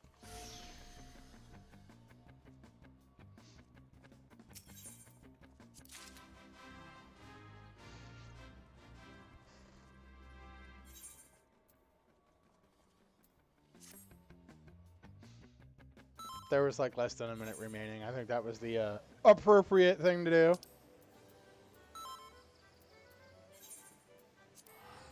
All right, off to Ul'dah. Let's get this over with.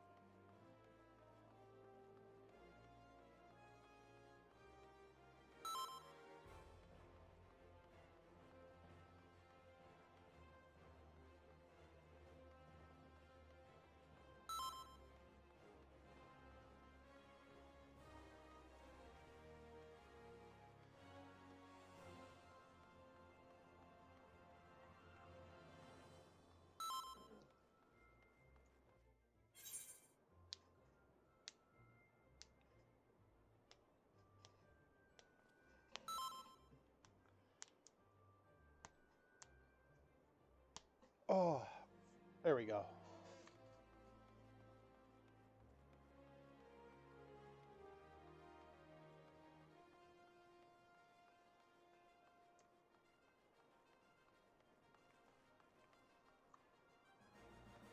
Oh, there he is.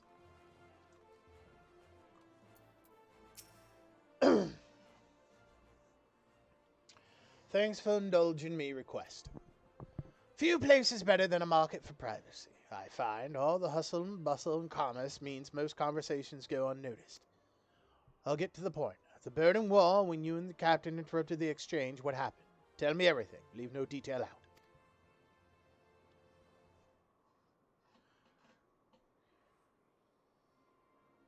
That's not quite how the first told it.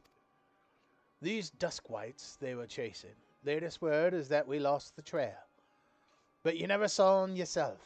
Not before the fighting started and not after.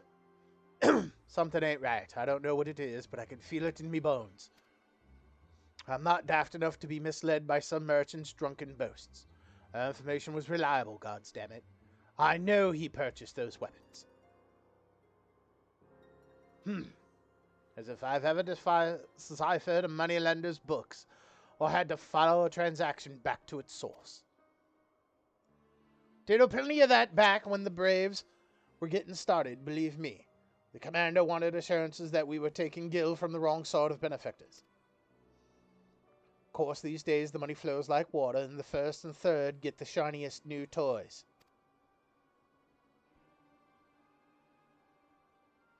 Forgive me, friend. I've a lot on me mind these days, and that I appreciate you lending an ear right then. Best get back to it.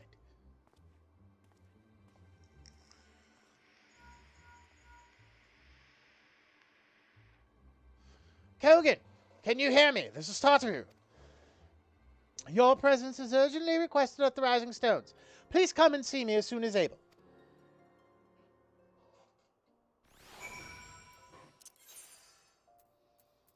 I'm on my way, Tartaru.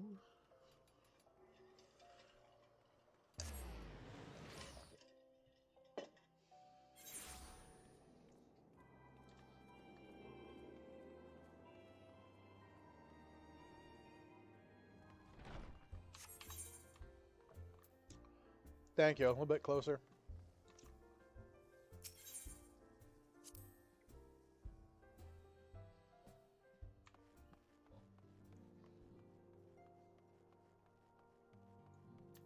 Flamen. Ever since Moonbrada arrived, the Rising Stones has been buzzing with excited energy. I must admit, her enthusiasm is rather contagious. When the City of Learning was abandoned, a great many tomes were scattered and lost. How smoothly our research might proceed were we able to pursue the archives of yesteryear. Moonbrighter has charged us with acquiring some rather esoteric manuscripts, but I'm afraid the task is proving to be nigh impossible. You guys got this. I am unfamiliar with the dishes of these lands to the north. Perhaps once Moonbrighter has concluded her current research, she might deign to share me with her culinary knowledge. I'm sure you guys got it. Tartaru, thank you for coming so quickly. We've a guest from Ishgard who wishes to speak with you. Most determined lady, by all indications.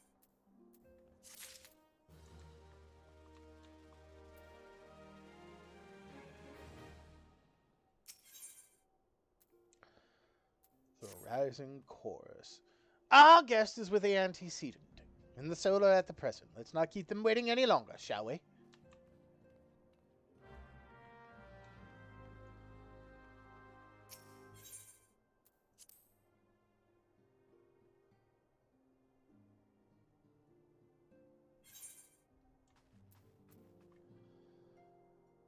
Lucia! What's up, baby girl? Good of you to join us. We have much to discuss. Yes.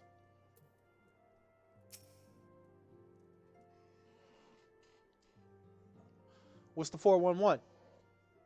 We have a guest from Ishgard who wishes to speak with you.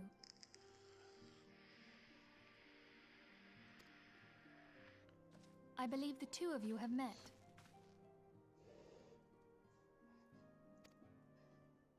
We have. I had hoped to speak with Commander Leveilleur as well, but I cannot afford to wait any longer. The Lord Commander sent me hither to request your aid in a matter of grave import. You see now why I had Tataru summon you.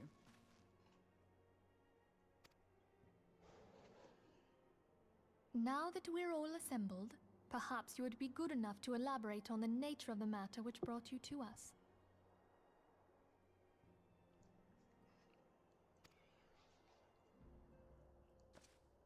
The Observatorium's astrologians have sounded the alarm.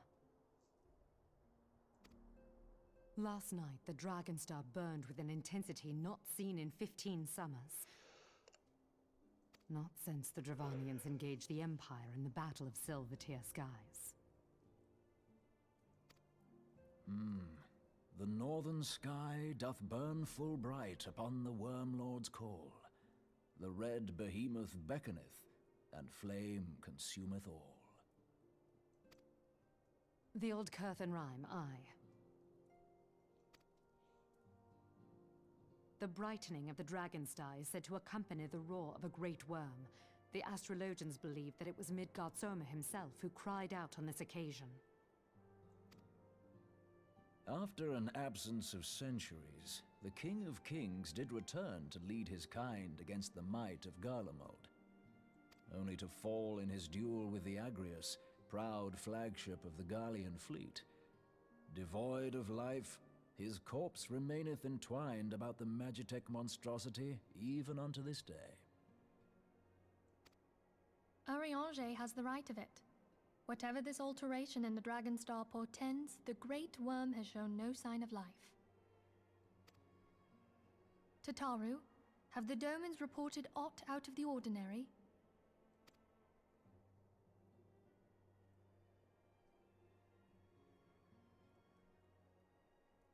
Correct me if I'm wrong, but if Midgard Soma had roared, wouldn't we have heard it here in Revenant's Toll?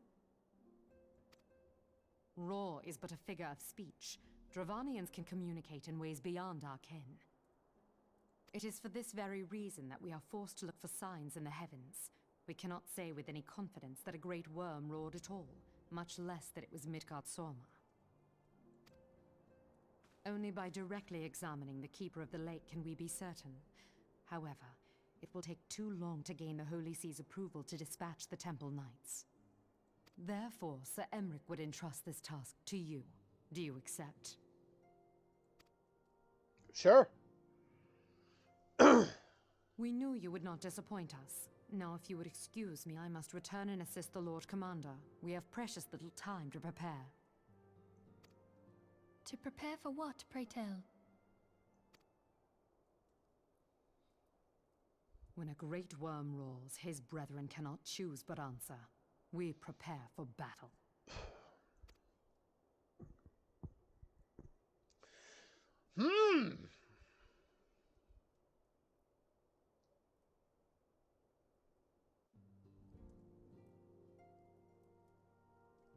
Really? Forgive me if I state aught which you already know, but I would ensure that you understand the nature of your destination.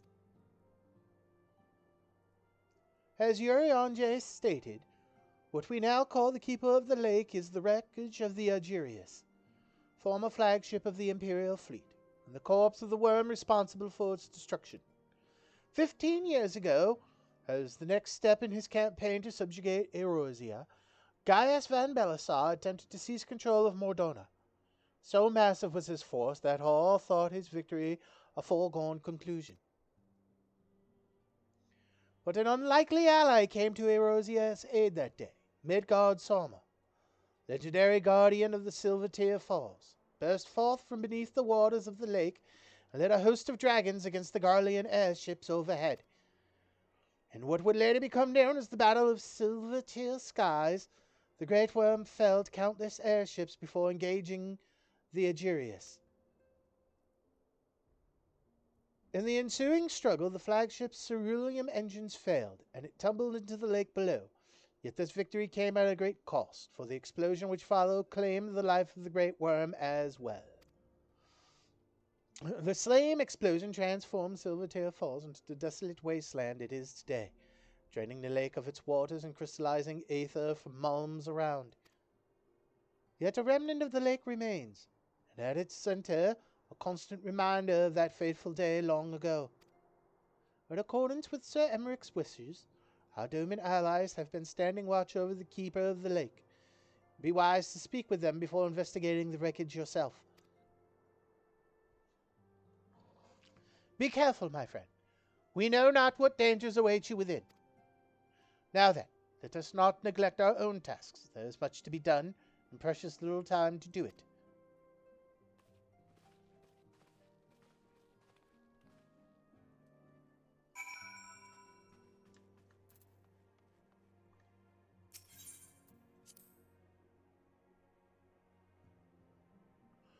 Right. Well, if I'm helping Ishgard out, might as well play the role correctly.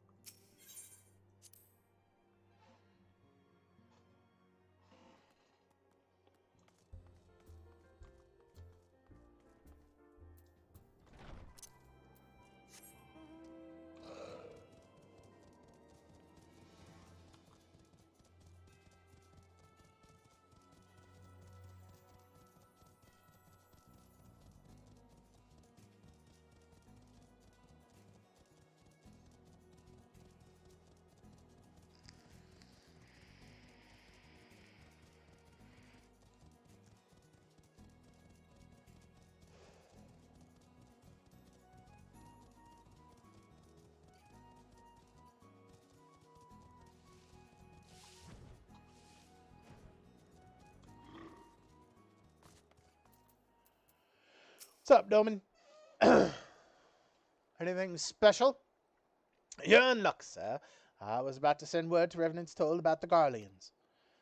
Of late, I've seen small airships, likely from Castrom's Sentry, come and go from the Keeper of the Lake. Though I cannot say for certain this distance, I believe they may be salvaging something from within the wreckage.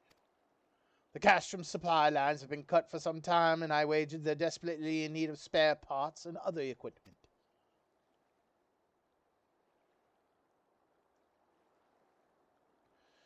So it's true then. The Ishgardians honestly fear that the worm might rise again.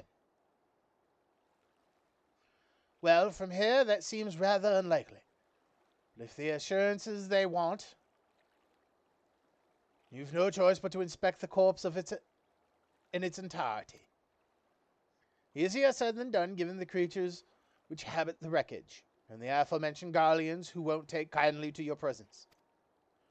They're sure to fire upon an airship, so I'd advise a more stealthily approach.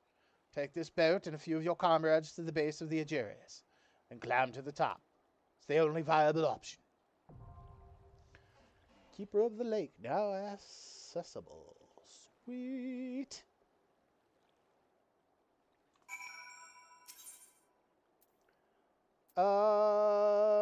Let's do a party NPC so we can get this done and over with.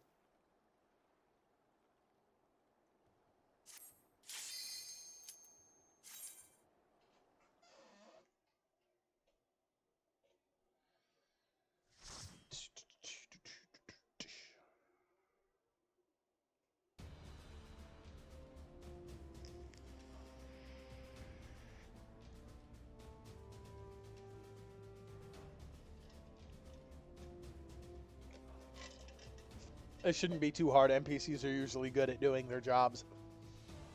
Not that players aren't. I just don't want to fucking wait.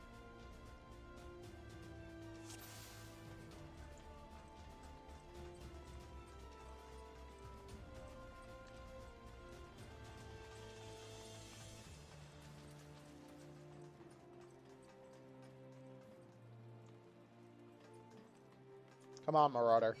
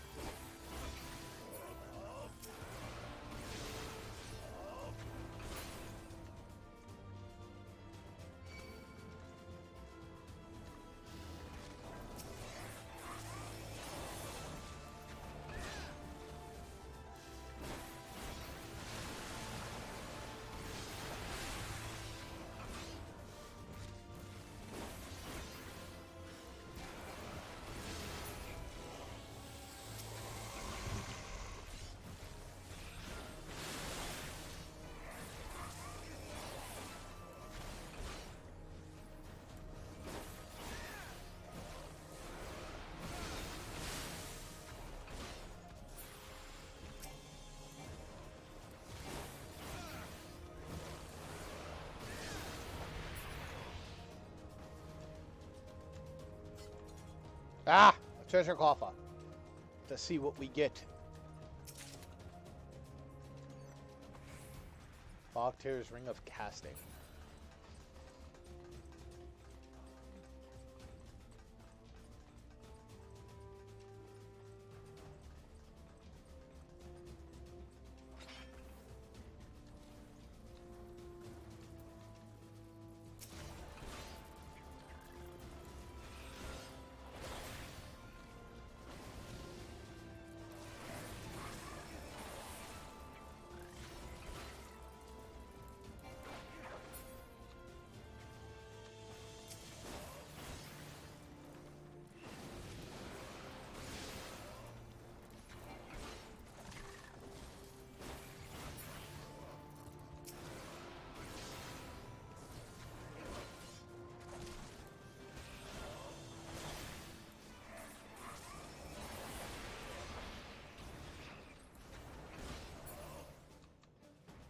Okay. We're doing good.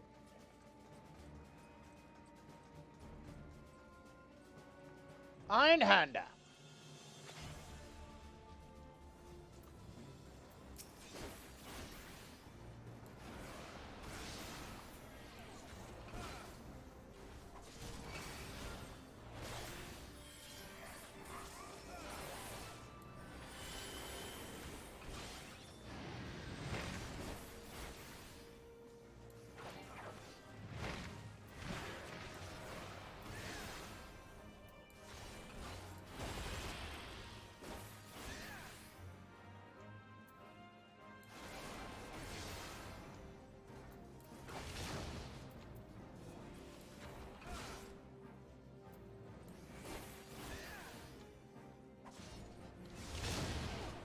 Wow, that hurt.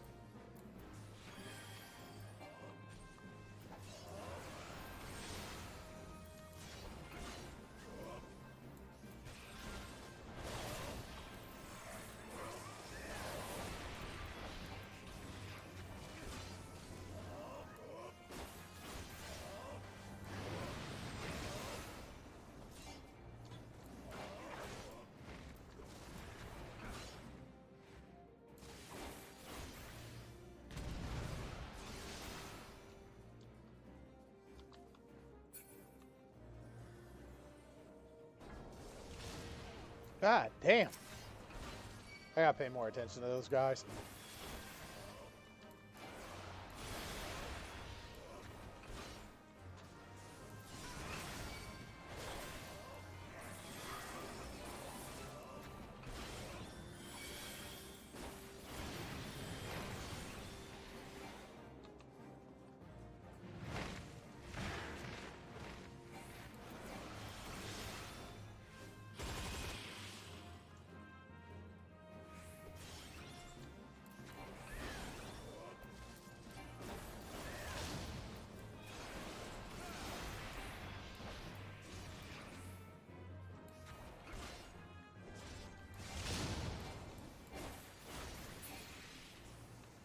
There we go.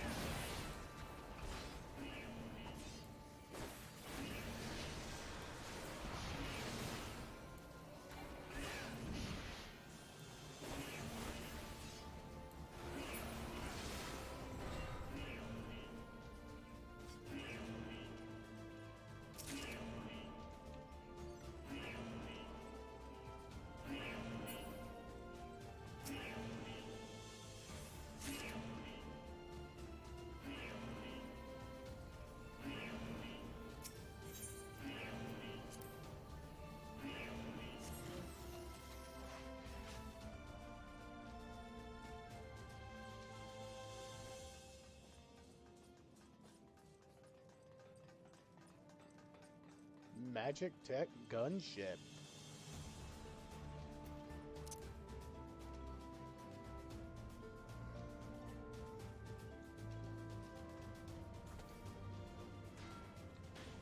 Alright.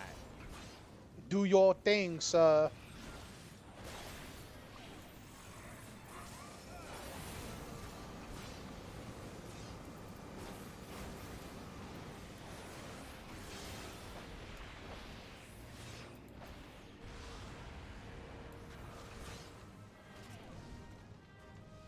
Ooh, ooh.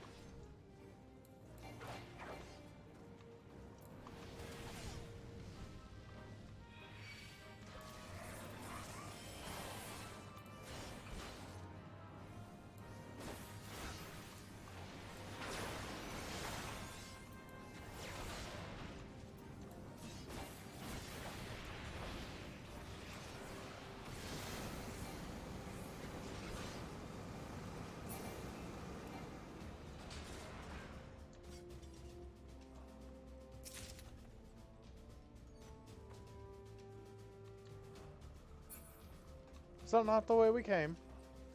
No, we came from over there.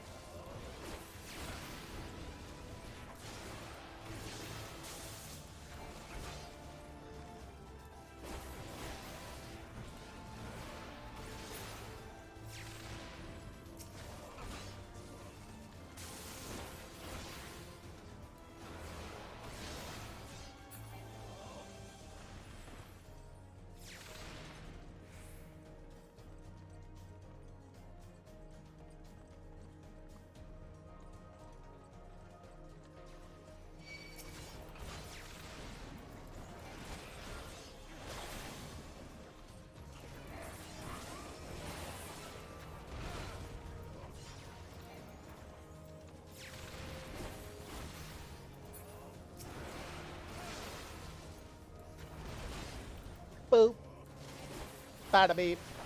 Poop. Pow.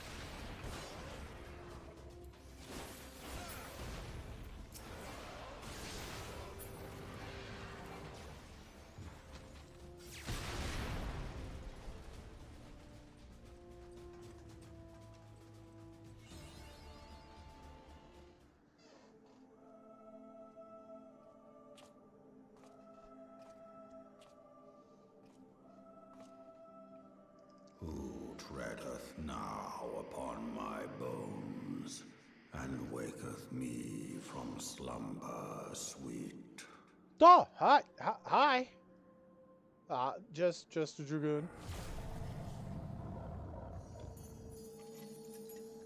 We're here to stop the Garleans, sir.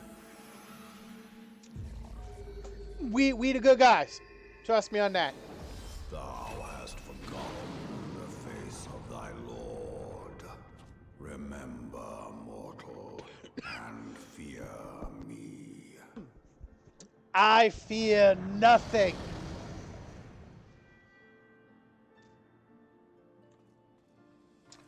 I fear nothing, sir. I mean, if you want to throw them hands, we will throw them hands. I got, stretch first.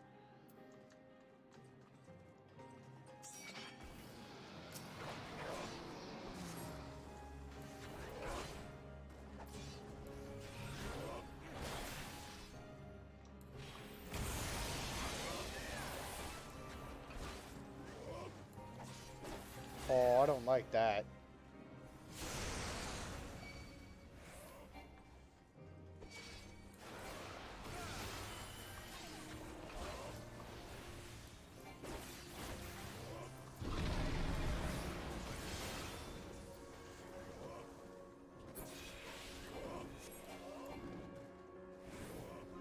Can we not?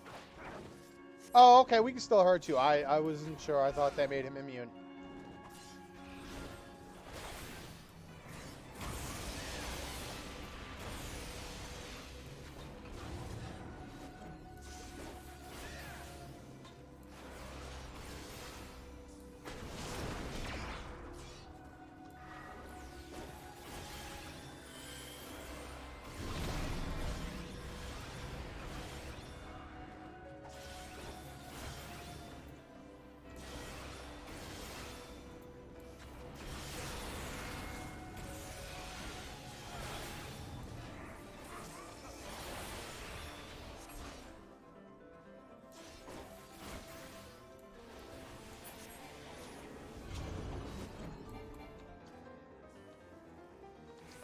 Oh, okay, now we fuck with these guys.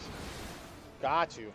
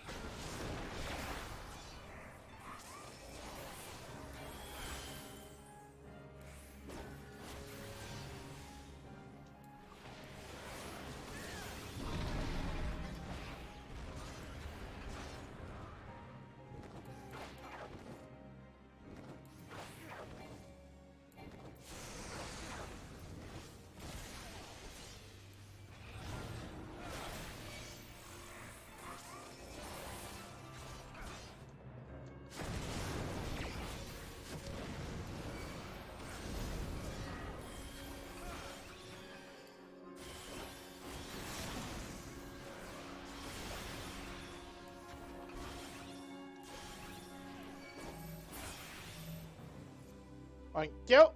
I wasn't paying attention to his health bar, otherwise I would use the limit break.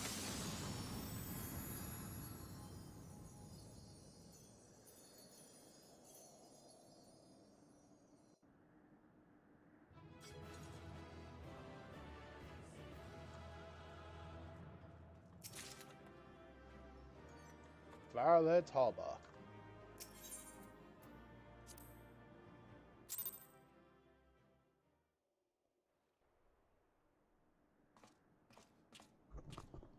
By her gifts hast thou earned a moment's reprieve.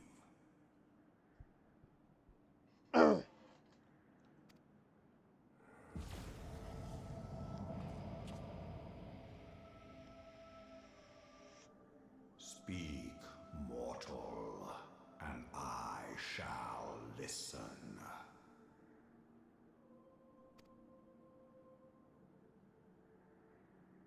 Guided by a star.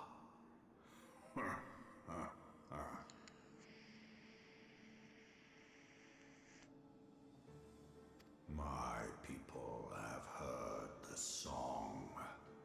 Ishgard shall burn.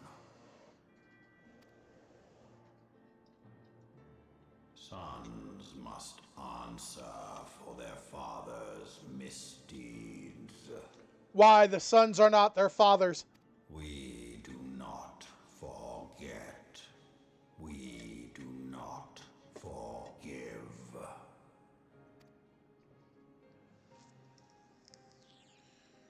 Seven children did I sire. One now singeth of retribution. I rise to join in the chorus. Thou art powerless to silence us, mortal. Yet thou shalt not live to labor in vain. Thy reprieve is at an end.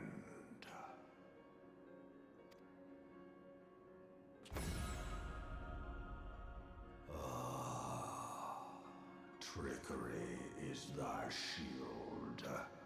This frail, ignoble creature is not gifted, but chosen. Hearken to me, Hydaelyn. I remember, and I consent.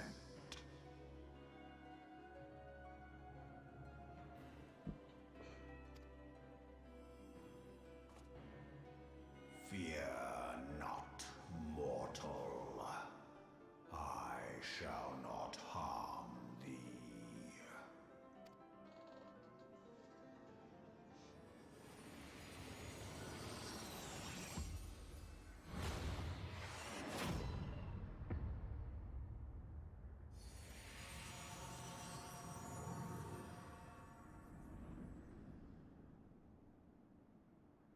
The fuck?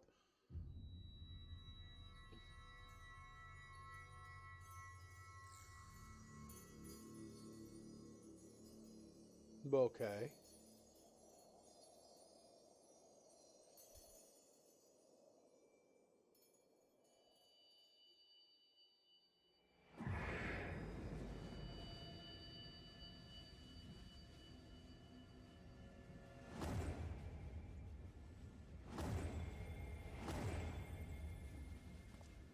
Oh man, the Chaos Emeralds!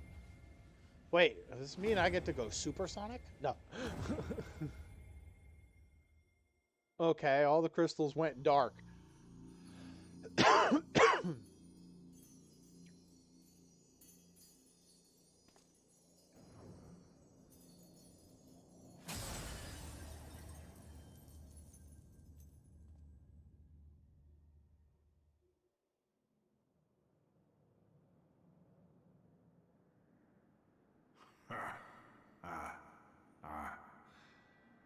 Mayhap thou thinkest me an oath breaker.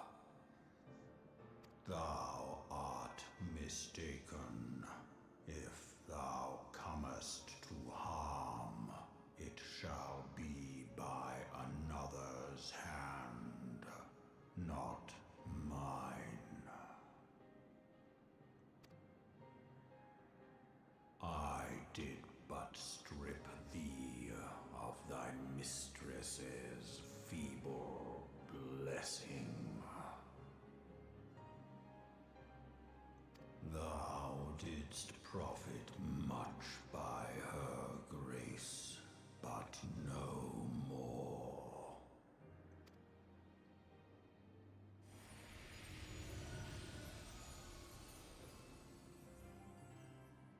Aww! It's so cute!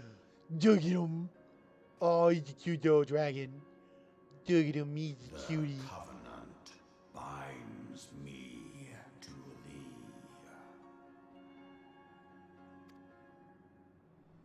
I shall watch, listen, and wait. Oh, tell me I get it as a minion. Fight and struggle, if it be thy will.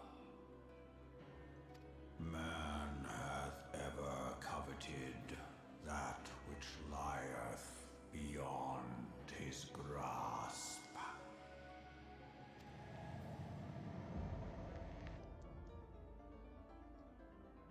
I drink of her body, and thence doth mine own find new life. When it hath grown whole, the loyal and penitent shall rejoice. So he separated me from Heidelin? Is that what happened? Am I no longer the warrior of light? The dragon song heraldeth our beginning and an end.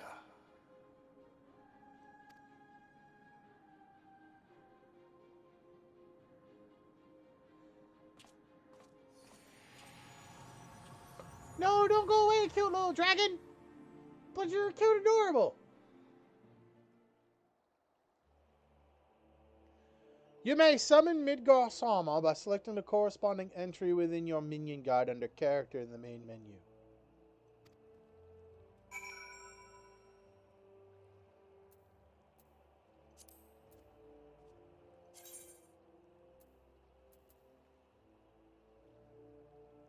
Not the big one, the little one.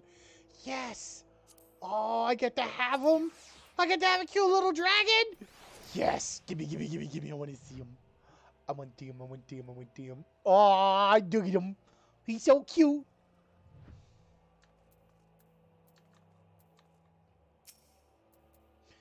I was beginning to fear the worst. Were those explosions I saw? Ah, but you shouldn't waste time talking to me. Alphinaud left a mission stating that you were to return to the Rising Stones at once. Okay.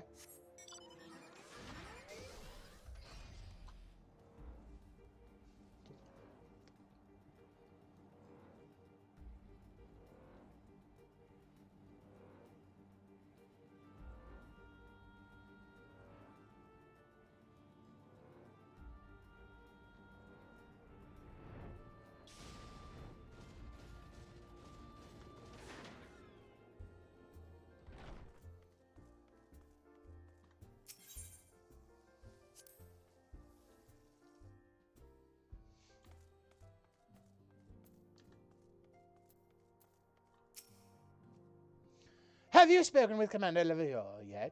He's been pacing again.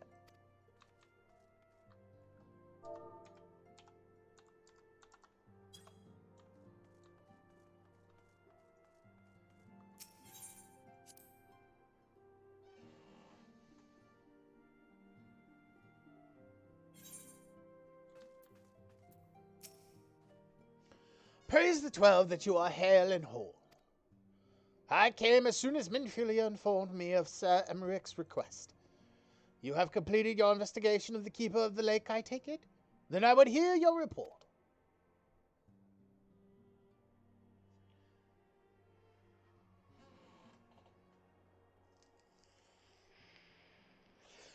You conversed with Midgar-Sorma. I swear, were anyone else to make such a claim, I would regard it with considerable skepticism. Are we to understand that the Worm Lord did not perish, and has in sooth lain dormant these past 15 years? Less a resurrection and more rejuvenation for he who dwelleth in eternity, years passing as moments. Though his words were ambiguous at times, one statement left little room for interpretation. My people have heard the song, Ishgard shall burn. Clearly an attack is imminent. We must share this information with Sir Emmerich immediately. However, we dare not divulge your conversation with Midgar-Sorma in its entirety. To even acknowledge that you heard the voice of a Dravanian is a grave but necessary risk. Lest we forget, men have been executed as heretics for declaring as much. For your own protection and for the sake of our tenuous relations with Ishgard, the truth cannot leave this room.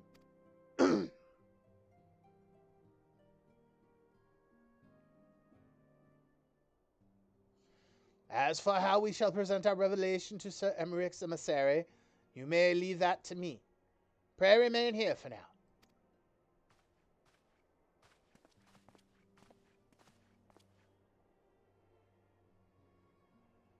Is there something you are not telling us, Kogan? You seem different somehow. 'Tis almost as if you are missing something. Something important. He severed my connection with Hydaelyn.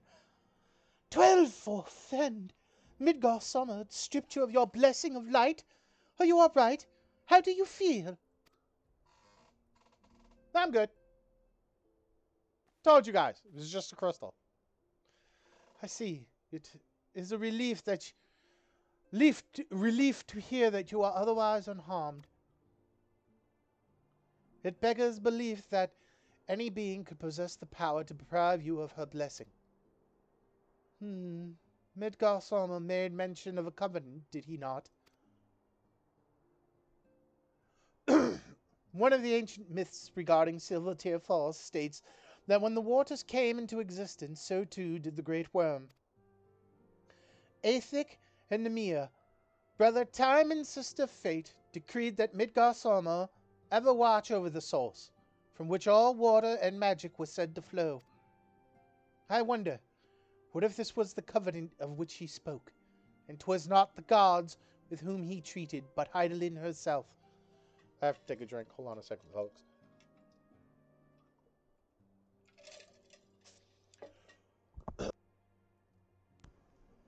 Well, if he is watching over you as he claimed, mayhap you will have an opportunity to ask. Let us keep this matter to ourselves. I do not wish to burden our friends needlessly.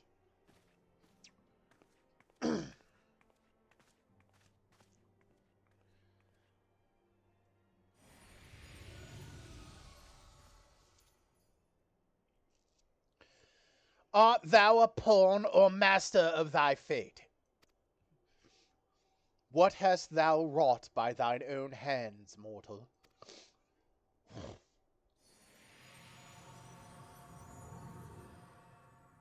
Sit back and watch.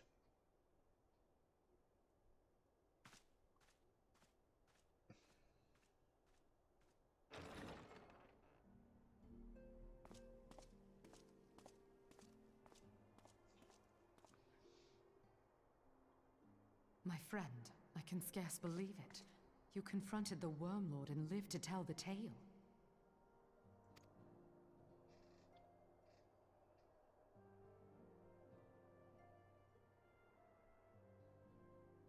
I give thanks to Helone for your preservation. It is our sole cause for gladness. Your encounter with the Keeper of the Lake served to confirm our fears. A great worm has roared, and it makes little difference if it was one of the two in Eorzea or any other. The Dravanians are coming. I am told that Ishgard has magical defenses against Dravanian attack, though I am not privy to their exact nature. Will they be enough to repel a massive force? Ishgard has weathered countless assaults over centuries. This will be no different. And now that you have confirmed the threat, none can ignore the Lord Commander's calls for the wards to be strengthened. I dare not presume to speak for him, but I expect the Lord Commander would sing your praises. I must away, but we shall meet again soon.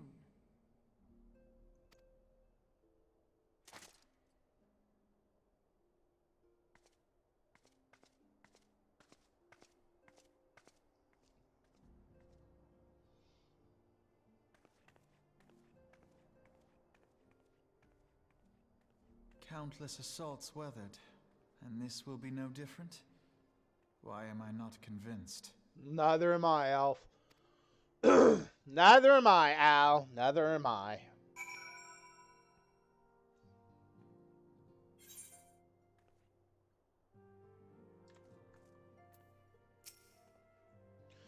The Ishgardians have warred with the Dravanians for centuries, nay, nearly 1,000 years. In all that time, not once have their enemies breached their defenses and entered the city proper. Yet, regardless of how strong these magical wards may be, I nevertheless fear that the Ishgardians are underestimating the gravity of the situation. Though it was not Mingar Sama who roared, a call to arms by one of the first brood cannot be ignored. Until such time as they choose to request our aid, however, we can do naught but observe the situation at a distance, and pray that our fears are unfounded.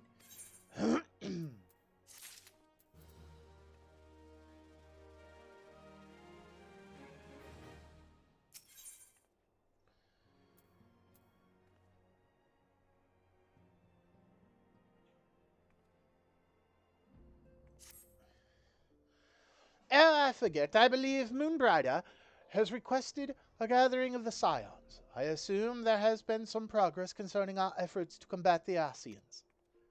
Pray inform her of our business with the Ishgardians is concluded for the moment. I shall be along once I've completed my communications with the Crystal Braves. No problem.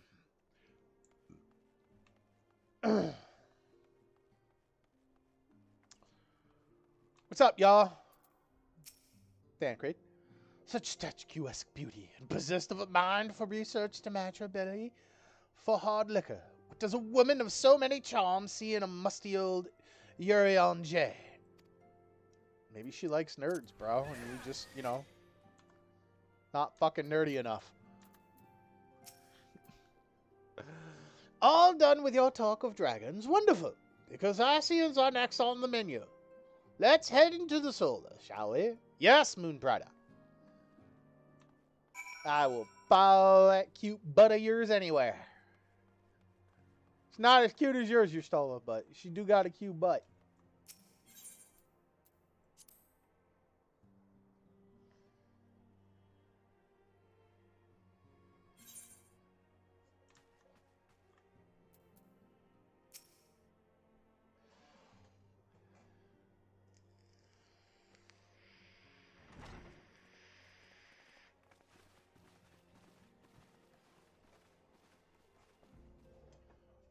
Now that everything's calmed down a bit, relatively speaking, I mean, I thought it might be a good time to share our progress on the weapon. I believe we're on the verge of a breakthrough. Well, don't keep us all in suspense.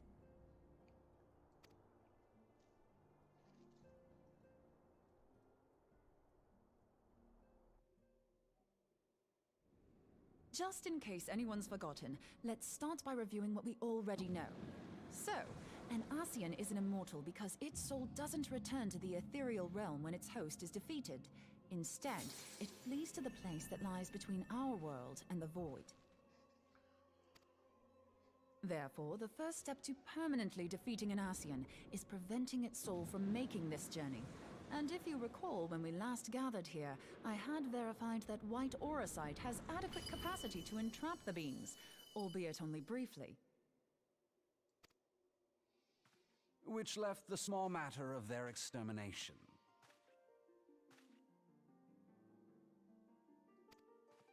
Aye. To unmake an Ascian soul, one must needs smite it with a concentrated burst, or blade, of purest ether. However, we wanted for both the data and the means to forge such a weapon. Short of experimenting on an actual Ascian, you see, there's no way to gauge how much ether its soul is made of. As such, we don't know what etheric density our blade needs to have in order for it to work.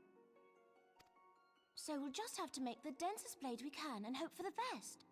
Though that would require a lot of ether. Hang on a minute! Why didn't we think of this before? White aurosite can hold an absolute heap of ether, can't it? Please tell me you're joking. God's sakes, Ida. I feel as though I'm reliving the same scene over and over with you. How many times do you need to be told that white aurosite cannot store ether for long periods? Being intangible matter, ether is given to dispersion. Only in its crystallized form is it a stable source of energy.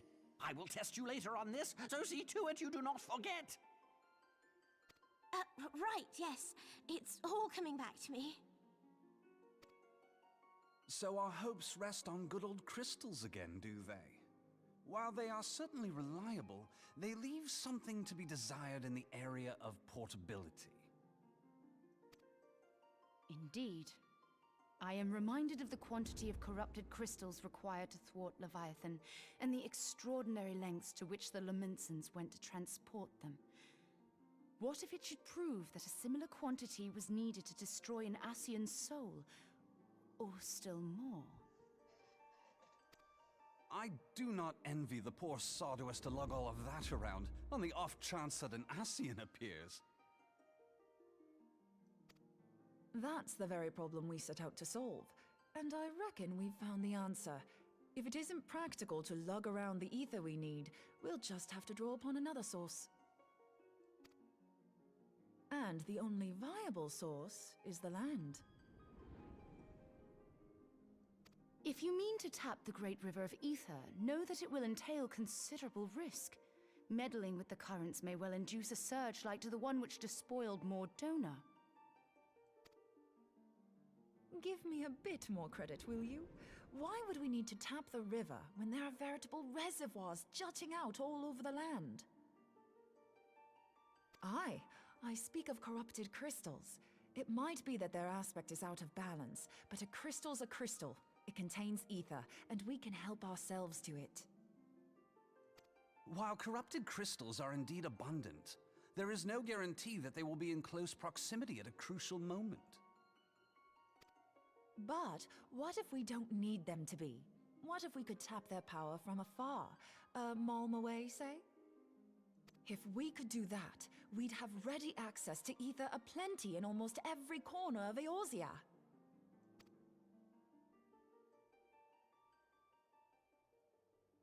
I've yet to put my theories to the proof, but I've got a good feeling about this. If no one has any objections, I'd like to see where this avenue leads. If you think it's worth your while, you have my blessing. But tell us, what are your theories? I, for one, am most eager to understand the process, however vaguely. I thought you might say that, but no one wants to listen to boring old theories all day, do they? I know I don't. So with your permission, I'd like to try something a bit more hands-on. I've already built an etheric siphon especially for this purpose, and I've been meaning to try it out. Thing is, the profusion of corrupted crystals in Mordona makes it something of a high-risk testing ground. If anything goes awry with the siphon, it would be better if it didn't happen within spitting distance of quite so much ether. Ideally, I need an isolated specimen. Does anyone know where I can find one? May I suggest northern Thanalan? There you will find corrupted crystals of middling size, standing a reasonable distance apart. Ideal for your needs, I should have thought. Oh, and if you do elect to visit the place, I should be much obliged if you would assist me in another matter while you are in the area. Has something happened? Movement has been observed at Castrum Meridianum. During Operation Archon, the Alliance dealt the stronghold a heavy blow. Its facilities were extensively damaged, and its garrison reduced to a fraction of its former strength. You're welcome. Not long after our forces withdrew, however, their ranks were replenished by reinforcements from Castrum's sentry. They now seek to rebuild, and to this end they have their sights set upon the ceruleum processing plant. Having lost the Empire's support, the 14th Legion lacks the resources to sustain itself. To them, this is a bid for survival, and they will doubtless fight like desperate men. Though I have dispatched the Crystal Braves, I fear their strength alone may not suffice to stay the Imperial assault. I would request the Scion's aid in the defensive effort. If I didn't know better, I'd say you were trying to inveigle us into fighting your battle with the promise of shiny crystals. Well then, consider me inveigled. I won't lie, the crystals you speak of sound perfect, so the Garleans have to go. Besides, we can't afford to beat about the bush. There's no telling when the Arceans will next appear. Thine eagerness to hurl thyself into the jaws of danger cometh as little surprise. Exercise due caution, I prithee. Though you have become a Crystal Brave, you are yet a Scion, Alphino. We could hardly refuse you. Pray, join the Crystal Braves and lend them your support. Thangred and Papalymo shall accompany you.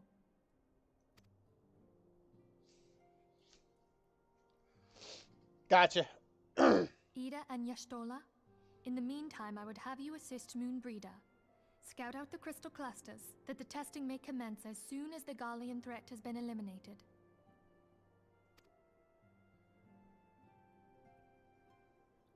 If it please you, I shall continue mine own experiments on white aurosite. Thank you, Arianger. Everyone, pray see to your preparations and depart as soon as you're able. Go well, and be safe.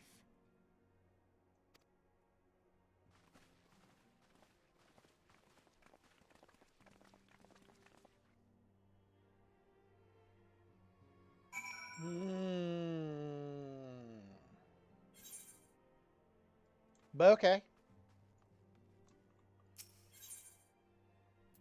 I will speak with Alphanode in a moment, folks. I have to use the bathroom.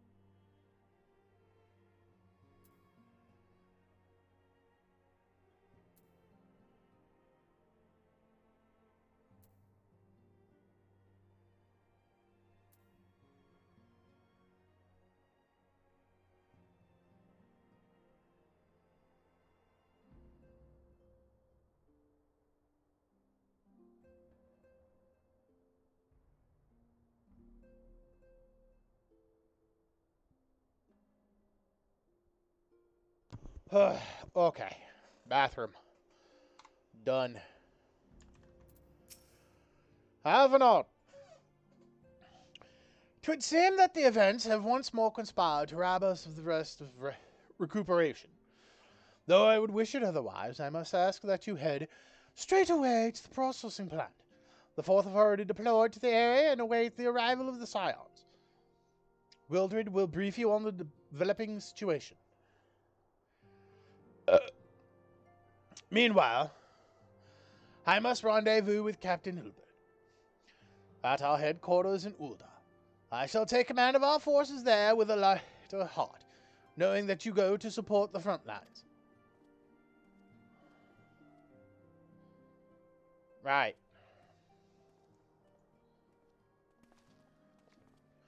What's up? Your duties take you to Northern Thanalan, do they not? Yes, they do, Hori. We, too, must say our farewells to the Rising Stones for a time. Flamin travels to Ul'dah, and we shall serve as her escort. At my daughter's behest, I go to contact certain old acquaintances in the Gilded City. We are beset on all sides by civil unrest and imperial machinations, threatened by primals and troubled by dragons. We need all the allies we can muster. Many of my friends hold positions of power, you see, and it is my hope that they can be convinced to aid the Scion's cause. If past events have taught us anything, that we know that Eorzea must present a united front, or we shall fall. Ah, how extraordinary that my little Acelia is involved in such far-reaching affairs. I actually like that name for her better than Minfilia, I'll be honest. Acelia, I like Acelia. I am proud that I might now stand at her side not only as a mother, but also as a colleague. A colleague with influential connections, but I fear that Ul'dah has become a place of danger even for one so familiar with her streets. Bah! Woe betide the black god that so much as glares in your direction, my lady.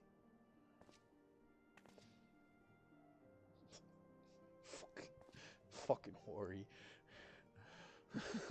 I shall be well protected, it seems. Shall we be on our way, then?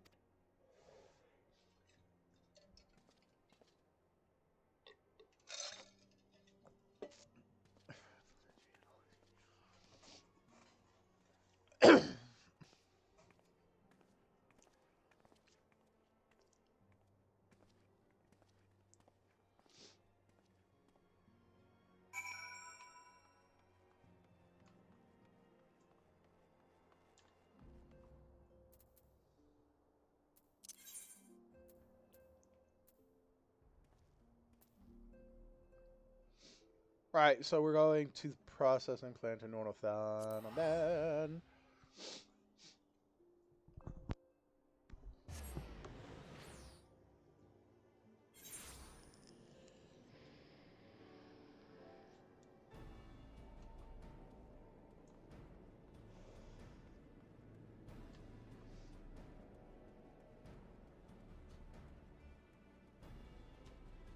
Wait, is he above or in?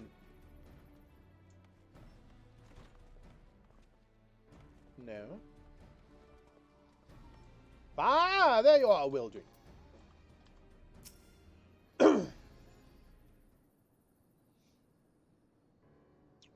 Commander Levier sent word that you'd be coming. A veteran of your talents is most welcome.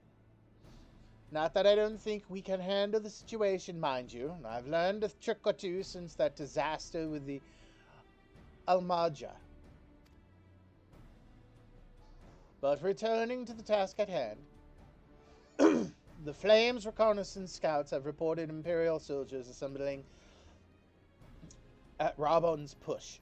Such a force is likely interested in only one thing, getting their hands on the resources found here at the processing plant. The Garleans could begin marching on us at any time. Pray speak with Lieutenant Eldestein, that we might coordinate our counter-strategy. In the meantime, I will inform the others that you have arrived. No doubt it will be welcome tidings.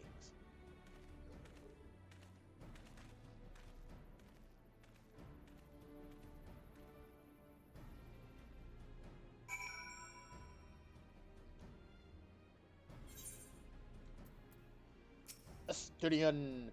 Lieutenant Voss, my soldiers yet tell tales of your deeds during Operation Archon. Would that we could sit a while and reminisce about old times, but I fear more pressing matters require our attention. The civilian draughtsmen, you see, have come across severely high suspicious crates within the boundaries of the processing plant. I had my sappers take a closer look, and our worst fears were confirmed. These boxes contain powerful explosive devices. Devices of Imperial design, no less. By my order, the Flame Station here are conducting a thorough sweep of the compound as we speak. Though it troubles me that we are unable to apprehend the Imperial spy behind this, I have faith that our men will be able to neutralize the threat now. In the meantime, our scouts bring troubling news on the latest movements of the Imperial Army. I would once again ask for your aid.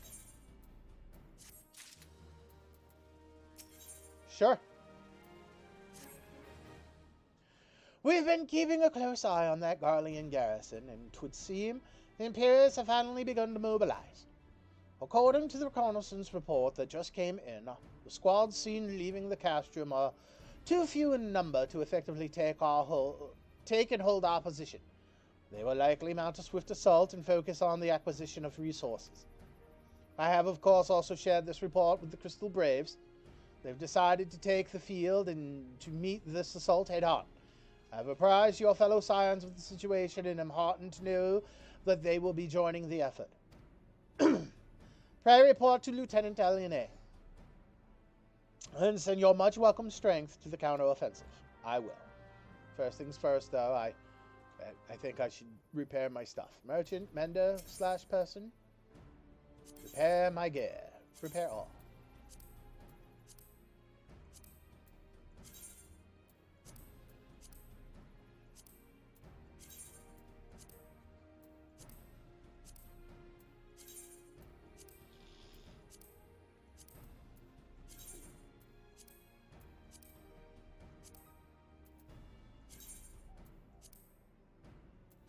There we go.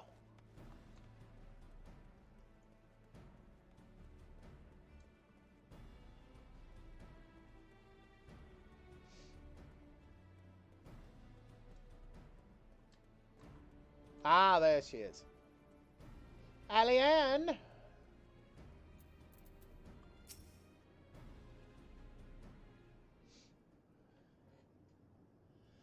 Glad to have you with us, Kogan. As I'm sure Lieutenant Edelstein has explained, the Garleans have deployed a small force from the Castrum Meridium. The main column assembles to the north near Dalumud's Talons. But we've also spied several squads attempting to conceal themselves on the approach to the west.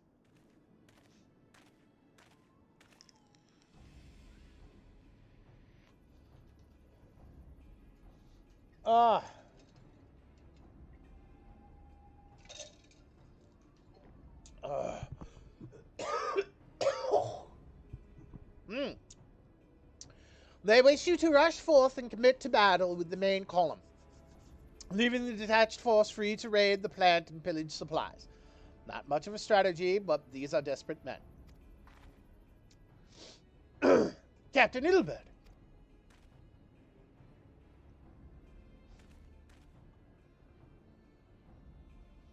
Greetings, Scion. I understand the commander bids you and your fellows come lend a hand to the Braves. With such mighty heroes at its disposal, the Fourth should have little trouble contending with aught the Garleans might throw at them. But even you cannot be everywhere at once. The Third was getting restless holed up in Uldar, so I marched them out here to fill in a hole in the plant's defenses and add their number to your counterattack. The reinforcements are welcome. We have enough soldiers now to divide our own forces and safely engage the enemy beyond the walls. Aye, 'twould be best to avoid staging a battle anywhere near this much ceruleum. Let's take this fight to the Garleans. A wise course, indeed. I shudder to think of the consequences should any of those storage tanks be exposed to fire. If there are no objections, the Scions shall join the 4th and give battle to this main column. You're with the 3rd then, Warrior of Light. Your job will be to intercept these squads hiding out in the west and prevent them from reaching the processing plant. When you're ready to proceed, report to Lieutenant Yuyuhase. Her scouts should have a rough idea of where the Imperials have concealed themselves by now.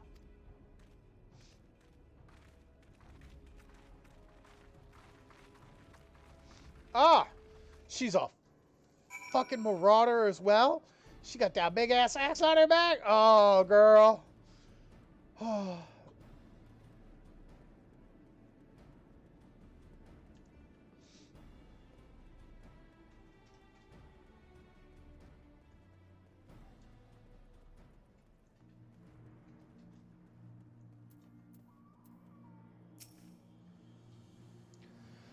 A pleasure to be fighting at your side once more, Sire. Our operations invariably succeed when you're around, and victories are wont to pave the road to greater coin. Now this detached force we've been sent to eliminate has split into smaller squads, the better to conceal themselves within the terrain hereabouts, I imagine. We'll need to split ourselves up as well to cover more ground, and make sure we root out all these would-be raiders. And seeing as you're an army unto yourself, I've assigned you to your own areas to scour clean of enemy soldiers. This will be a simple search and destroy. We'll rendezvous back here when the task is done. Happy hunting, Scion.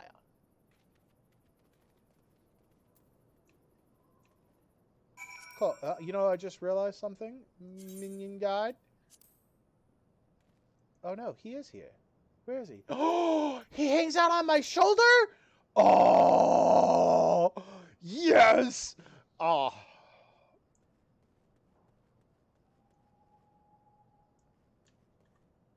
Okay, over here.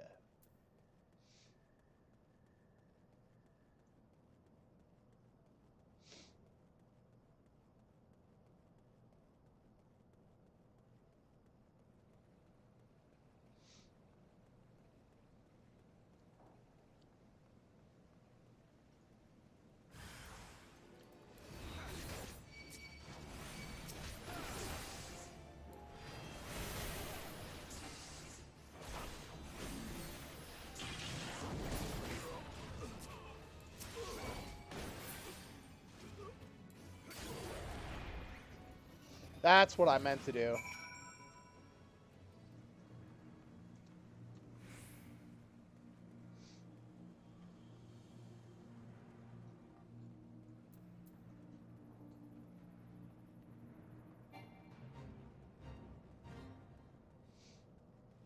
Boom goes the cerulean.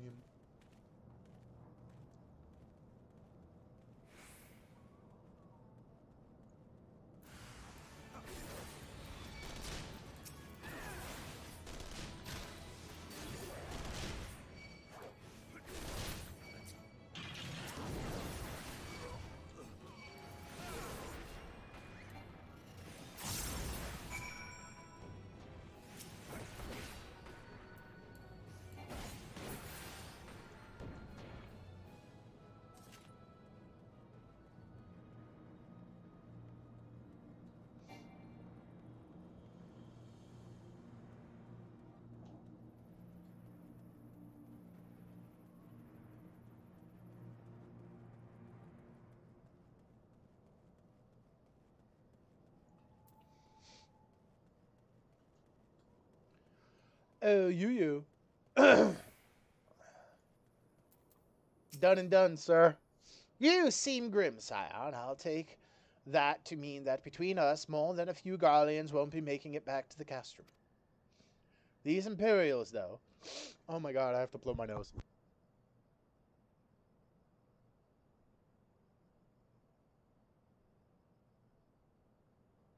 Okay. Ah! These Imperials, though, they certainly made us earn our pay. I would be a happy man if I never had to tussle with another of those magic tech horrors. It is time we bid the war-torn land farewell. I will contact the 4th and let Lieutenant Alian know the west is now clear. I would appreciate it if you would do the same when you report to Lieutenant Edelstein. No problem.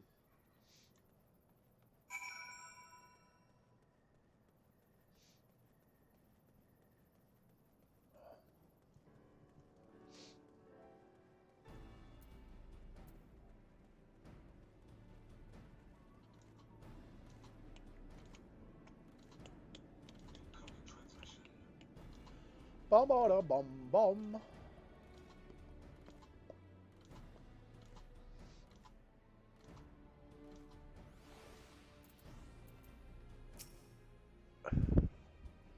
Lieutenant Vost, what news of the Garleans?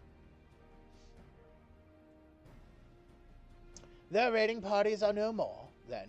Excellent! The Amagina engineers will be most relieved to hear that the plant is no longer in any immediate danger.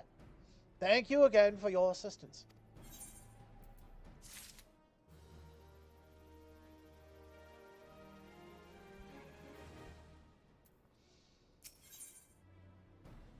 Oh, heavens, I materia. Savage aim?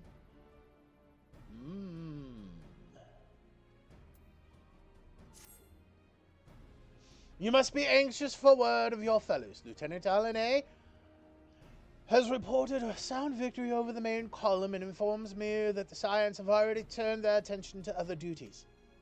All but one, that is. The Rogadin lady with the large axe. It would appear she has chosen to remain at the site of the battle. I know not what task keeps her from returning to civilization, but northern Thanalan is no place to wander alone, even for capable sorts such as her. I would certainly feel better about things if you could check in on her before you continue on your way. Sure. I can do that.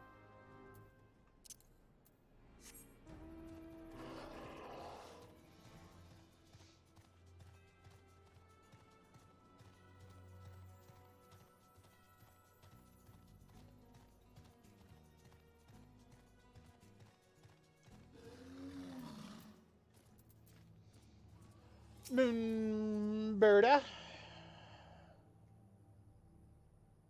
What's up, Moon? Hold on, I won't be a second.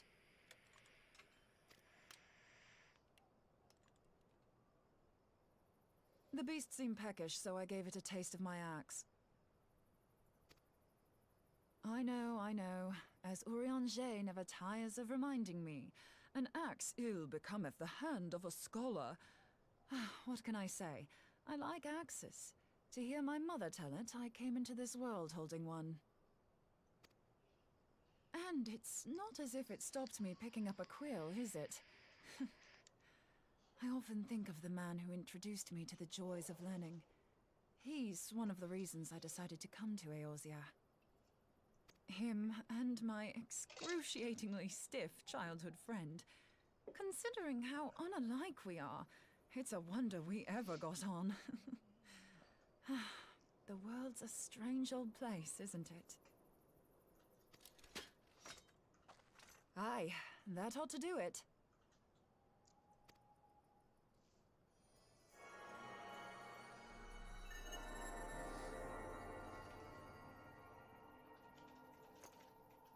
So far, so good. At these concentrations, it shouldn't matter too much if something goes awry.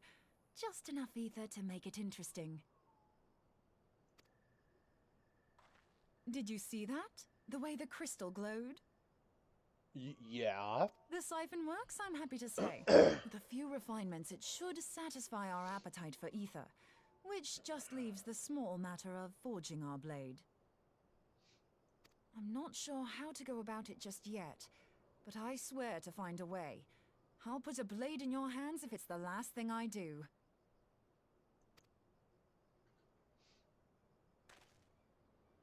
He senses me. A useful talent. Oh, sir. Lucian, are they onto us? By your brand, I see you are an Archon of Sharlayan, keeper of knowledge, seeker of truth, meddler. I don't know what the hell's you're saying, but I don't much like your tone. Your instincts serve you well. But come, be not unsettled on my account. That lovely brow was not made for frowns. But I waste my breath. Let me direct my words to one who understands them. We meet at last, warrior of light. I am Nabriales. And you have long been a thorn in my side.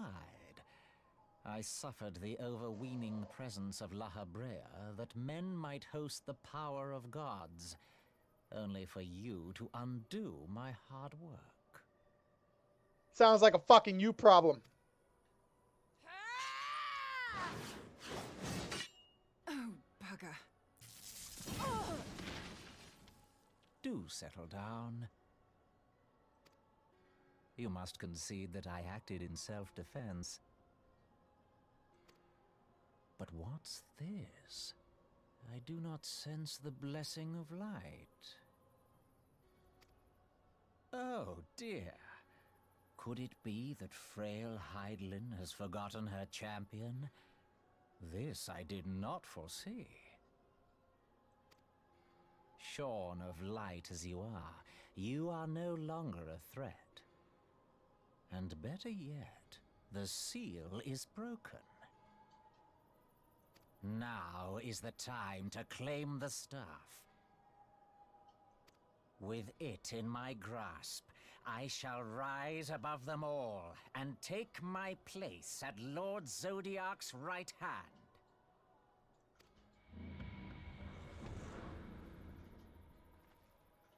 What did that bastard want with us?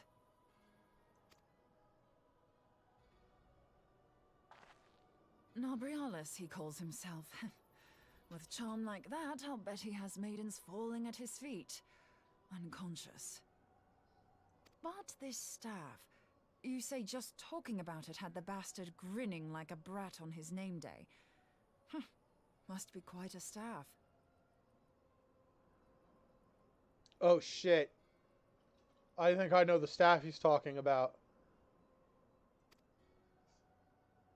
Oh, Louis gods. Suaz.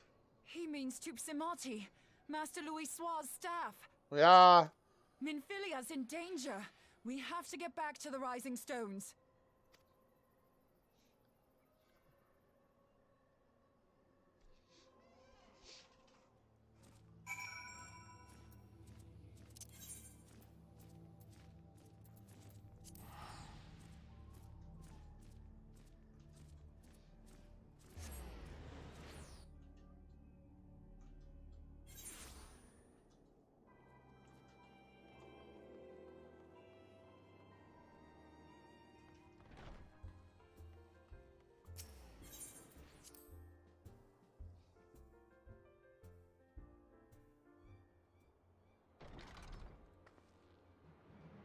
You're here. Master Louis Suaz's staff is kept in the Solar, isn't it? Quickly now.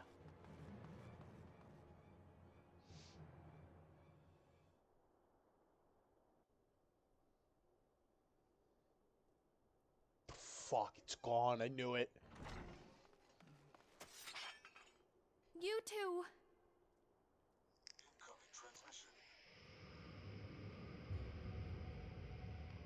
So, you were able to divine my intent. What now, warrior of light? Ah, but that name is no longer fitting. You have become decidedly dull, and quite incapable of barring my entry. I will still shank your ass, sir. Go fucking kick rocks. What do you mean? You truly do not know.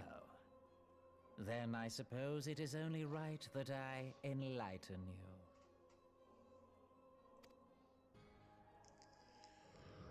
The blessing of light kept you and your fellow meddlers safe. It was that which prevented my kind from entering your domain. My kind, I say, though it had no power over the likes of Elidibus and La Hebrea. Being of this world, they could come and go as they please, while I could only look on. But I need look no longer. Now that the seal is gone, I mean to act. Unlike the others, I am not given to waiting. I shall take that staff and bring about the next rejoining. Rejoining? Then it was your doing. The Isle of Val, the scholars, all of it.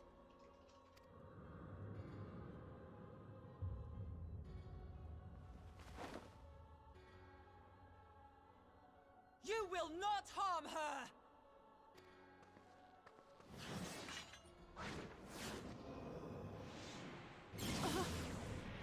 Oh, shit! Moonbreeder! Why must you insist on forcing my hand? Did you learn nothing from our last meeting? Ah, but I forget. My words fall upon deaf ears. The staff is but a broken relic, a memorial to the departed. What possible use could you have for it?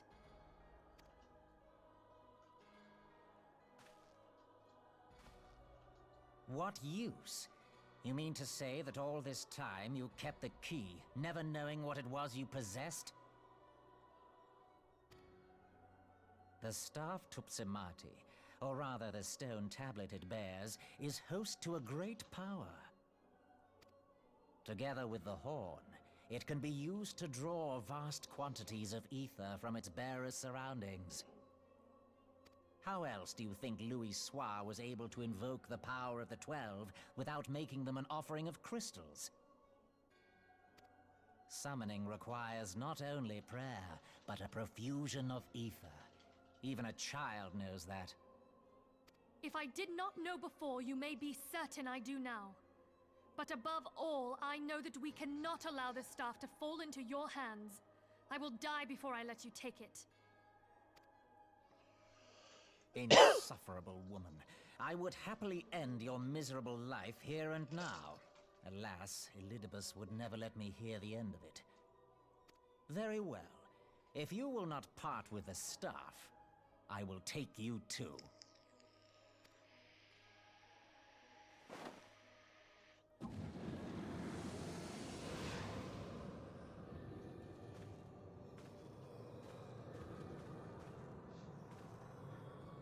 Why do we stand there and do nothing? Let me hit this man. Oh, fucking Ophelia. We need to teach that woman how to fight.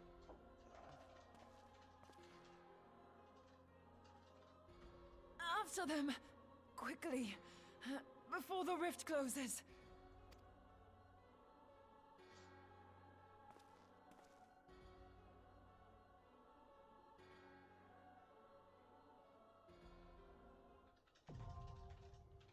The chrysalis is now accessible.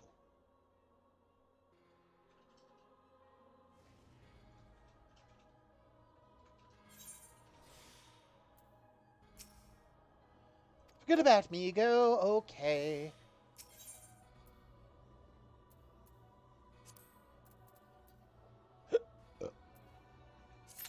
Thank you for letting me know it's 5:30.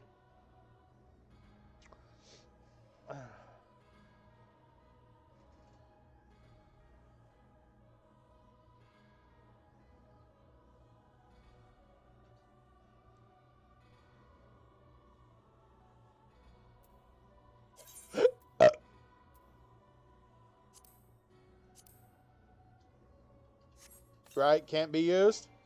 Yeah, can't be used. A classic job. Fucking knew it. That shit annoys me.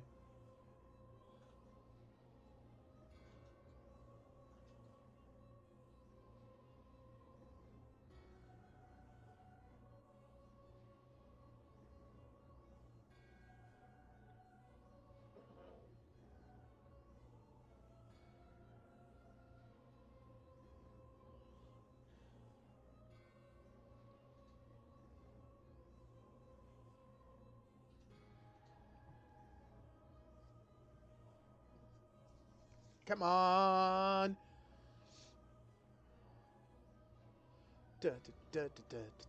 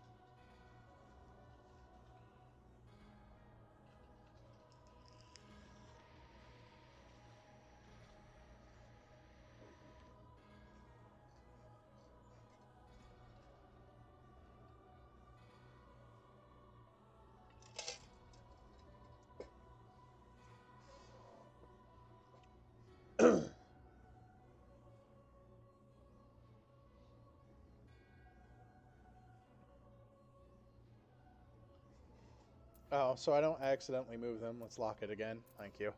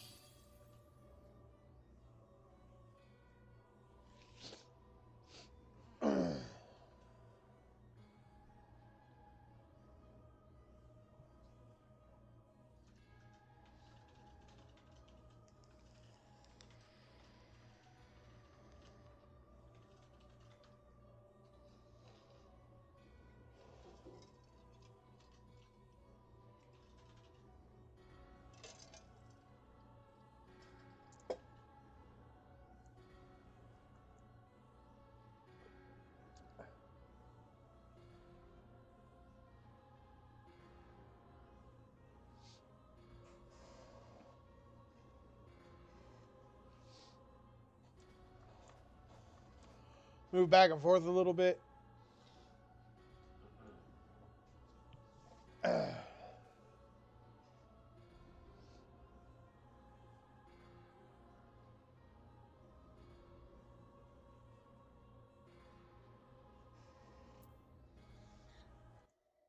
Dum da dum dum dum dum dum dum da dum dum. What is this up for?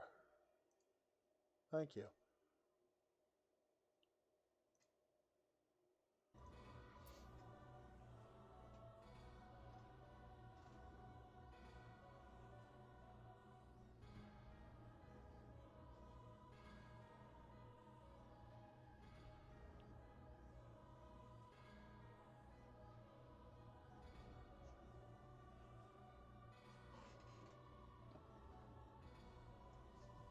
Ah.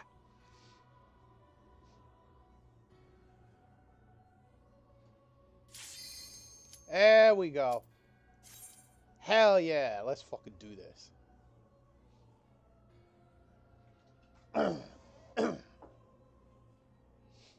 Come on, DPSs. Thank you. One more.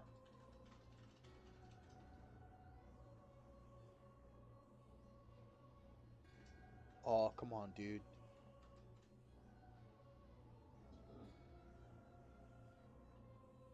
Thank you. Alright, let's switch to party.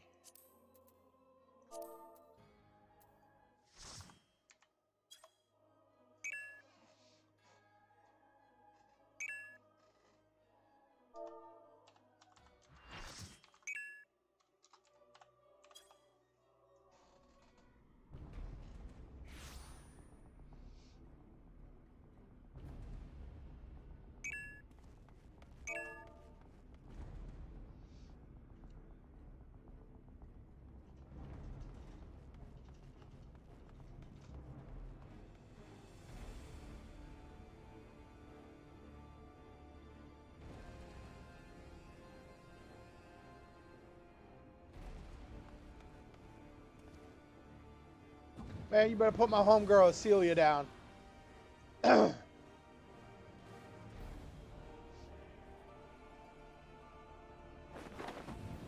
gonna kick your fucking ass, sir.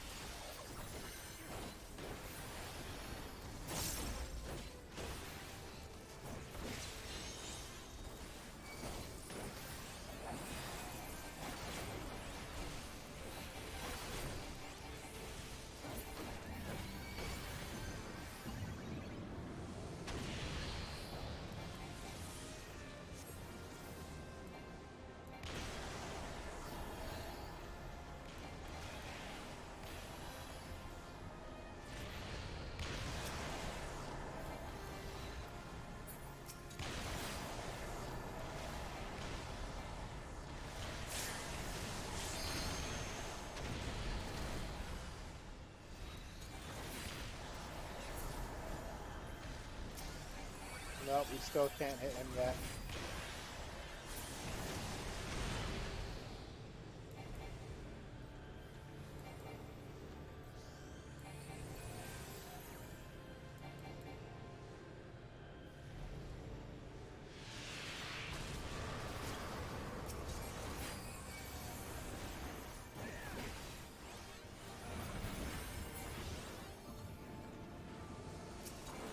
Boy, you and your fucking teleporting powers.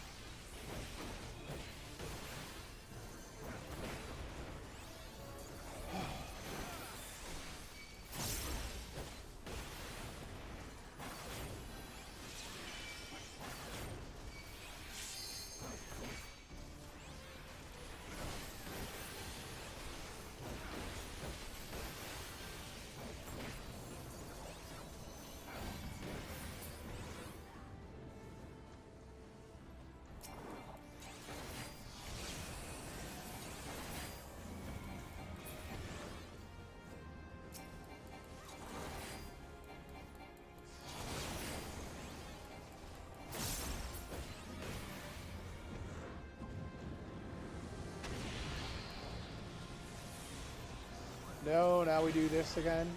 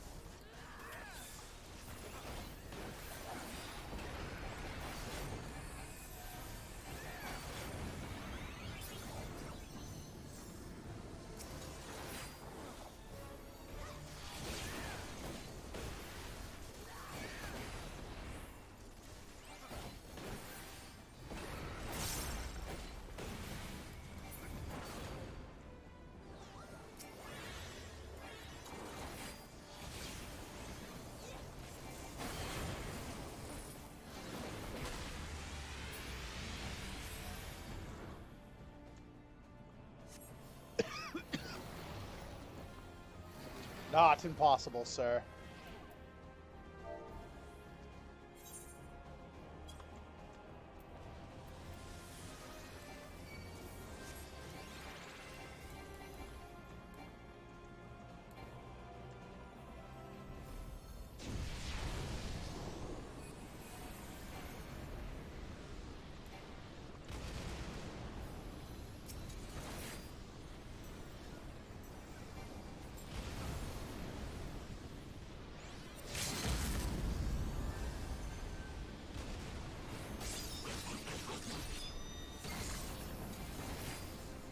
Why would you use it against the ethereal tear?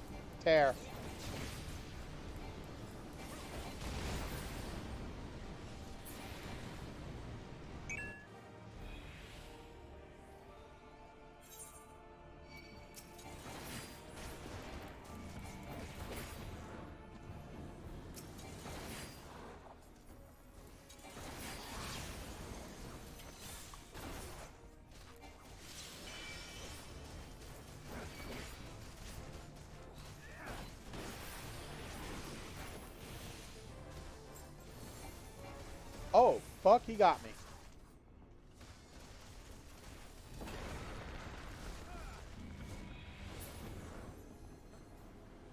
And all of our healers are dead. Aw, shit.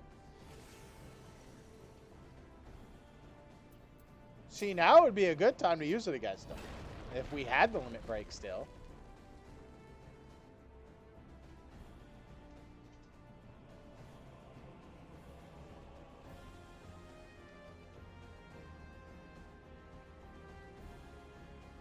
Nope.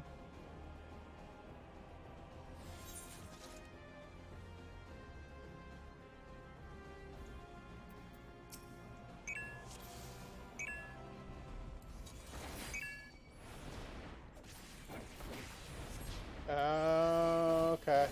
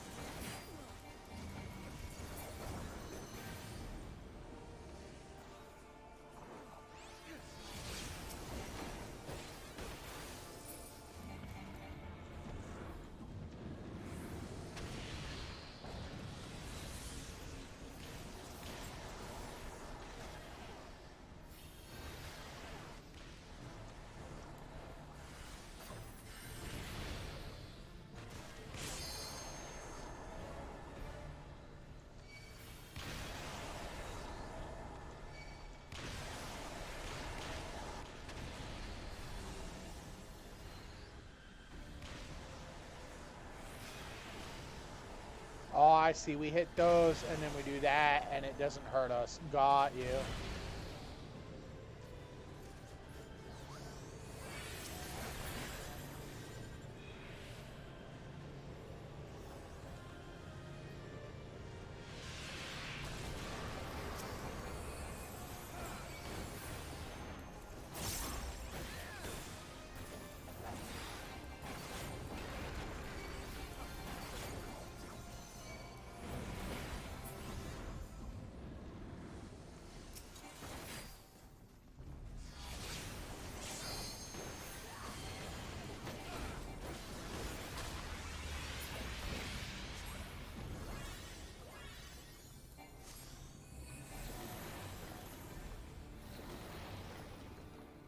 Okay.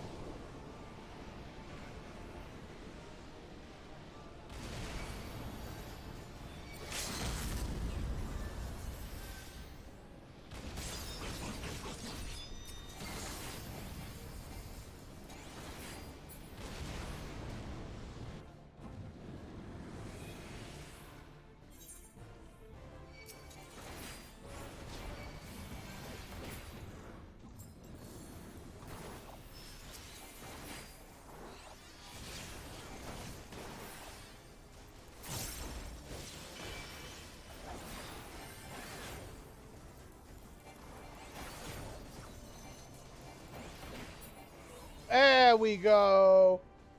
Secret Asian man.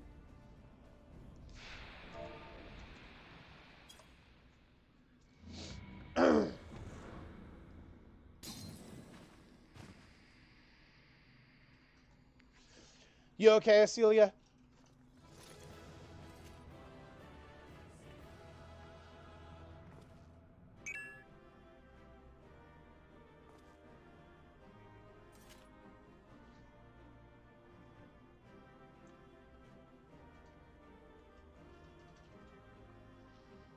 My thanks. You're welcome. Let's get the fuck out of here.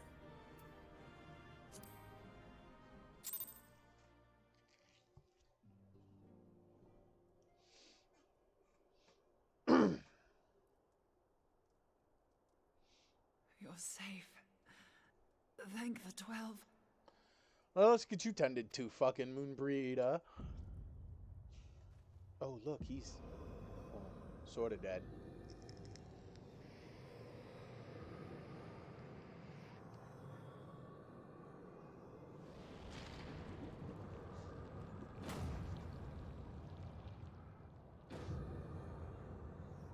You ready for round 2, fuckboy? You may have bested me this day, but what of the next?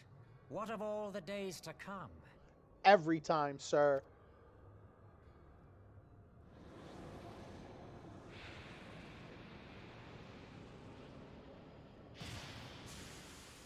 Remember, light no longer holds sway here.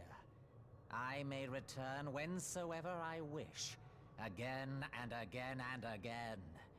Eventually, you will falter, and the staff will be mine. Until next time. Yes, but every single time we kick your goddamn ass, you have to go back and recharge. Now fucking don't you? And every single time, I will be waiting.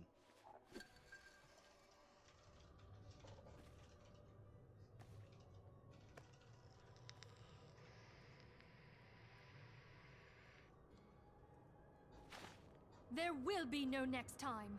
This is the end.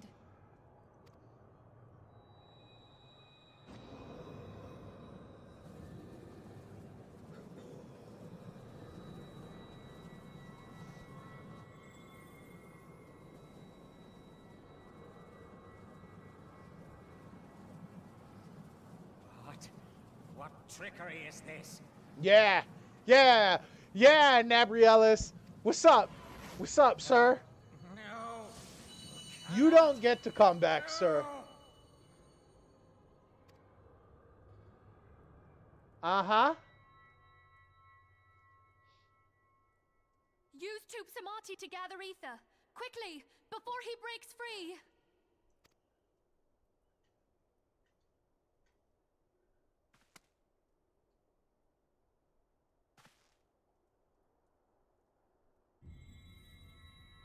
Concentrate. Call to mind the time you struck down La Habrea with the Blade of Light.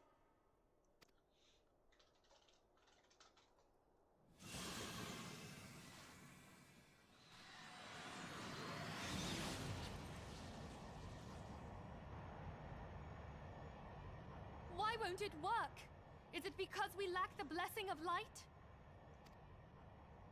Damn it. So much ether. And it still isn't enough. Fools! No mortal prison can contain me. I shall make you pay for your insolence.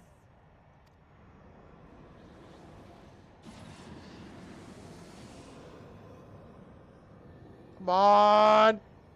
Please, Mother Heidelin, hearken to our plea. Lend us your divine light. Why can you not hear us? Do our words no longer reach you?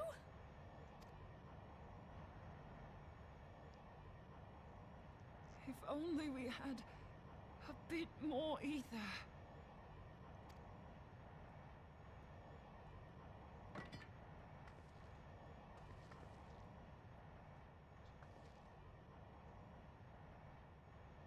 Moonbreeder, what are you doing? Master Louisoix, I understand now the choice you made. In death, there is life. Farewell. Oh, no way! No! Come on, we just met her!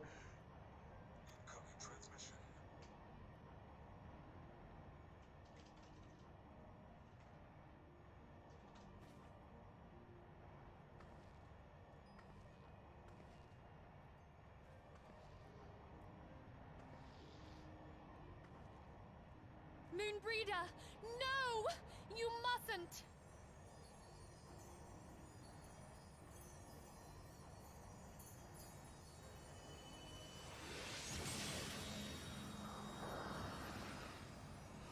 No! Come on, bro! What? No! It cannot end! I am eternal! I am immortal!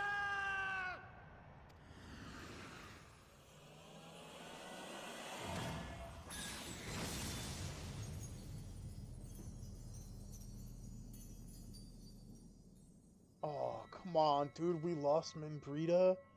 We lost Moonbreeder. Come on, bro. Moonbreeder. She's gone.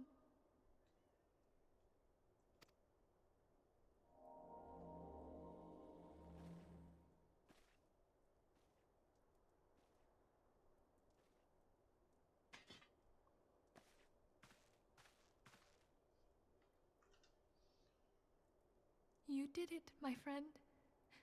The Ascian is dead.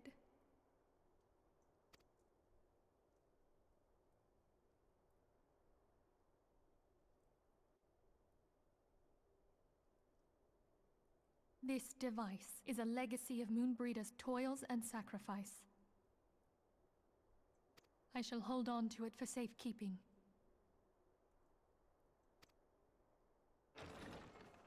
Minfilia, are you all right? Oh, man. Oh, fucking sucks. I am. Oh, we were surveying northern Thanalan when we received the distress call. We returned as swiftly as we were able. It seems you have everything in hand, however. What happened here? Where is Moonbreeder?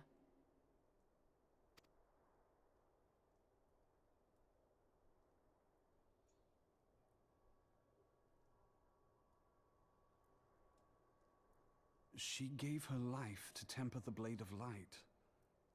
I have no words. Rather than await the inevitable, she took her fate into her own hands. Does Ariange know?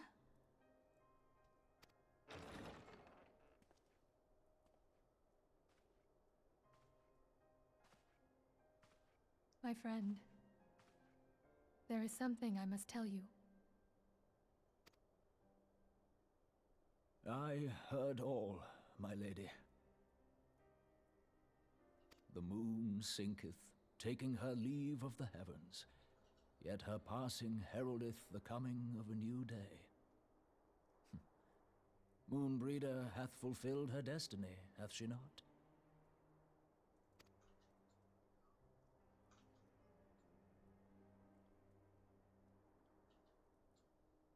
Long ago, far across the seas in the Charlayan motherland, Moonbreeder and I did study under the sage tutelage of Master Louisoix. Full oft did he impress upon us that knowledge existeth to serve the greater good. This sentiment, however, was contrary to the nation's policy of neutrality, which censured intercedence in the affairs of foreign lands. In spite of vehement opposition, he founded the Circle of Knowing, and journeyed hither to the heart of Eorzea. Through his noble sacrifice, was the realm spared its doom.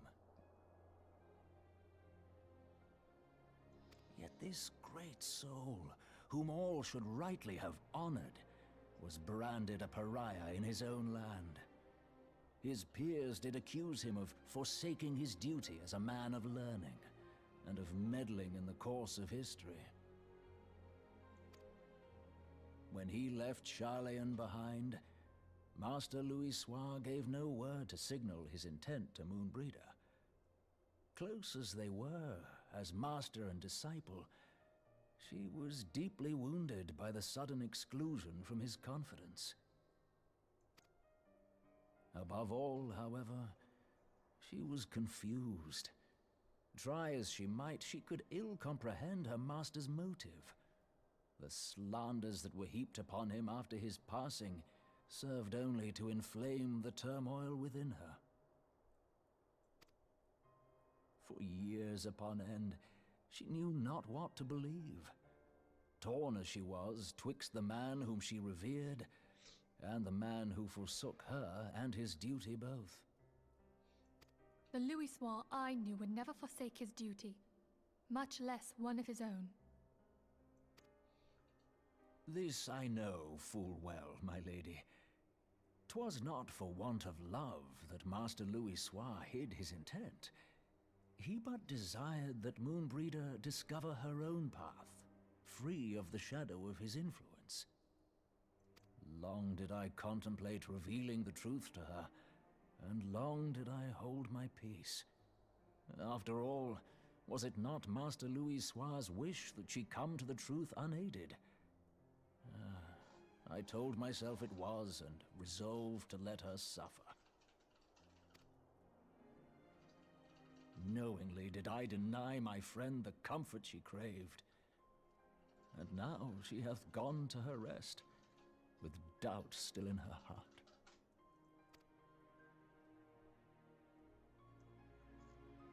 Speakest thou in earnest? Did Moonbreeder truly come to understand Master Louisoix's will before the end? The realization hath set her free. She may now find the peace which hath for so long eluded her. Oh, Moonbreeder, my dearest, how I shall miss thee.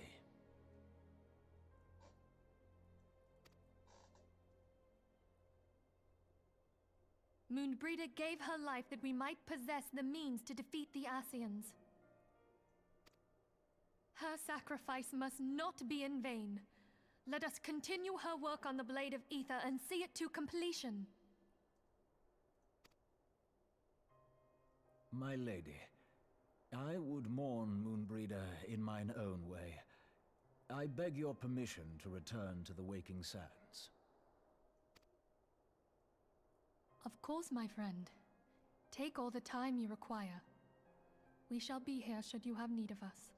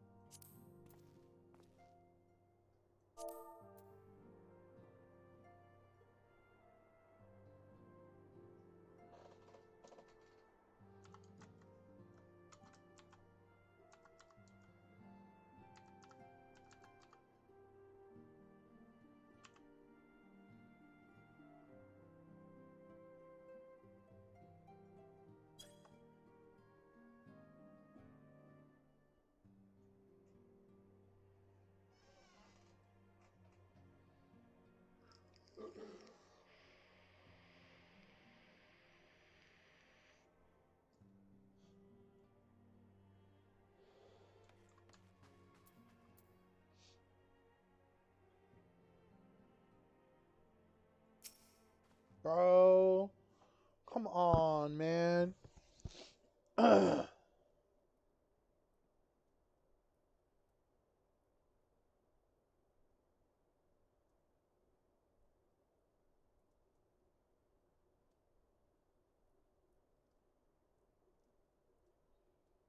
Never have I seen Urianger so utterly defeated. No one should be made to suffer such grief.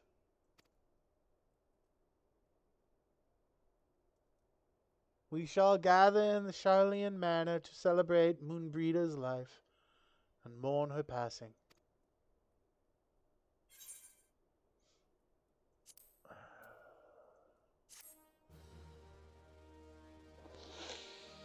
Oh, man. Oh.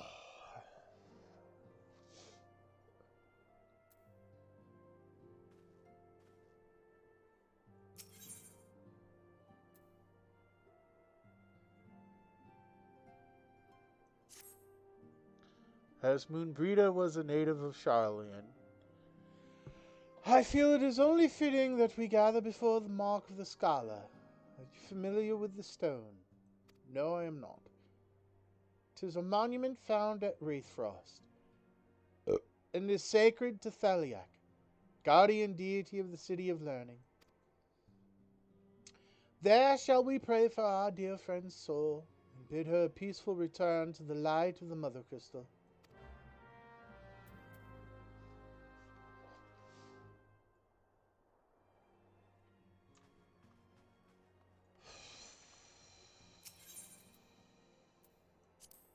Bro.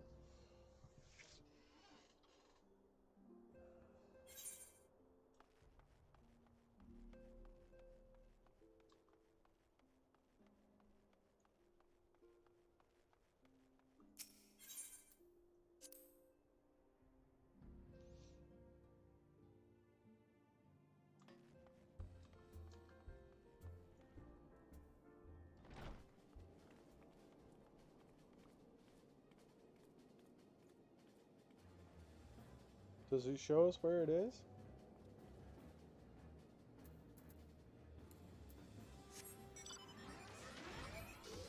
It says it's this way.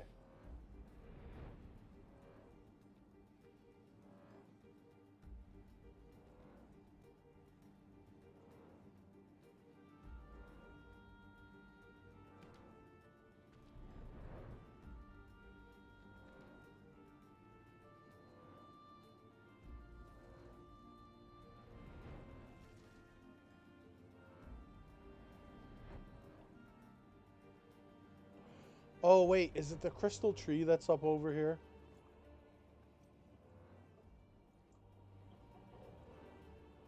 I need to beat on something.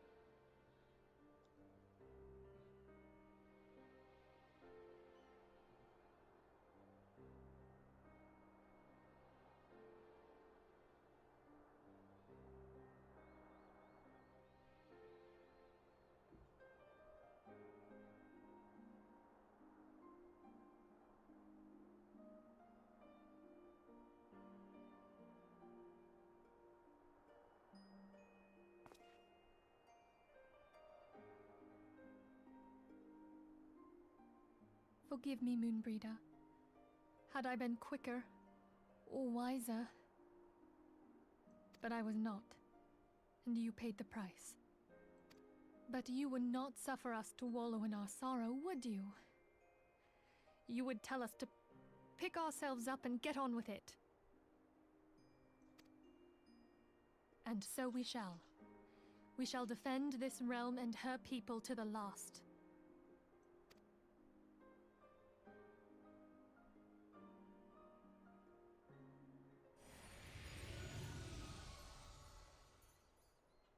Life for death, a fair exchange. Fuck off, Midgar Summer. Not in the mood. Other bargains will be struck.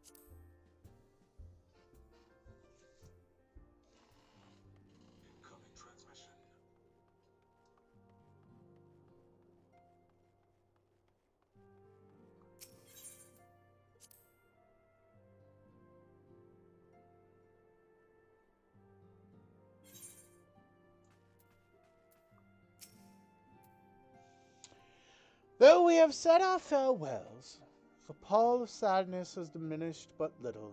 Forgive me, as antecedent, 'tis my job to be the pillar of strength for all others to lean upon. Not always, Cecilia, not always. Yet I also believe the grief we feel now is precious in its own way, and not to be lightly swept aside. Do you not agree, Kogan?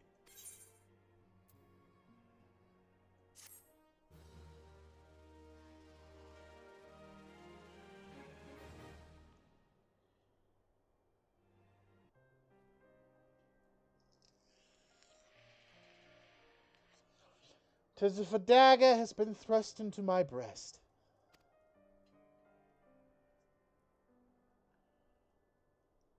But 'tis a pain we must learn to bear if we are to forge ahead with our duty. The battles we have fought have taken the lives of so many. Louis Soir, Moonbreeder, our fellows at the Waking Sands. Their spirit and dedication to our cause, however, will never be lost as long as we rise to fight once more. I hardly need remind you of this, of course. 'Tis for my own benefit that I repeat these words, a reaffirmation of mine own chosen path.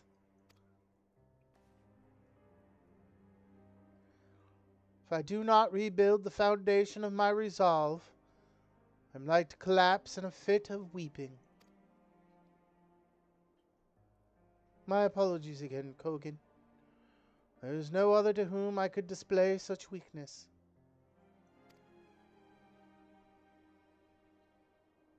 You are my pillar of strength, and I fear I shall have need of your steadfast presence in the days to come.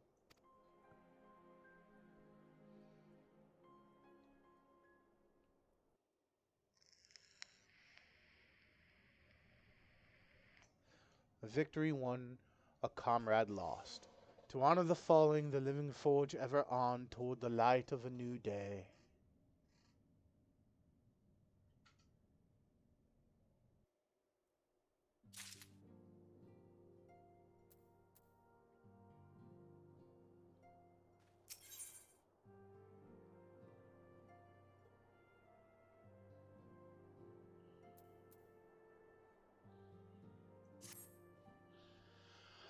Have you a moment, Kogan?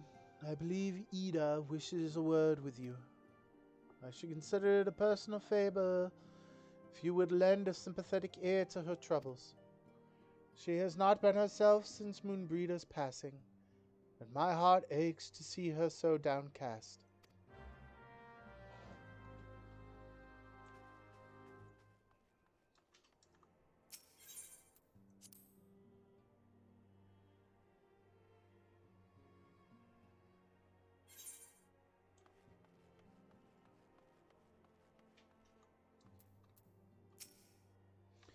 The rising stones feel somehow colder. Moonbreeder always carried with her an abundance of warmth and cheer.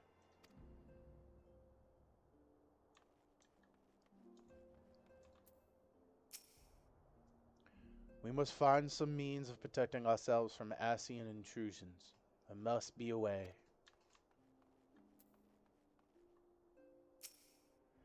I loathe to see Yida in such pain, but I have not the words to comfort her. Can you imagine it? Papa Nemo, the one who has an eloquent comment for every situation. I'm at a loss for words.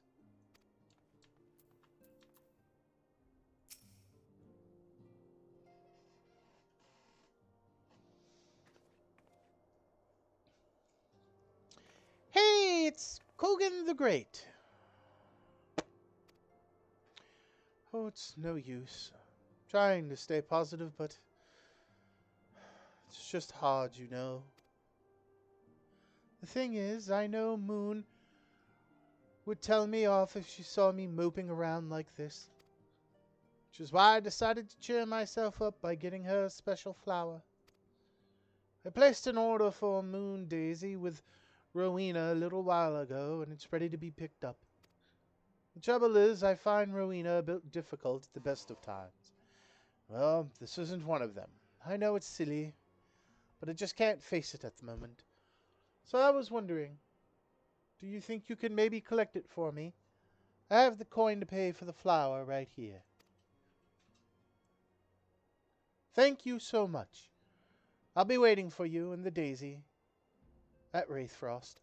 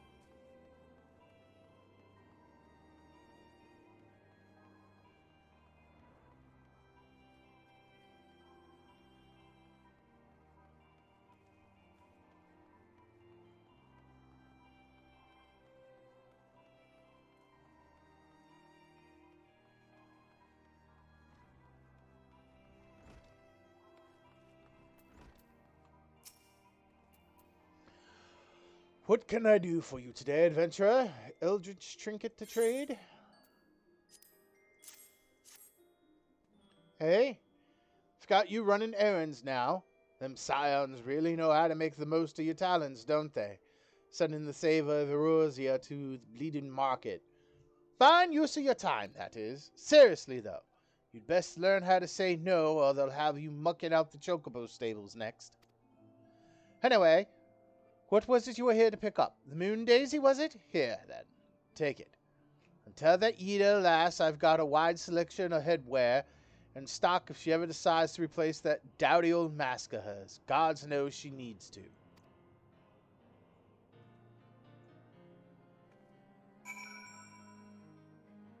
Oh, I've never noticed what you wear. I can't get to the other side. That's a nice little white dress.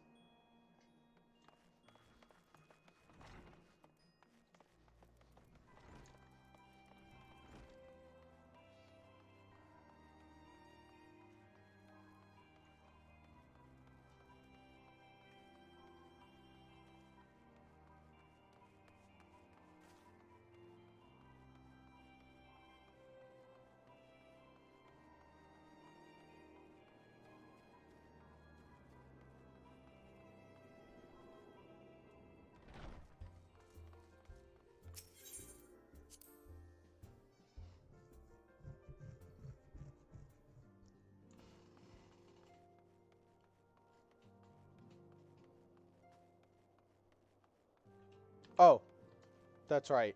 Duh. She's not back here. She said she'd be at the thing.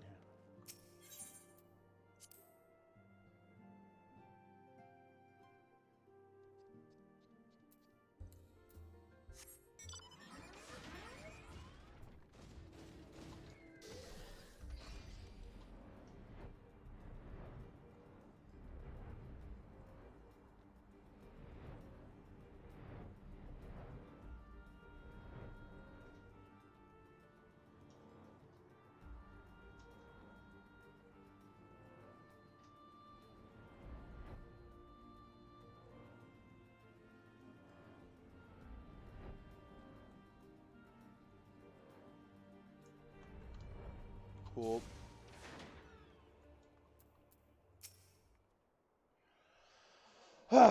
Rowena can be so annoying. She just will not take no for an answer. Every time I visit her, she insists I replace my visor with something more fashionable. And when I tell her I like it just fine the way it is, she says it again, and then again, and then again. It drives me crazy.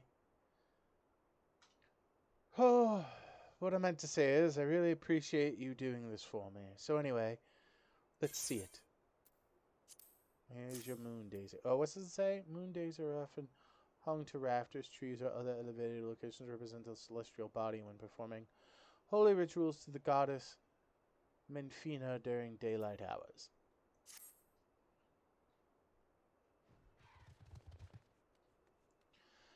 Moonbreeder loved these things, you know.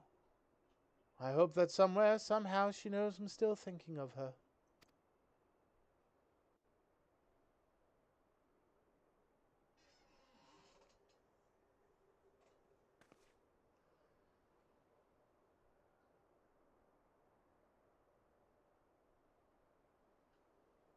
I'll never forget you, Moon. None of us will.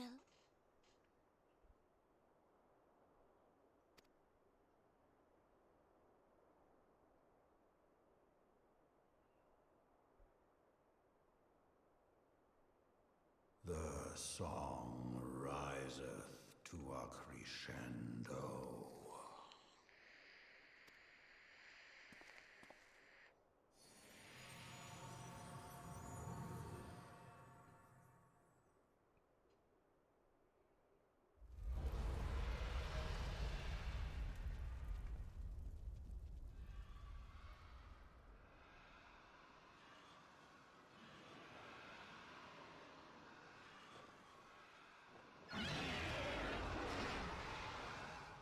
Is that what I think it is? We should get back. Hello, can you hear me? We have received grave tidings from Ishgard. Pray return to the Rising Stones at once.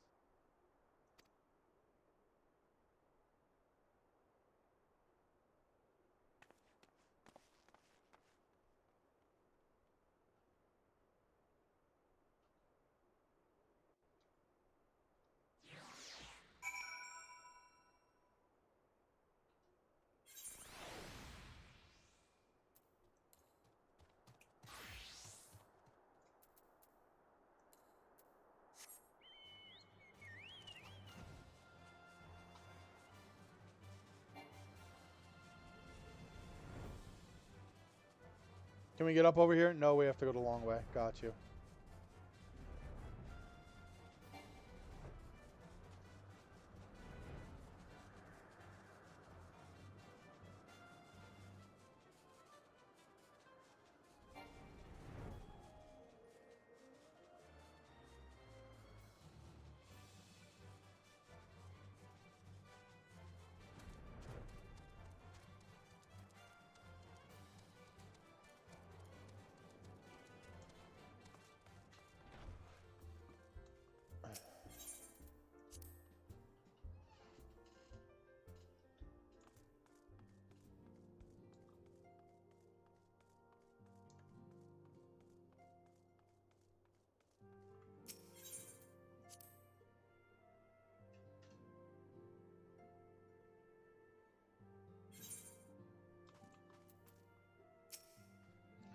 My apologies for the interruption.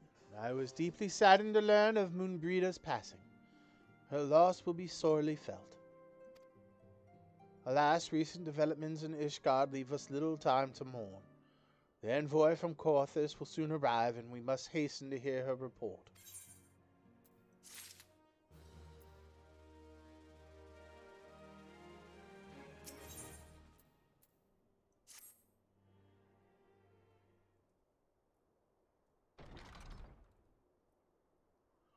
The envoy is here. Lucia. I thank you for receiving me at such short notice. Time is of the essence, so I would forego the usual pleasantries if I may. Certainly. You come with news of the Dravanians? Aye, the dragons have begun their attack in earnest. The first wave reached the Central Highlands a short while ago, and battle was joined soon thereafter. Sir Emmerich himself sallied with the contingent of temple knights and several companies of the nobles' house's finest. Though the beasts were ultimately forced into retreat, our victory, if such it may be called, came at the cost of many of our own. Too many. We will not withstand a second wave should Dravanians renew their assault. You paint a grim picture, my lady. It is reinforcements you seek, then? We do. Though it pricks our pride, it is plain we cannot protect Ishgard with our ranks thus thinned by the Horde. Sir Emmerich would meet with you to discuss the possibility of listing your aid.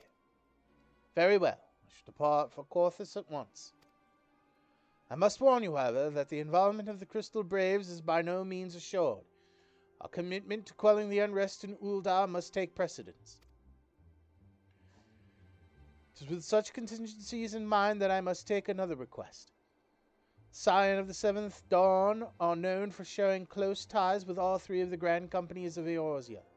Would you consent to plead our case to their leaders? Though I will gladly appeal to the grand companies on your behalf, I dare not promise a favorable reply. You need say no more. Considering our past dealings with the Erosian Alliance, I can well imagine how our plea will be received. The fate of Ishgard hangs in the balance. We must explore every avenue still open to us, no matter how unpromising. I see. Very well. I shall invoice to each of the allied nations and have them present your request directly to the head of the grand companies. In the event that your plea does not receive a favorable answer, know that any support is certain to be conditional. Demands will be made of Ishgard. That is only to be expected. Rest assured that I speak with Sir Emmerich's authority in this matter, and that our actions are fully sanctioned by the Holy See. Which brings me to my final request. A person will appear to you, Warrior of Light. The Lord Commander much desires to speak with you, regardless of your fellow's involvement. You faced Midgar's armor and survived. Anything you could share of your experience may yield us an advantage over our foe. Thank you. You wear the mantle of hero well. 'Twould seem the road leads us both to Camp Dragonhead. Seek me out when you arrive, Kogan.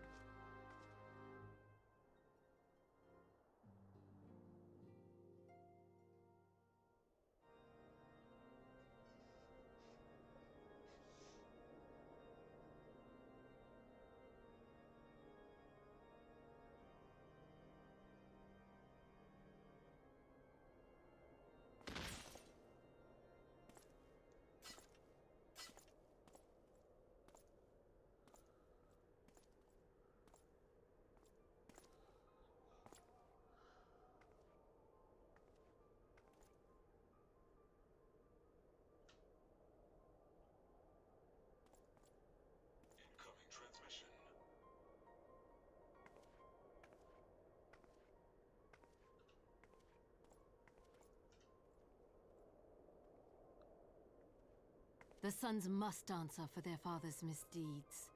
Only then will the cycle be broken.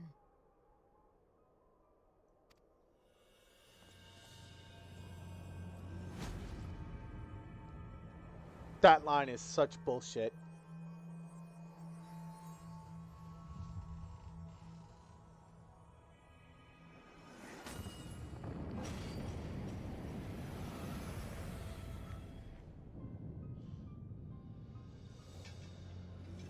Brothers and sisters of the heavens, we raise our voices and join you in the chorus. The sinner's feeble magics are undone. Come, claim your retribution.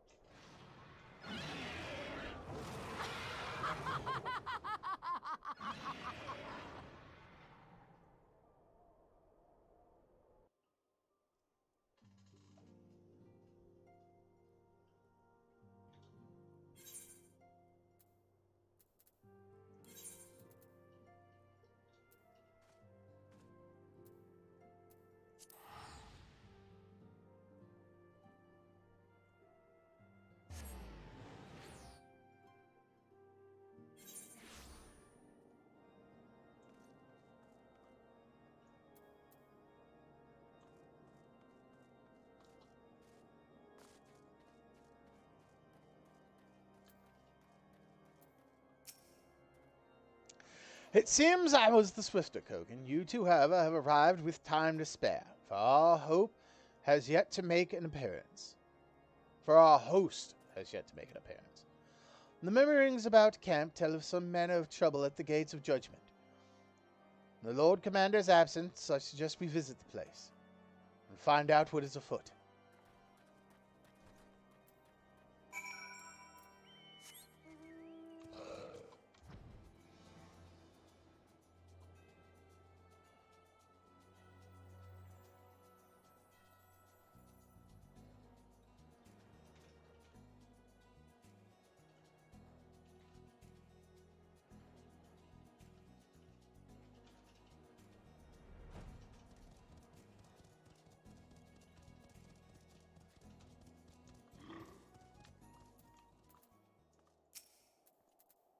The gates of judgment are much more than mere doors. They are the outermost layer of Ishgard's magical wards. If our first line of events can be so easily shattered...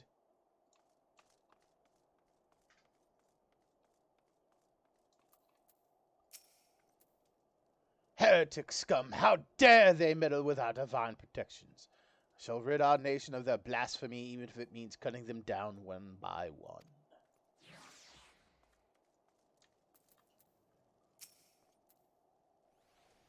We need not fret overmuch. There are yet several layers of arcane protections that shield the city from invasion.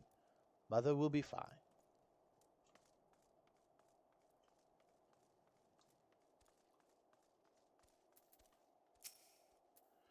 When I laid eyes upon Lady Iceheart, I felt the marrow freeze within my bones.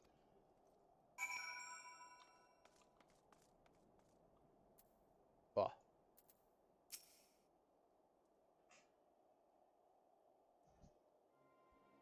'Twould seem the heretic struck the first, and most telling blow against Ishgard.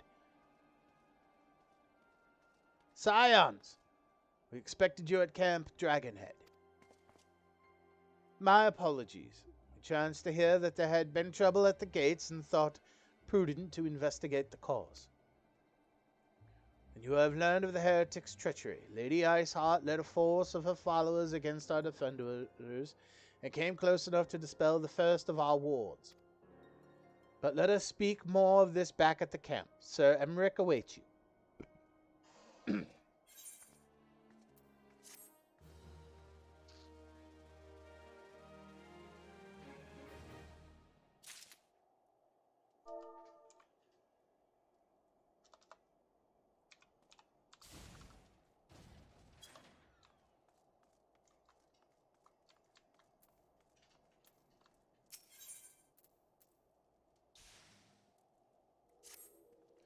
Lady Iceheart has grown bold indeed if she would risk direct action against the city. Come. Let us do as we were bid, and return to Camp Dragonhead. Lord Harchefort will know where Sir Emmerich means to receive us.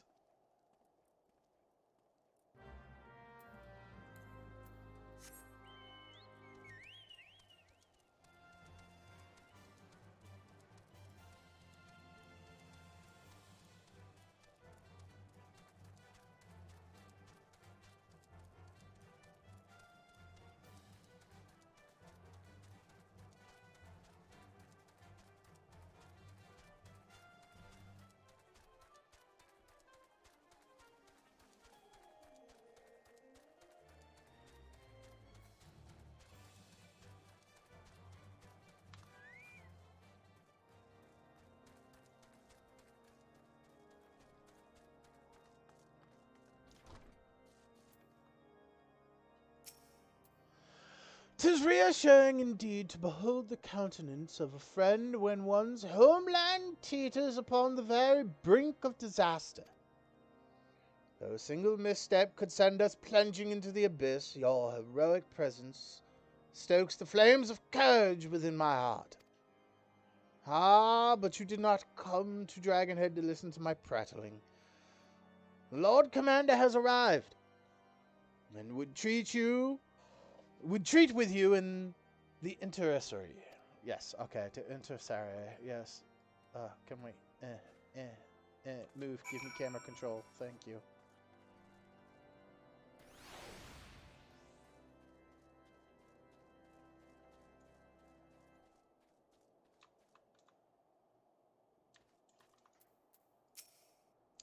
Greetings, sir. Shall I show you inside? Yes, please.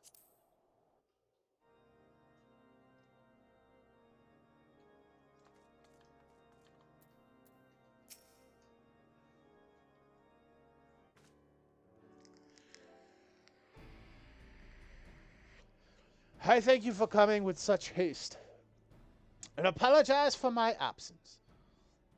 Suffice it to say, Lady Iceheart, hold on a moment.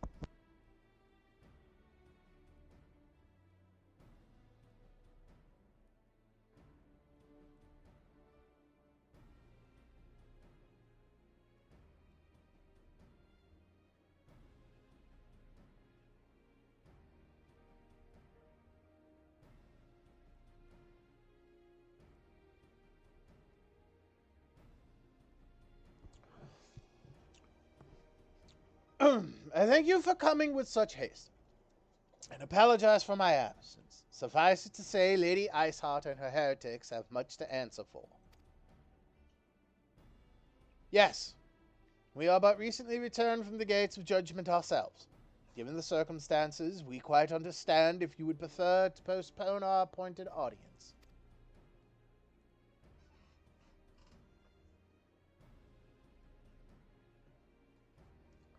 On the contrary, Master Alphinaud, I think it more important than ever that this meeting take place. Rest assured, I shall return to my post on Ishgar's walls the moment our business is concluded.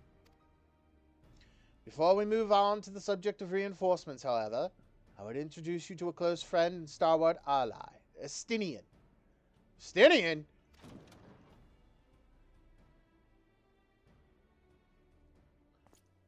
Well, well, well.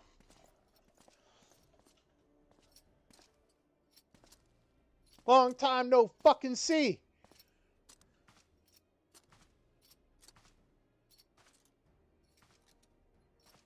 Yeah, mine's shinier, bitch boy. May I present to you Ishgard's Azure Dragon? Well, one of them, sir. he's a Azure Dragon.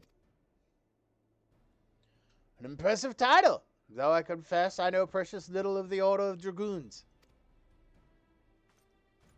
They are formidable warriors all, yet even among such masters of the lance, Estinian is without equal.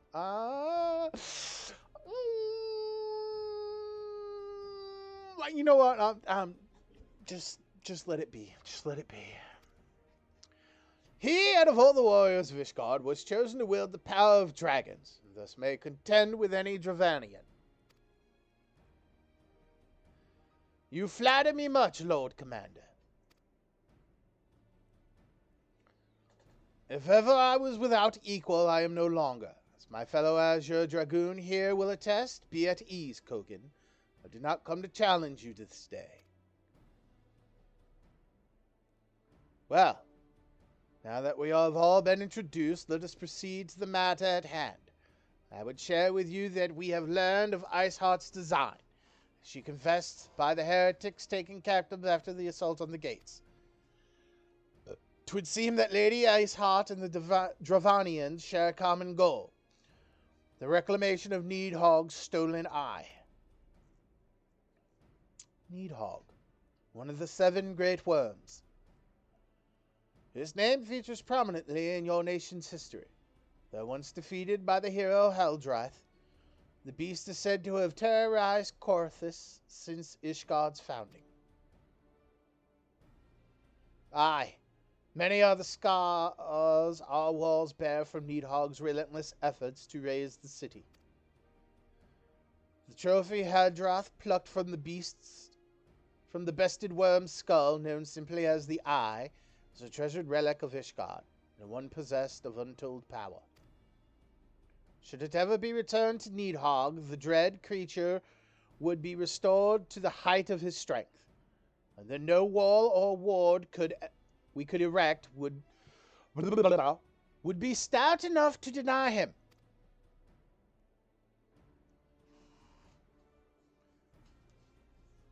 My vengeful son hath waged war against Ishgard for 1,000 years.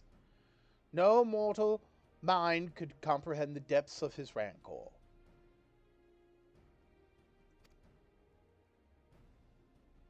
The eye itself is secreted deep within the vault.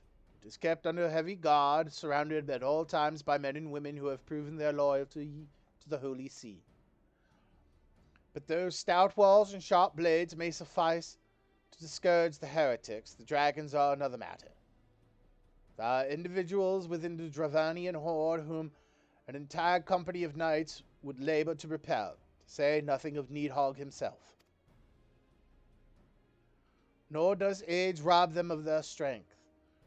Through the endless march of years the dragons endure, patient, calculating, and irrexible.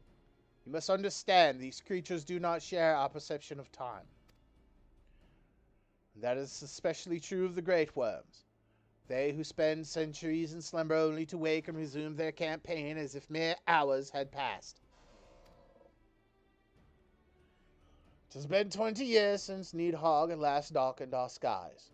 20 years for him to gather his strength, and for us to bolster our defenses. And now, just as he seems primed to return, the heretics strike at the gates. You believe that Lady Iceheart is in league with the creature, then? Of that we cannot be certain. Though we know the heretics covet the eye, we have been unable to determine their plans for it. Such questions aside, we must need address the ragged hole their mistress has seen fit to rend in Ishgard's protections. 'Tis a weakness the Dravanians are not like to leave untested.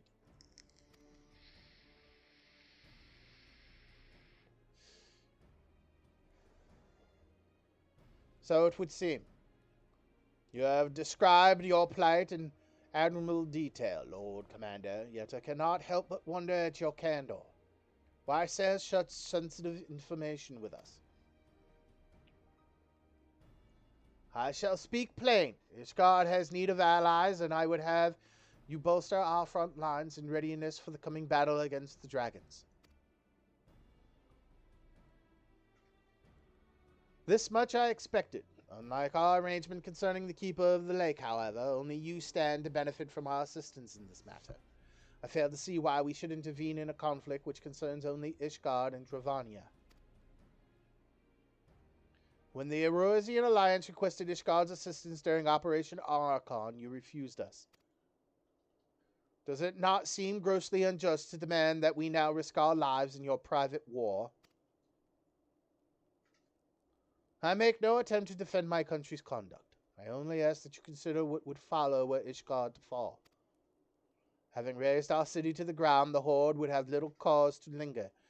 Most would return to their lairs in Dravania. Soon thereafter, the ruins of Corthus would be buried in snow, and the land would become the sole province of beasts and beastmen. Until the Garlean's arrival, that is, for you may be certain that the Empire would not hesitate to claim Corthus. They would not even have to draw steel.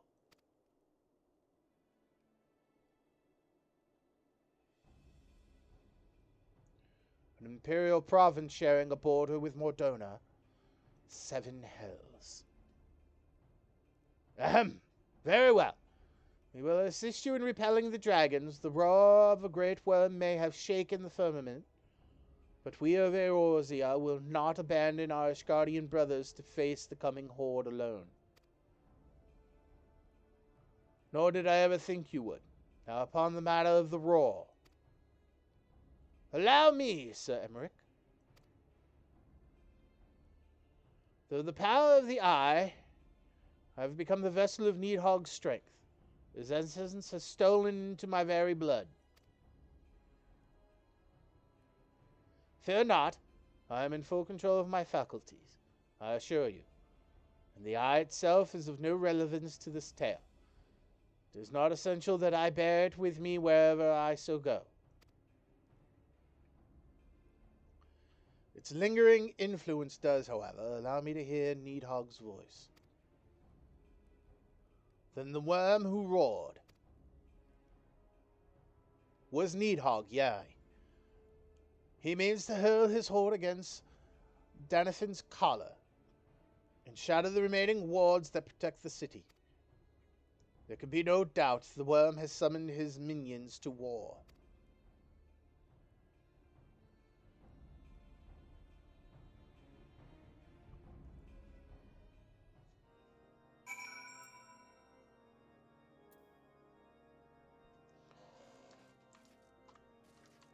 No!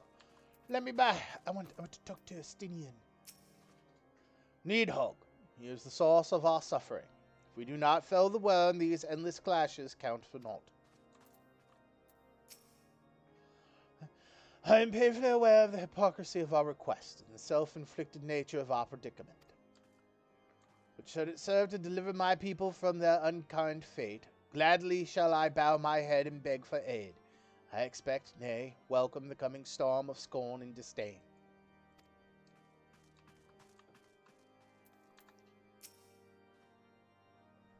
Though the circumstances are far from ideal, this desperate endeavor will at least provide us an opportunity to bring the sister states of Eorzea together in common cause. Sir Emmerich was more ruthless in his negotiations than I had anticipated. I suppose one must give no quarter when one's home is at stake.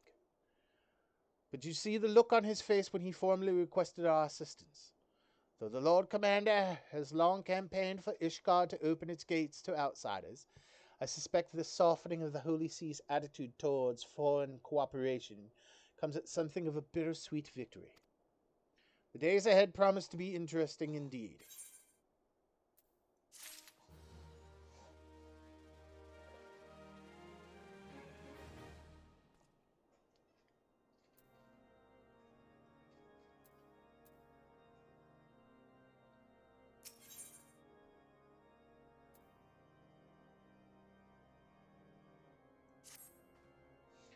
If we are to aid the Ishgardians in this war of theirs, preparations will have to be made, and soon. Before proceeding, however, we must needs return to the Rising Stones and make our report to the Antecedent.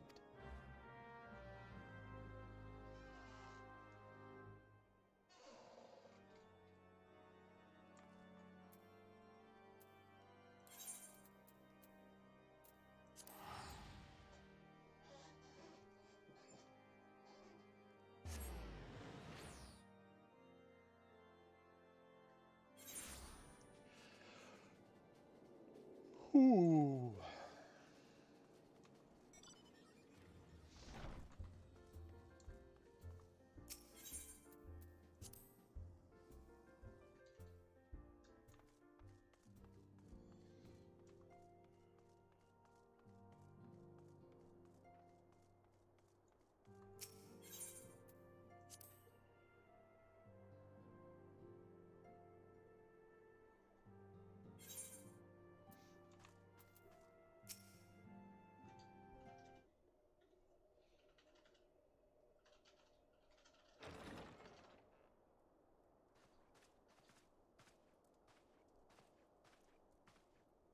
Alphino, it is good to see you. Tell me, what have you learned? Pray summon the others. Everyone must hear my report.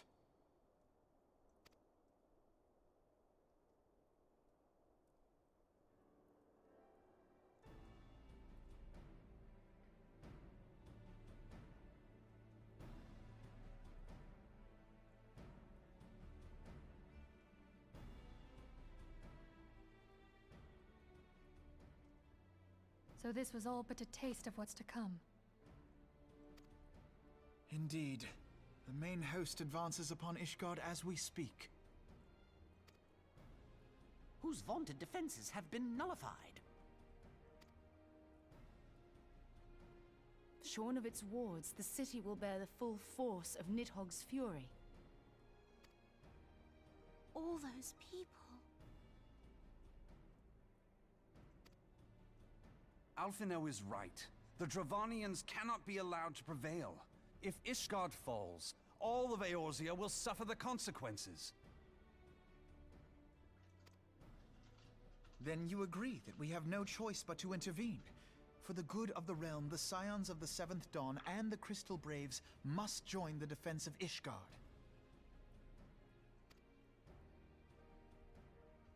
Let there be no ambiguity about what has been proposed. We would be directly intervening in the war. But if all here believe the cause to be just, then to war we shall go.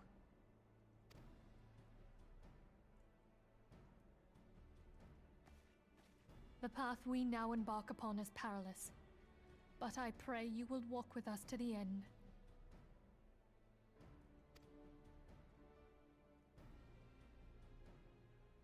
For those we have lost, for those we can yet save.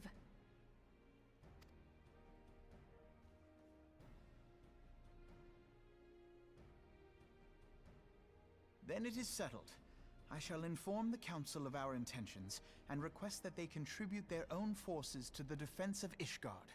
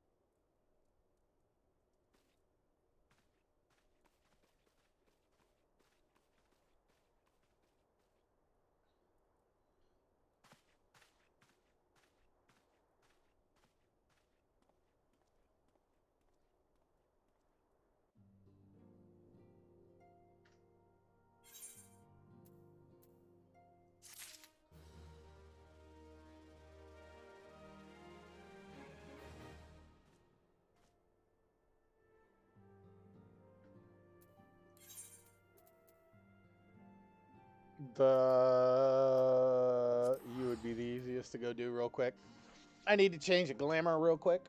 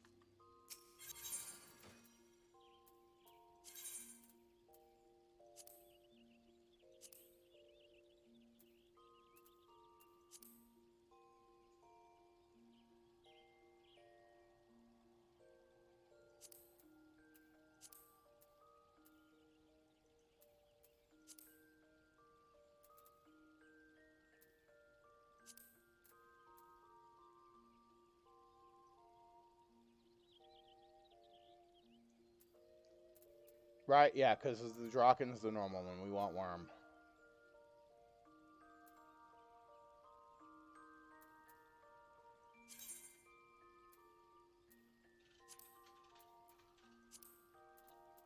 Oh, what's this? High Elegant Shoka of Healing.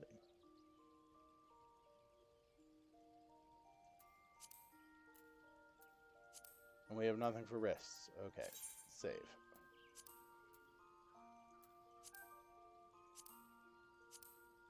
Actually, give me my common one.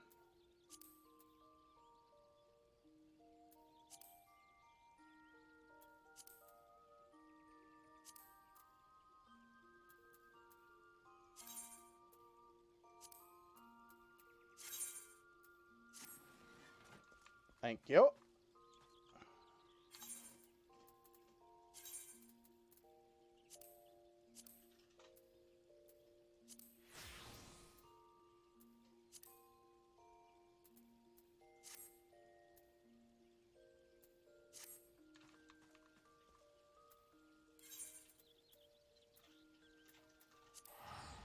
Two more donuts.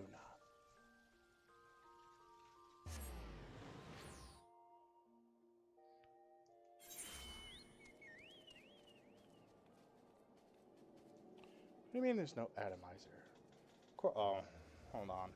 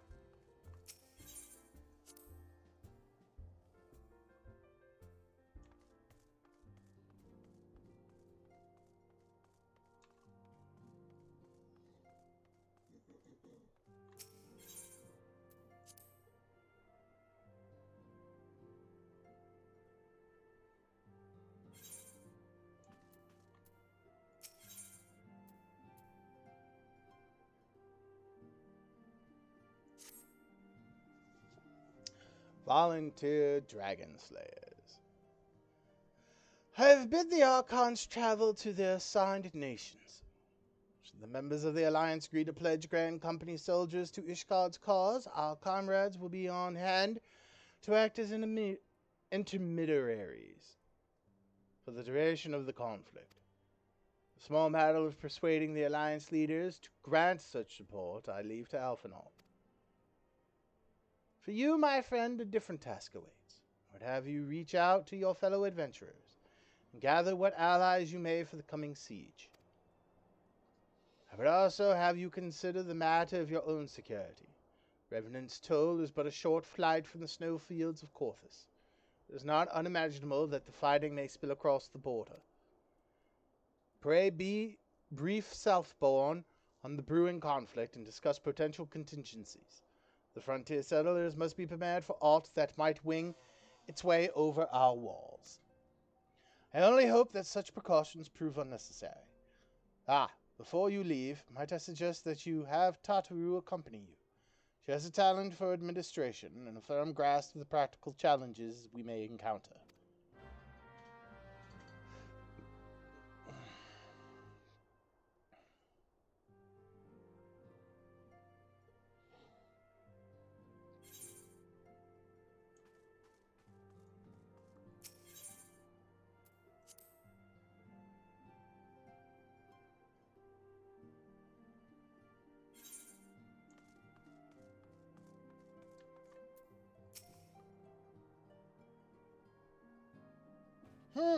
We are rather close to Corthus, aren't we? We'd best see to our own defenses and take stock of our supplies. Oh, and we'll also need to have beds and bandages laid out just in case. A good receptionist is ready for any eventuality. Let's go, Koken. I have 101 things to discuss with Southbourne.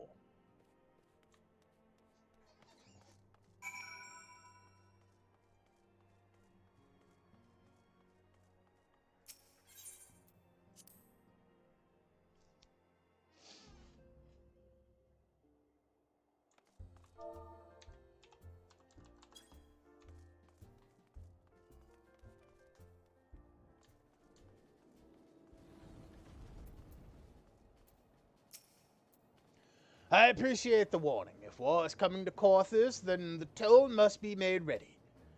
I'll increase the number of patrols and lookouts immediately. I'll also see about finding room for an infirmary, as well as a temporary housing for victims of the conflict. Ishgard has done well by us in the past, and I would return the favor. But as for rounding up volunteers for fighting itself, I'm afraid I must disappoint you. I will not send my fellow guild members to die on Ishgardian soil, and I am certain headquarters will say the same. There will be no official Adventurers Guild presence at the siege. That said, each adventurer is, of course, free to do as he or she will. I shall have a word with some of my more capable colleagues on your behalf. You might try your luck here in Revenant's Toll. I dare say there are a few stout souls about town who will answer your call to arms.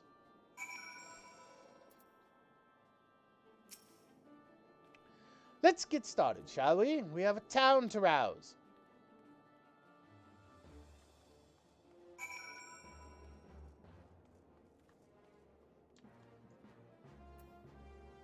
Look at this man with this hood and shit. Hey, dude, you want to fight dragons?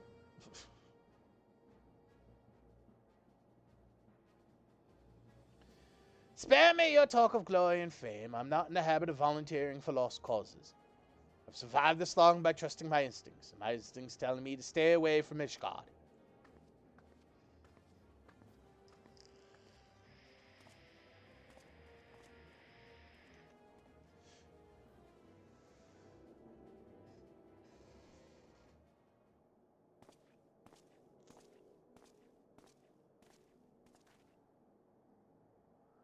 Ishgard sounds like she's in a right mess. That ain't what I wanted to talk to you about. I need you to cast your mind back to that scuffle with the Empire out by the processing plant. A lad from Little Alamigo by the name of Wildred was there with the Fourth that day, and I want to know if you've seen him since. Have ye? Well, they haven't been there lately. Gods damn it, I feared as much. No one's bloody seen him. It's like the ground opened up and swallowed him whole. That ain't all. Around the time Wildred stopped turning up for duty, them black market weapons went missing from our vault in Ul'dah. So now, of course, half the braves suspect the lad of making off with the goods. Folk like to believe our company's disciplined fighting force, but as you and me both know, it ain't more than a motley collection of mercenaries, adventurers, and Grand Company veterans. The only thing that binds us together is some vague oath about fighting for the freedom of all. That and the steady pay. Now, compared to most others in this crew, Wildred's a fresh-faced novice, a bleeding whelp amongst wolves.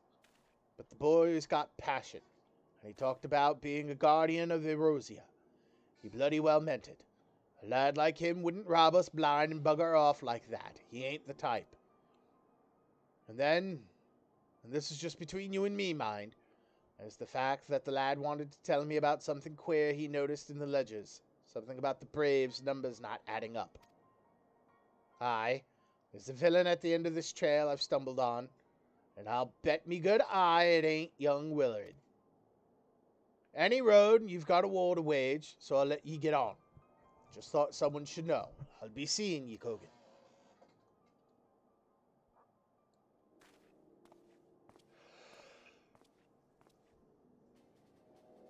Really?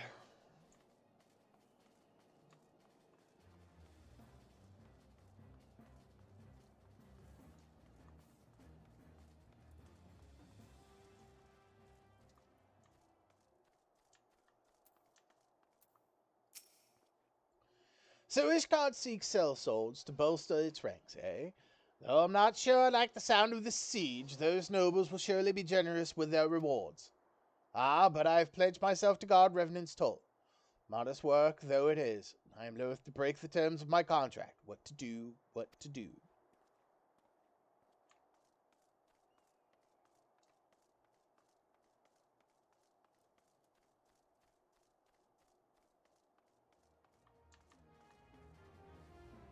Where's this one? Well, it says they're right here. Oh wait, are they up on the wall? They're up on the wall.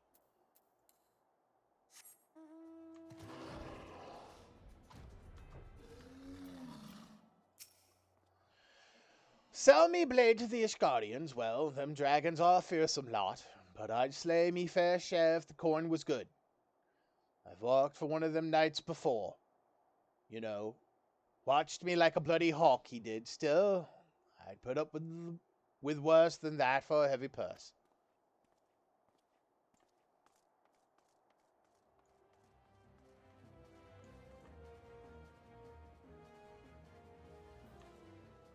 Bitch, I know you just didn't fucking call me riffraff, right?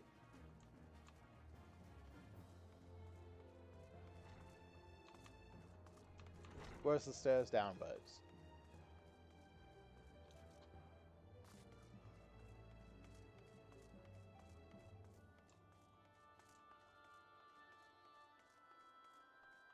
No? They are over here? Aha! Volunteer my services in the defense of Ishgard? I think not. Dragons claim the lives of every one of my brothers. I do not mean to offer them mine. 'Twas to escape such a fate that I took up the mantle of adventurer in the first place. I would sooner die in the pursuit of fortune than huddled behind an icy wall.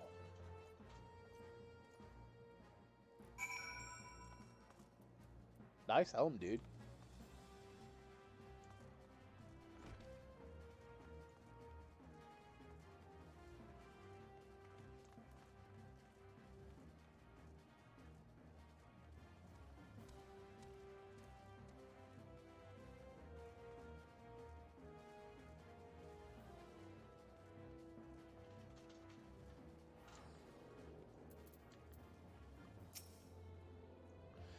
There you are, Kogan.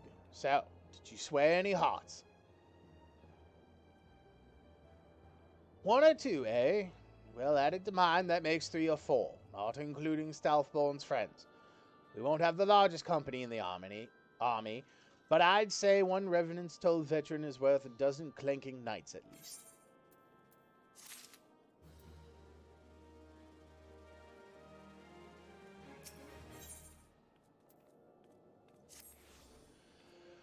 Oh, I've been so caught up with recruiting that I almost forgot.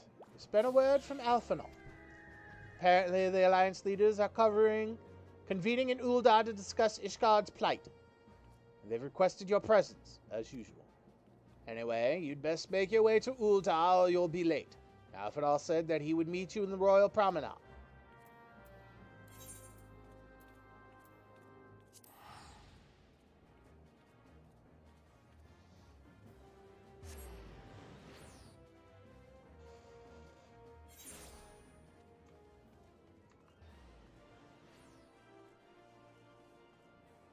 Oh, wait. We can just do it from here.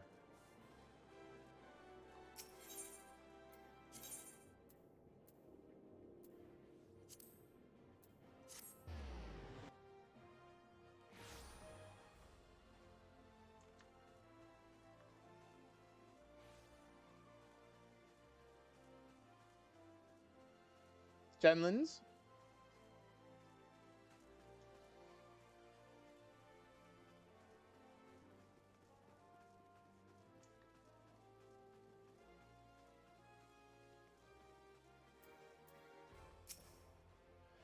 My apologies for calling you away from your tasks. I had hoped to proceed with these negotiations one leader at a time, but it seems my urgent requests for an audience have prompted a gathering of the council. Needless to say, I felt obliged to attend. The Alliance leaders are already seated within. Let us join them, shall we?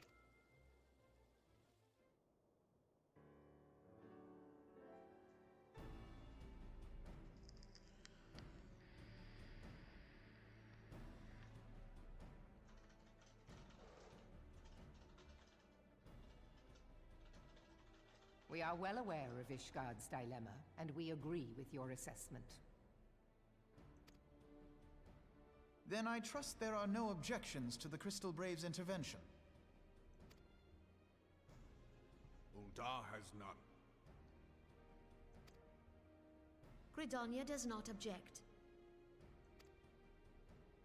The Crystal Braves are yours to command, Alphinaud.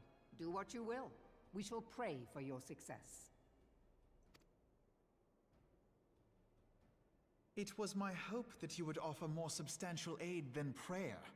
I know it is within your means. Do not presume that you have knowledge of our every concern. The Garleans and the Beast Tribes are but two of many. We are not in a position to contribute greatly to the defense of Ishgard, not when our own homes are still under siege.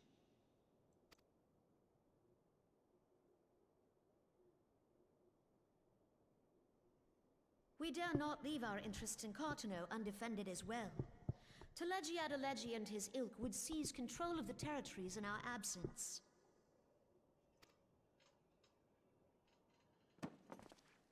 The enemy is at their gates, and you would cower behind yours?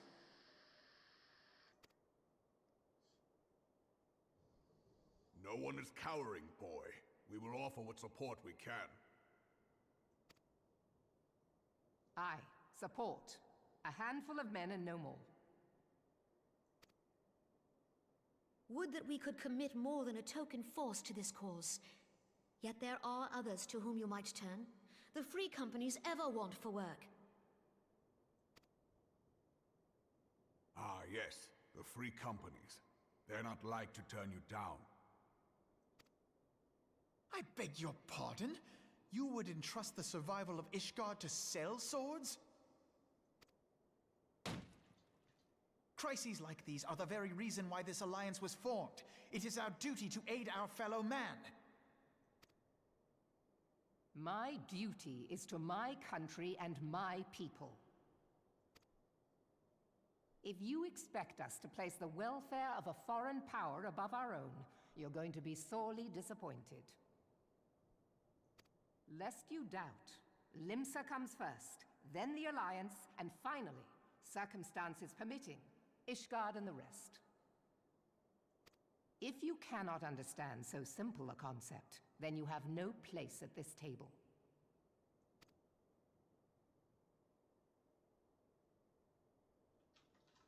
Forgive me, Admiral. I was careless in my choice of words.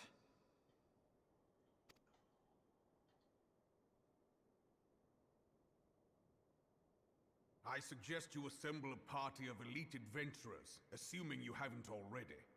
Your fellows served us well during Operation Archon. I dare say they will do so again.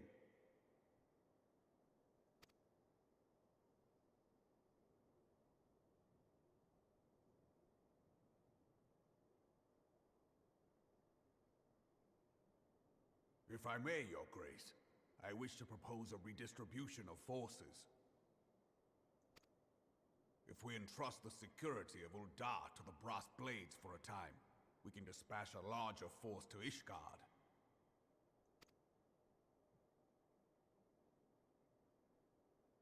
Your Grace?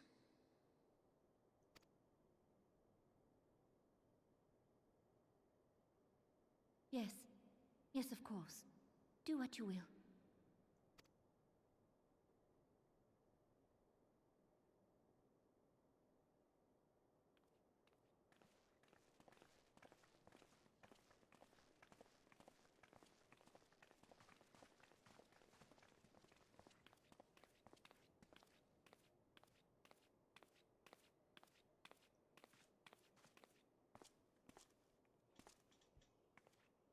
Is Her Grace not feeling well?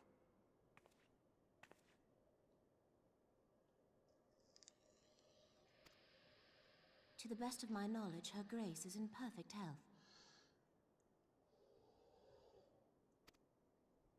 I see. Carry on.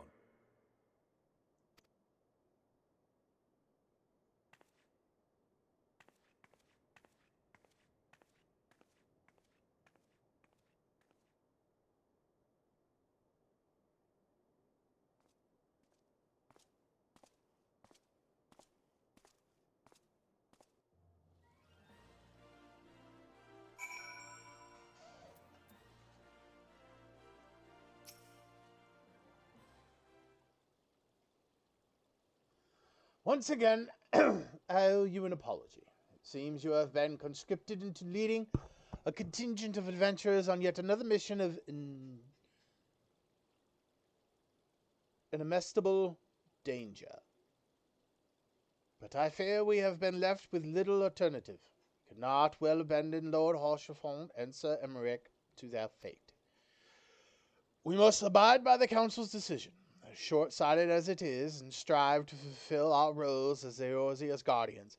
Yeah, Meryl, I kept my mouth shut, but riddle me this, woman. What stops the dragons from turning their eye to you after they get done with fucking Ishgard?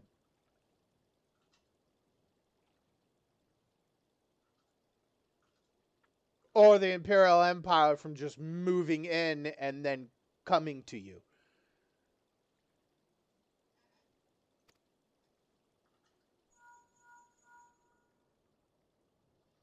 Captain Ilbert, what news? Then the assault is begun? We have but this moment concluded our audience with the Alliance leaders. Move our forces into position. Your unit will join House Durndare at the Steel Vigil. Man the cannons alongside the knights, and thin the Dravanian horde ere they're descended upon Ishgard. I will join you as soon as I am able. Kogan, I would have you and your adventure allies bolster the defenses at the Steps of Faith. Report first to Sir Marcelin at the Gates of Judgment, and he will direct you to where you are needed most. May the gods grant us victory.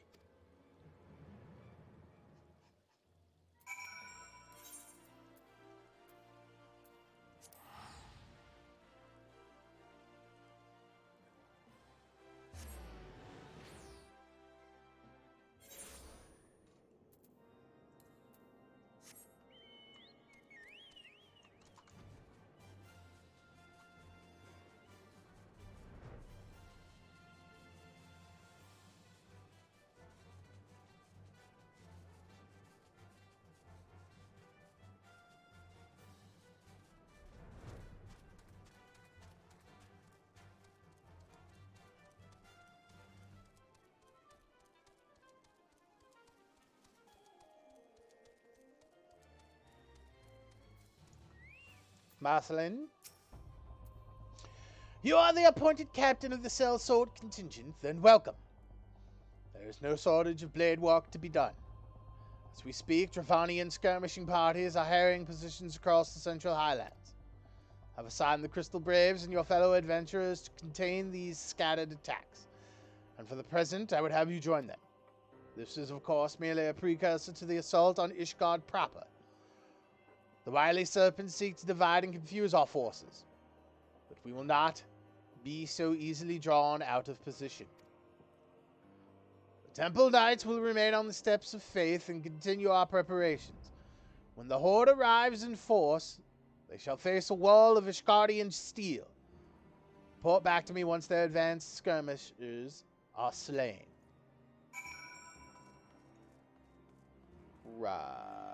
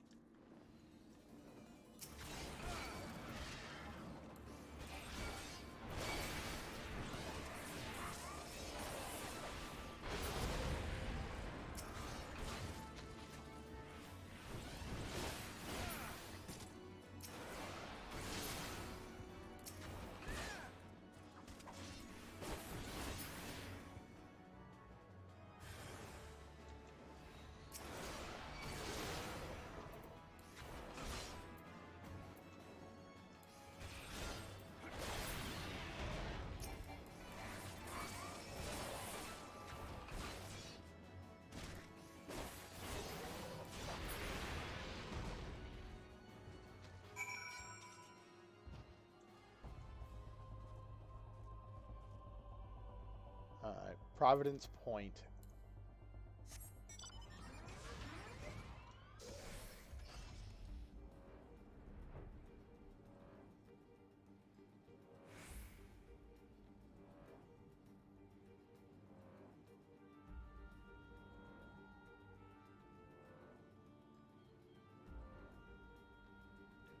Oh my god, you're just gonna put a frickin' giant wall in my way. Why? White Brim is right here. Just let me go over. Oh, thank you. I can go over. Happy am I.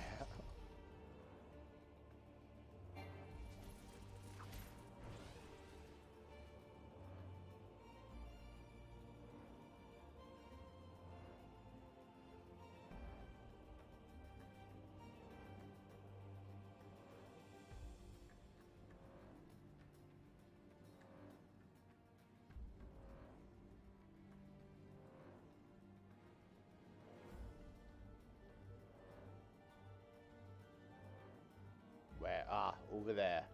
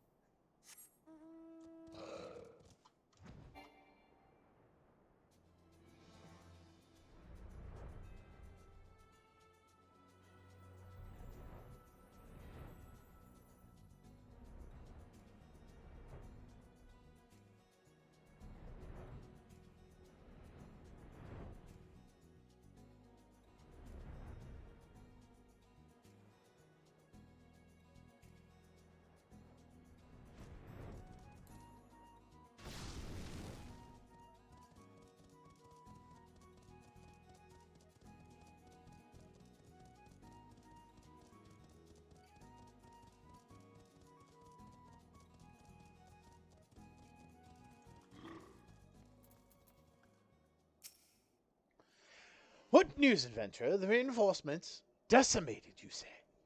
Dravanian devils! Damn their scaly hides! Hold fast to your grief and fury, sir. We will avenge the death of your fellows in the battle to come.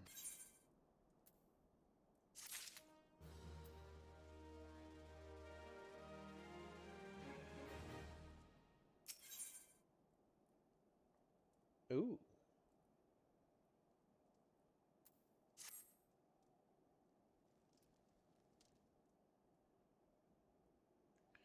Ere you commit yourself to the siege, you should know what it is you are tasked with defending. Beyond the gates of judgment lie the steps of faith, a great bridge of stone that leads directly to the city of Ishgard.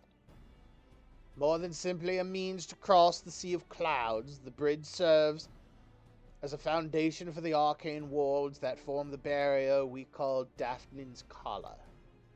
Alas, dispelling the barrier's outermost layer, that thrice-damned witch Iceheart stripped the bridge of its protection, and thus are the dragons now able to land unhindered upon the steps of faith. Should the Dravanians succeed in destroying the remainder of the wards, the winged devils will be free to swarm within the city itself. Needless to say, we cannot suffer that to happen. It shall be our task as defenders to prevent any harm from coming to those parts of the bridge when the wards are sealed. 3 yet remain, and we have dispatched our forces accordingly. I would ask you and your comrades to accompany our defenders at the outermost ward. I should hope that includes us as well, yes?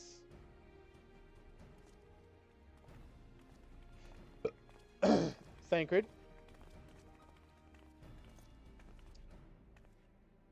The scions of the 7th dawn. We cannot well stand idly by while the hold threatens the good people of Ishgard. Indeed, to do otherwise would go against all that Master Louis Soir has taught us. And for where we may be of most assistance, I think it prudent we divide into 2 groups. Ida and I will join the rear guard. Right, if the dragons should reach us, we'll be sure to give them what for. Thank you, all of you. Pray speak with me again when your preparations are complete. Together we shall stand against the horde.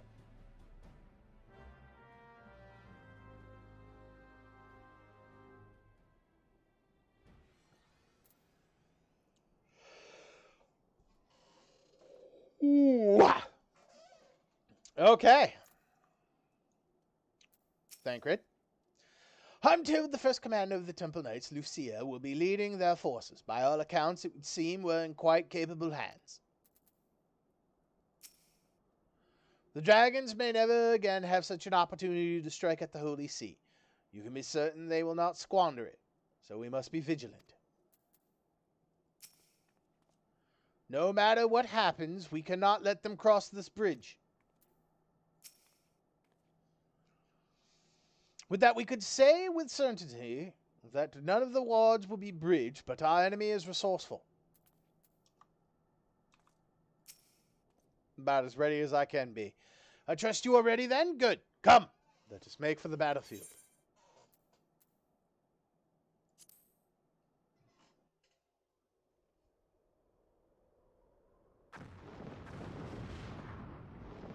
Yo, what's up, big dude?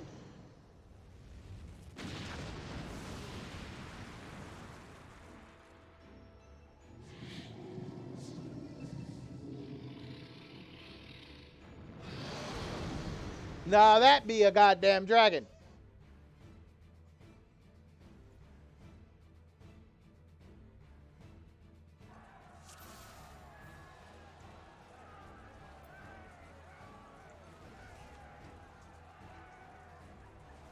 Cool. When can I move? Put the fury into your heart. Defend this bridge with your life's blood. Yes.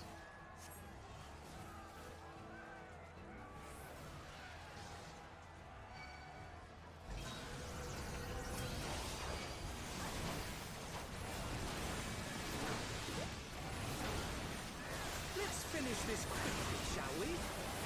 I shall make it quick.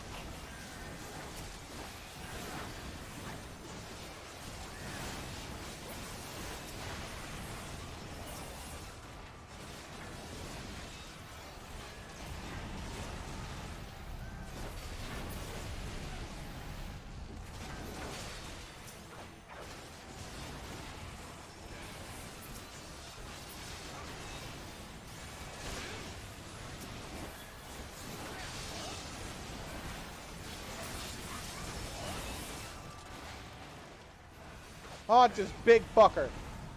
There it is, big man.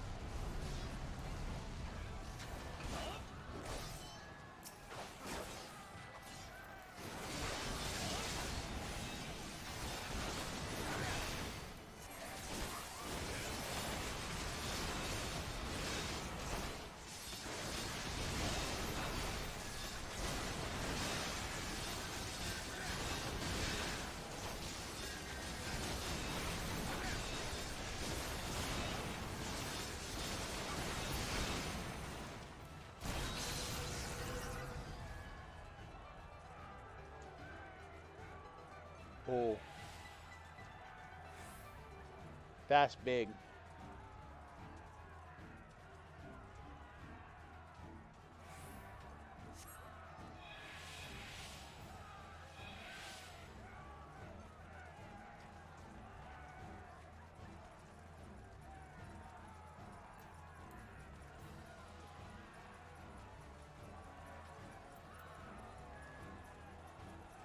Ether! To me!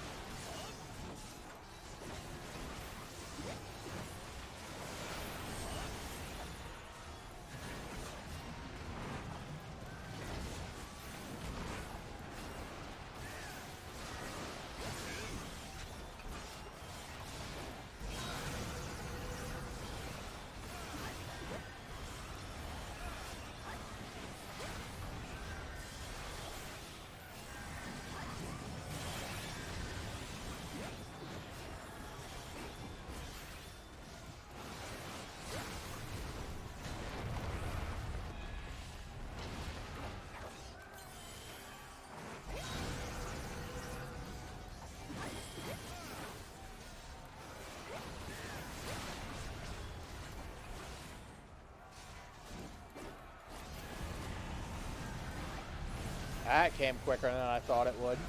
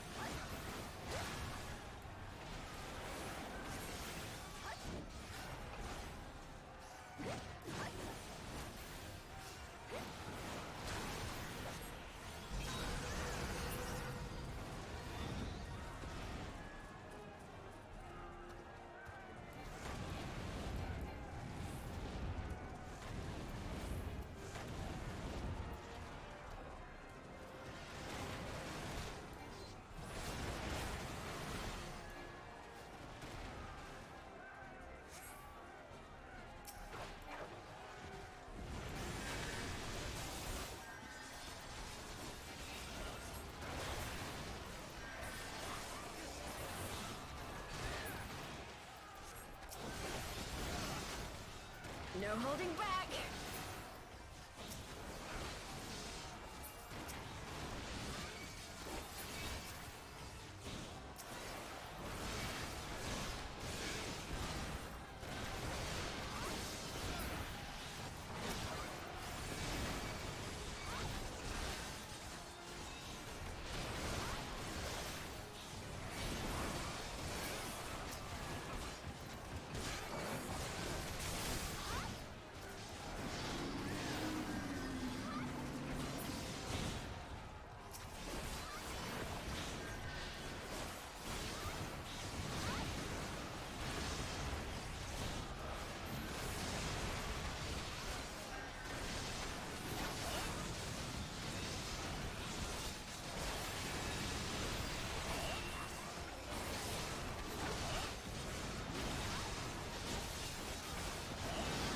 This one'll sting.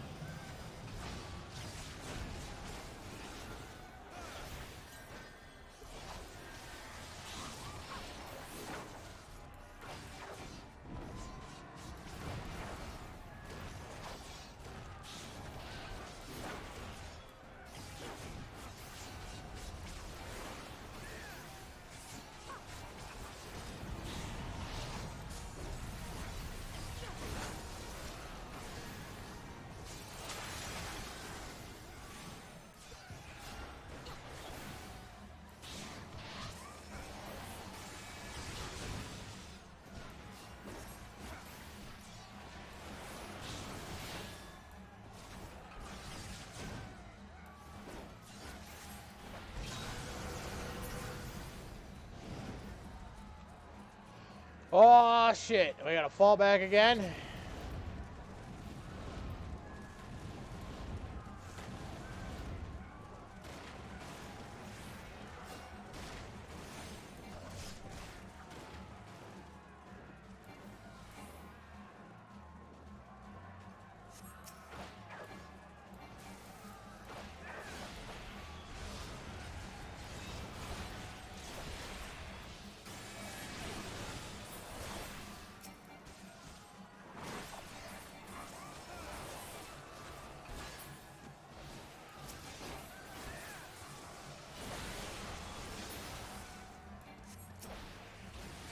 Know your folly.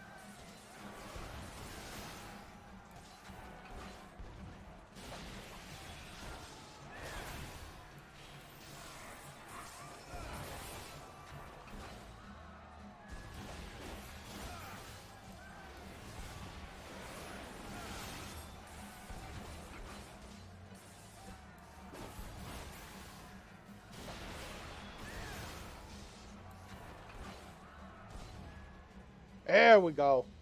Oh, damn. He was a tough guy.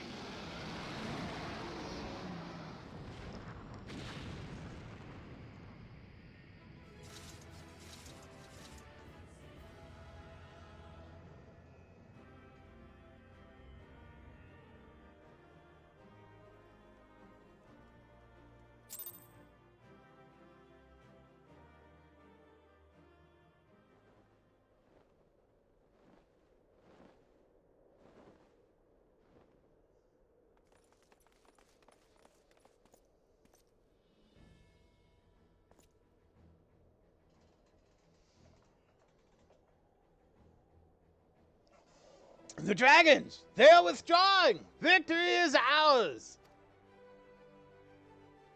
For now.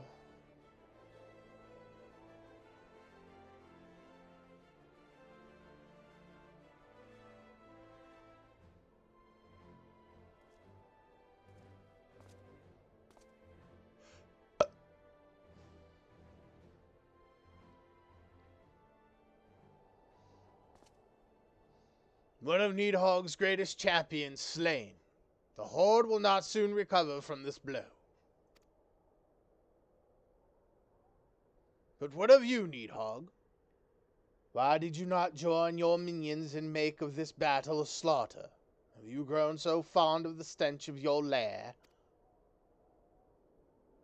Mayhap you prefer to have your allies fight your battles for you. You have a girl to do your bidding now, do you not?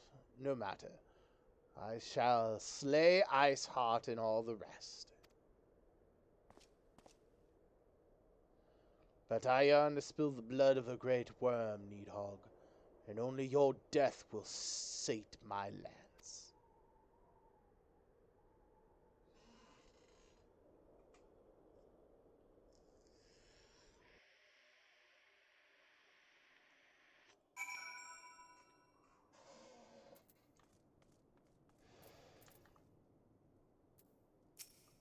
Stola. 'Tis a rare opportunity to find oneself confronted with so terrible a foe, rarer to emerge victorious. I should hope we need not contend with more of Needhog's champions.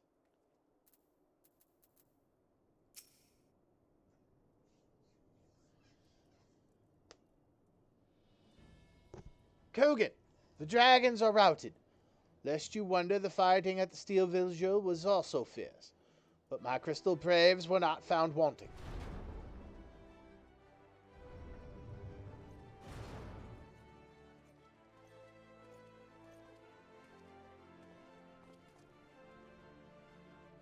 Emmerich. Commander Livier, Kogan, true to your word, you arrived to aid us in our hour of need.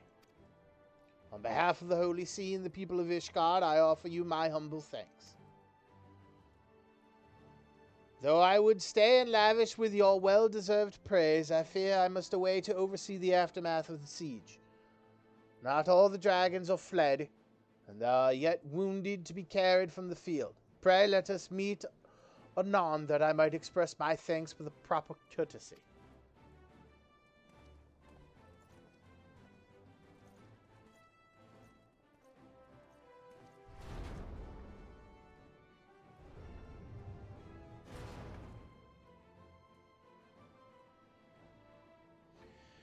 We have indeed achieved a victory of singular importance. With the Dravanian horde thus weakened and scattered, the threat of Ishgard has been greatly diminished. And mayhap equally significant, the Holy See must now recognize the necessity of cooperation with foreign powers. Long have they barred their gates against the outside world, but I am confident that the day will soon come when Ishgard proclaims itself a member of the Erosian Alliance once more. Much have we sacrificed in our struggles against dragons and primals, the Asians and the Empire, but step by unfaltering step we march ever nearer to our goal. And as ever, the journey is made with you in the van. The victory you have won this day gives us greater hope for the morrow. 'Tis a hope that shall sustain us in the days to come and bear us past the many evils that yet seek to hinder our progress. Yes, we have done well, my friend, and I, for one, would take a moment to savor the enormity of our achievement.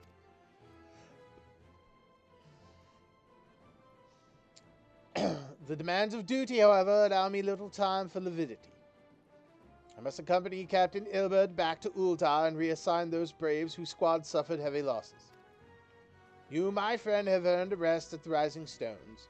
Pray return to Revenant's Toll and share your tale with Minfilia in person. Sure, I'm always down for hanging out with Acelia.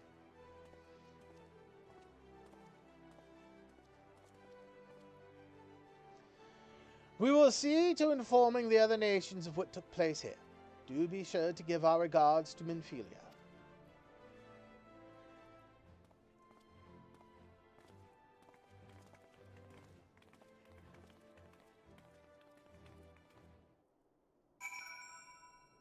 No problem.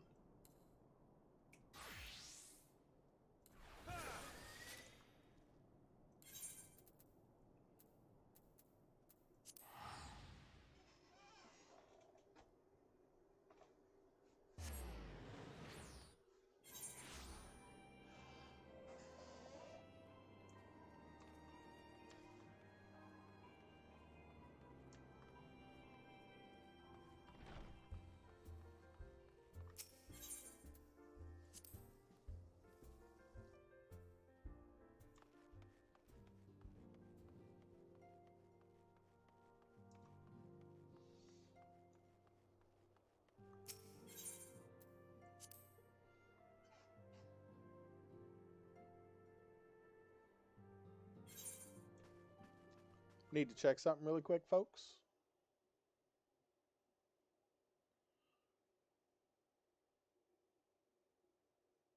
Okay. Kogan! Welcome back. Alphanod sent word of the siege and, of course, of the role you played in ending it. Your deeds never cease to amaze me, Kogan. Thank you. Take the quick arm materia, thank you. Broken bridges.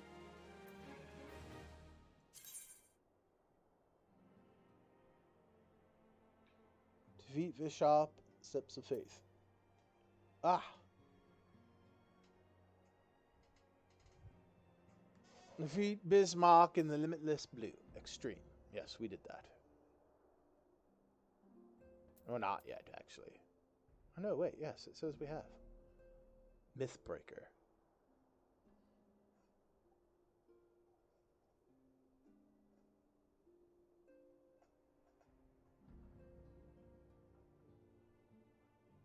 Defeat Sephiroth in Containment Bay S1T7 Extreme. Oh, these must be the ones that are coming up.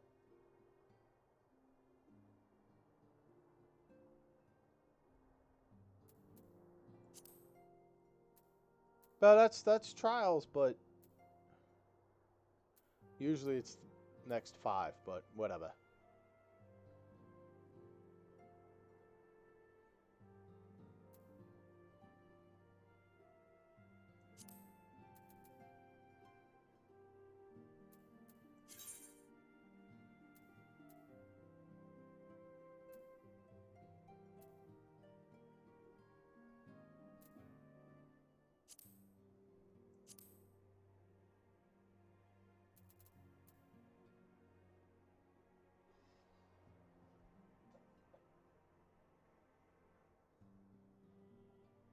Sells for 1 gil. Yeah, we'll see about that.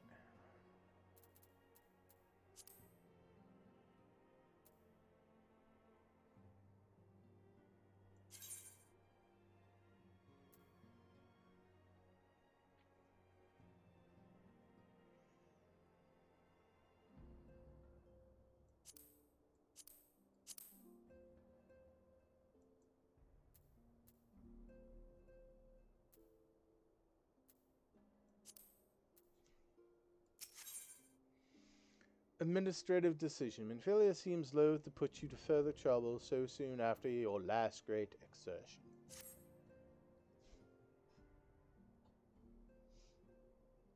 You must be wary, Kogan, and now may very well be your only chance to...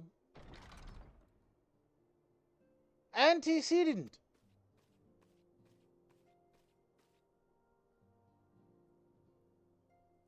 Hi. A messenger from Uldar arrived with a missive for you.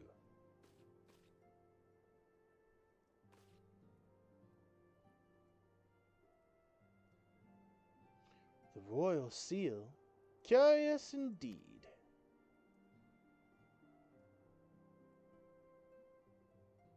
Ah, an invitation. On behalf of the Council of the Erosian Alliance, Her Royal Majesty Nanamo Ulnamo invites the Scions of the Seventh Dawn to attend a feast at the Royal Palace of Uldar, in honor of Ishgard's recent victory. It would seem we are to be recognized for our part in lifting the siege. You for your valiant efforts as commander of the adventurers contingent, and the Archons for their earnest attempts to rouse the city-states. Truly, I find it strange that the Alliance leaders should think themselves deserving of a place at such a celebration.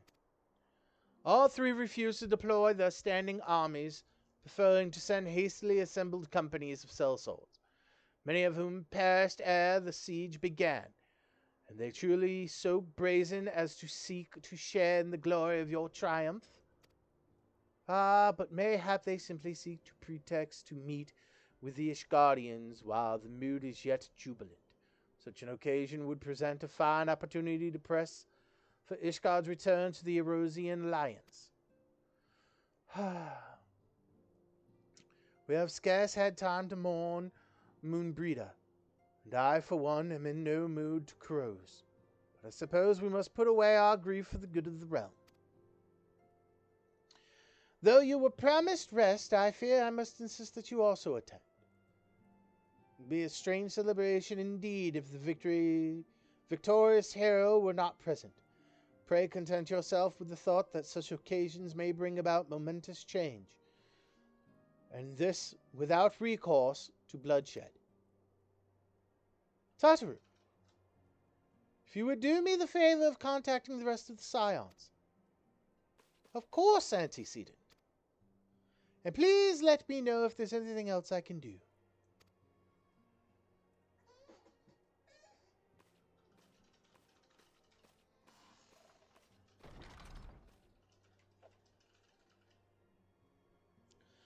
Curious. I've never known Tataru to sigh at such requests.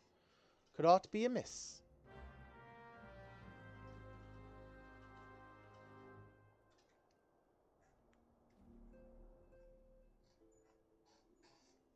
Oh, come on. I just want to take a hit of my fucking vaporizer, you fucking old shit. Thank you.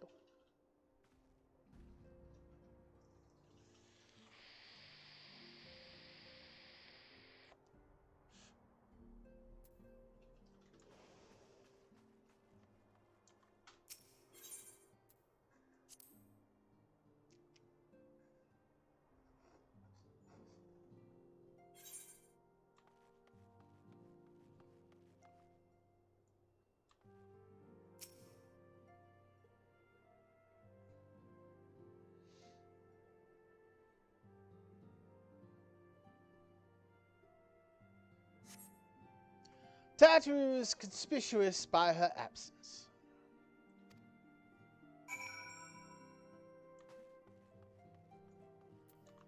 Flamin? Tataru, I believe she just stepped outside. Now that I think on it, she did seem rather preoccupied.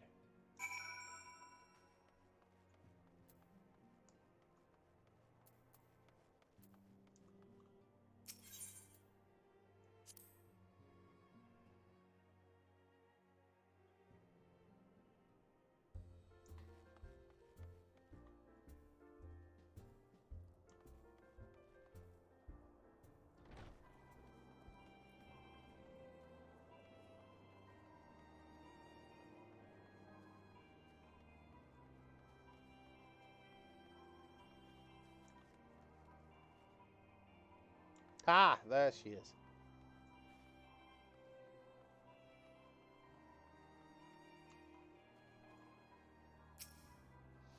Oh, Kogan. It's you. I didn't mean to worry anyone. It's nothing, really. Well, it's not nothing exactly, but feels like nothing compared to the towering trials you and the others face every day. That's why I should probably talk to Minfilia before things get any worse.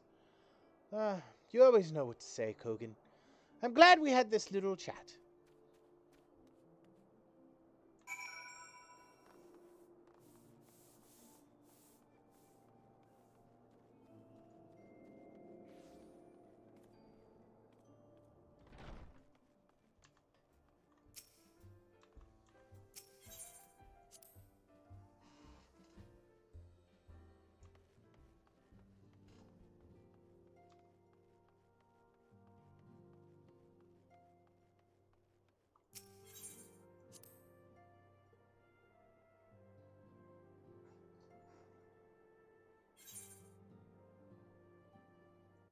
Wait, what the fuck?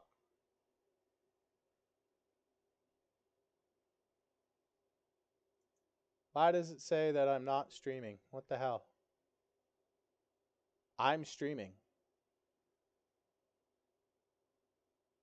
I didn't lose. No, I didn't lose. Okay, good. Never mind. It was just... I just, like, realized. I must not have refreshed once I went live. Well, that could have been the issue. I don't have any... Nope. We've been good. Okay, cool. I'd have been pissed if most of my shit was disappeared. Well, Gucci, though.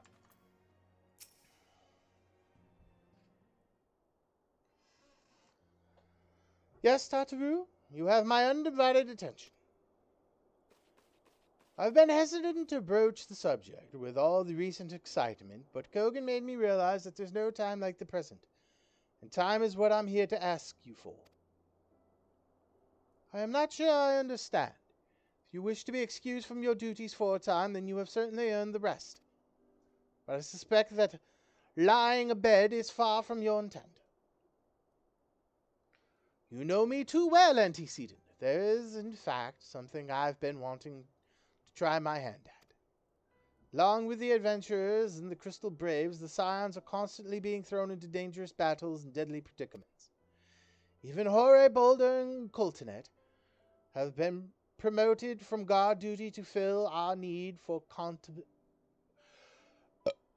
competent warriors. And so it seems only right that I too should acquire the power to defend myself and others. More importantly, when I return, I shall be both your receptionist and your bodyguard. Right, so she's going to go learn how to throw hands. Good luck. You got this, Tataru. Whoa, hey! Alright.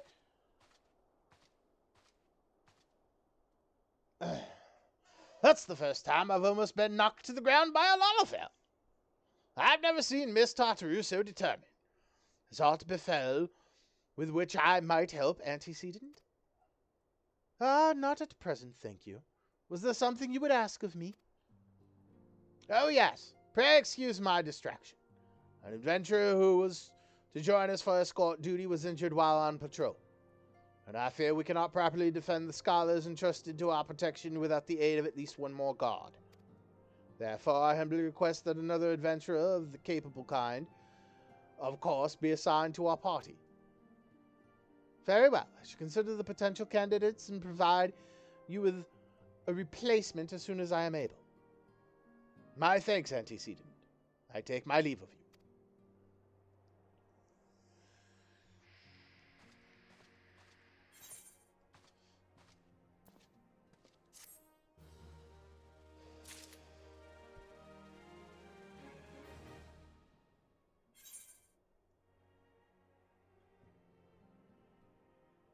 Okay. And I think that's where we're going to call it for the night. Because it's 8 p.m., guys. And I need to go make dinner and chill for an hour or two before I go to bed.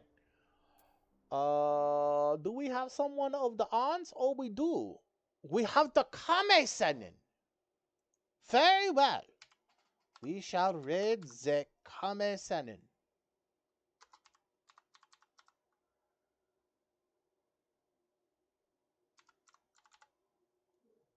Right? 2 N's. Make sure I got it fucking pronounced, spelt right. Yes, we do. Let us go say hello to Kame. He's playing some Elite Dangerous. He's shooting. Space pew-pews.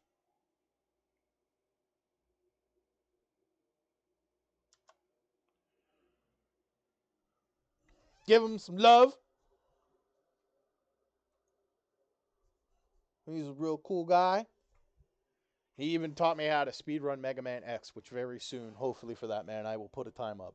I tried to this weekend, but I ran out of space on my fucking hard drive to record.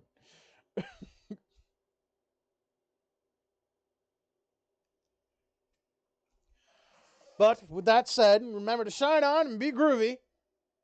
And I'll catch you guys all next time. Peace.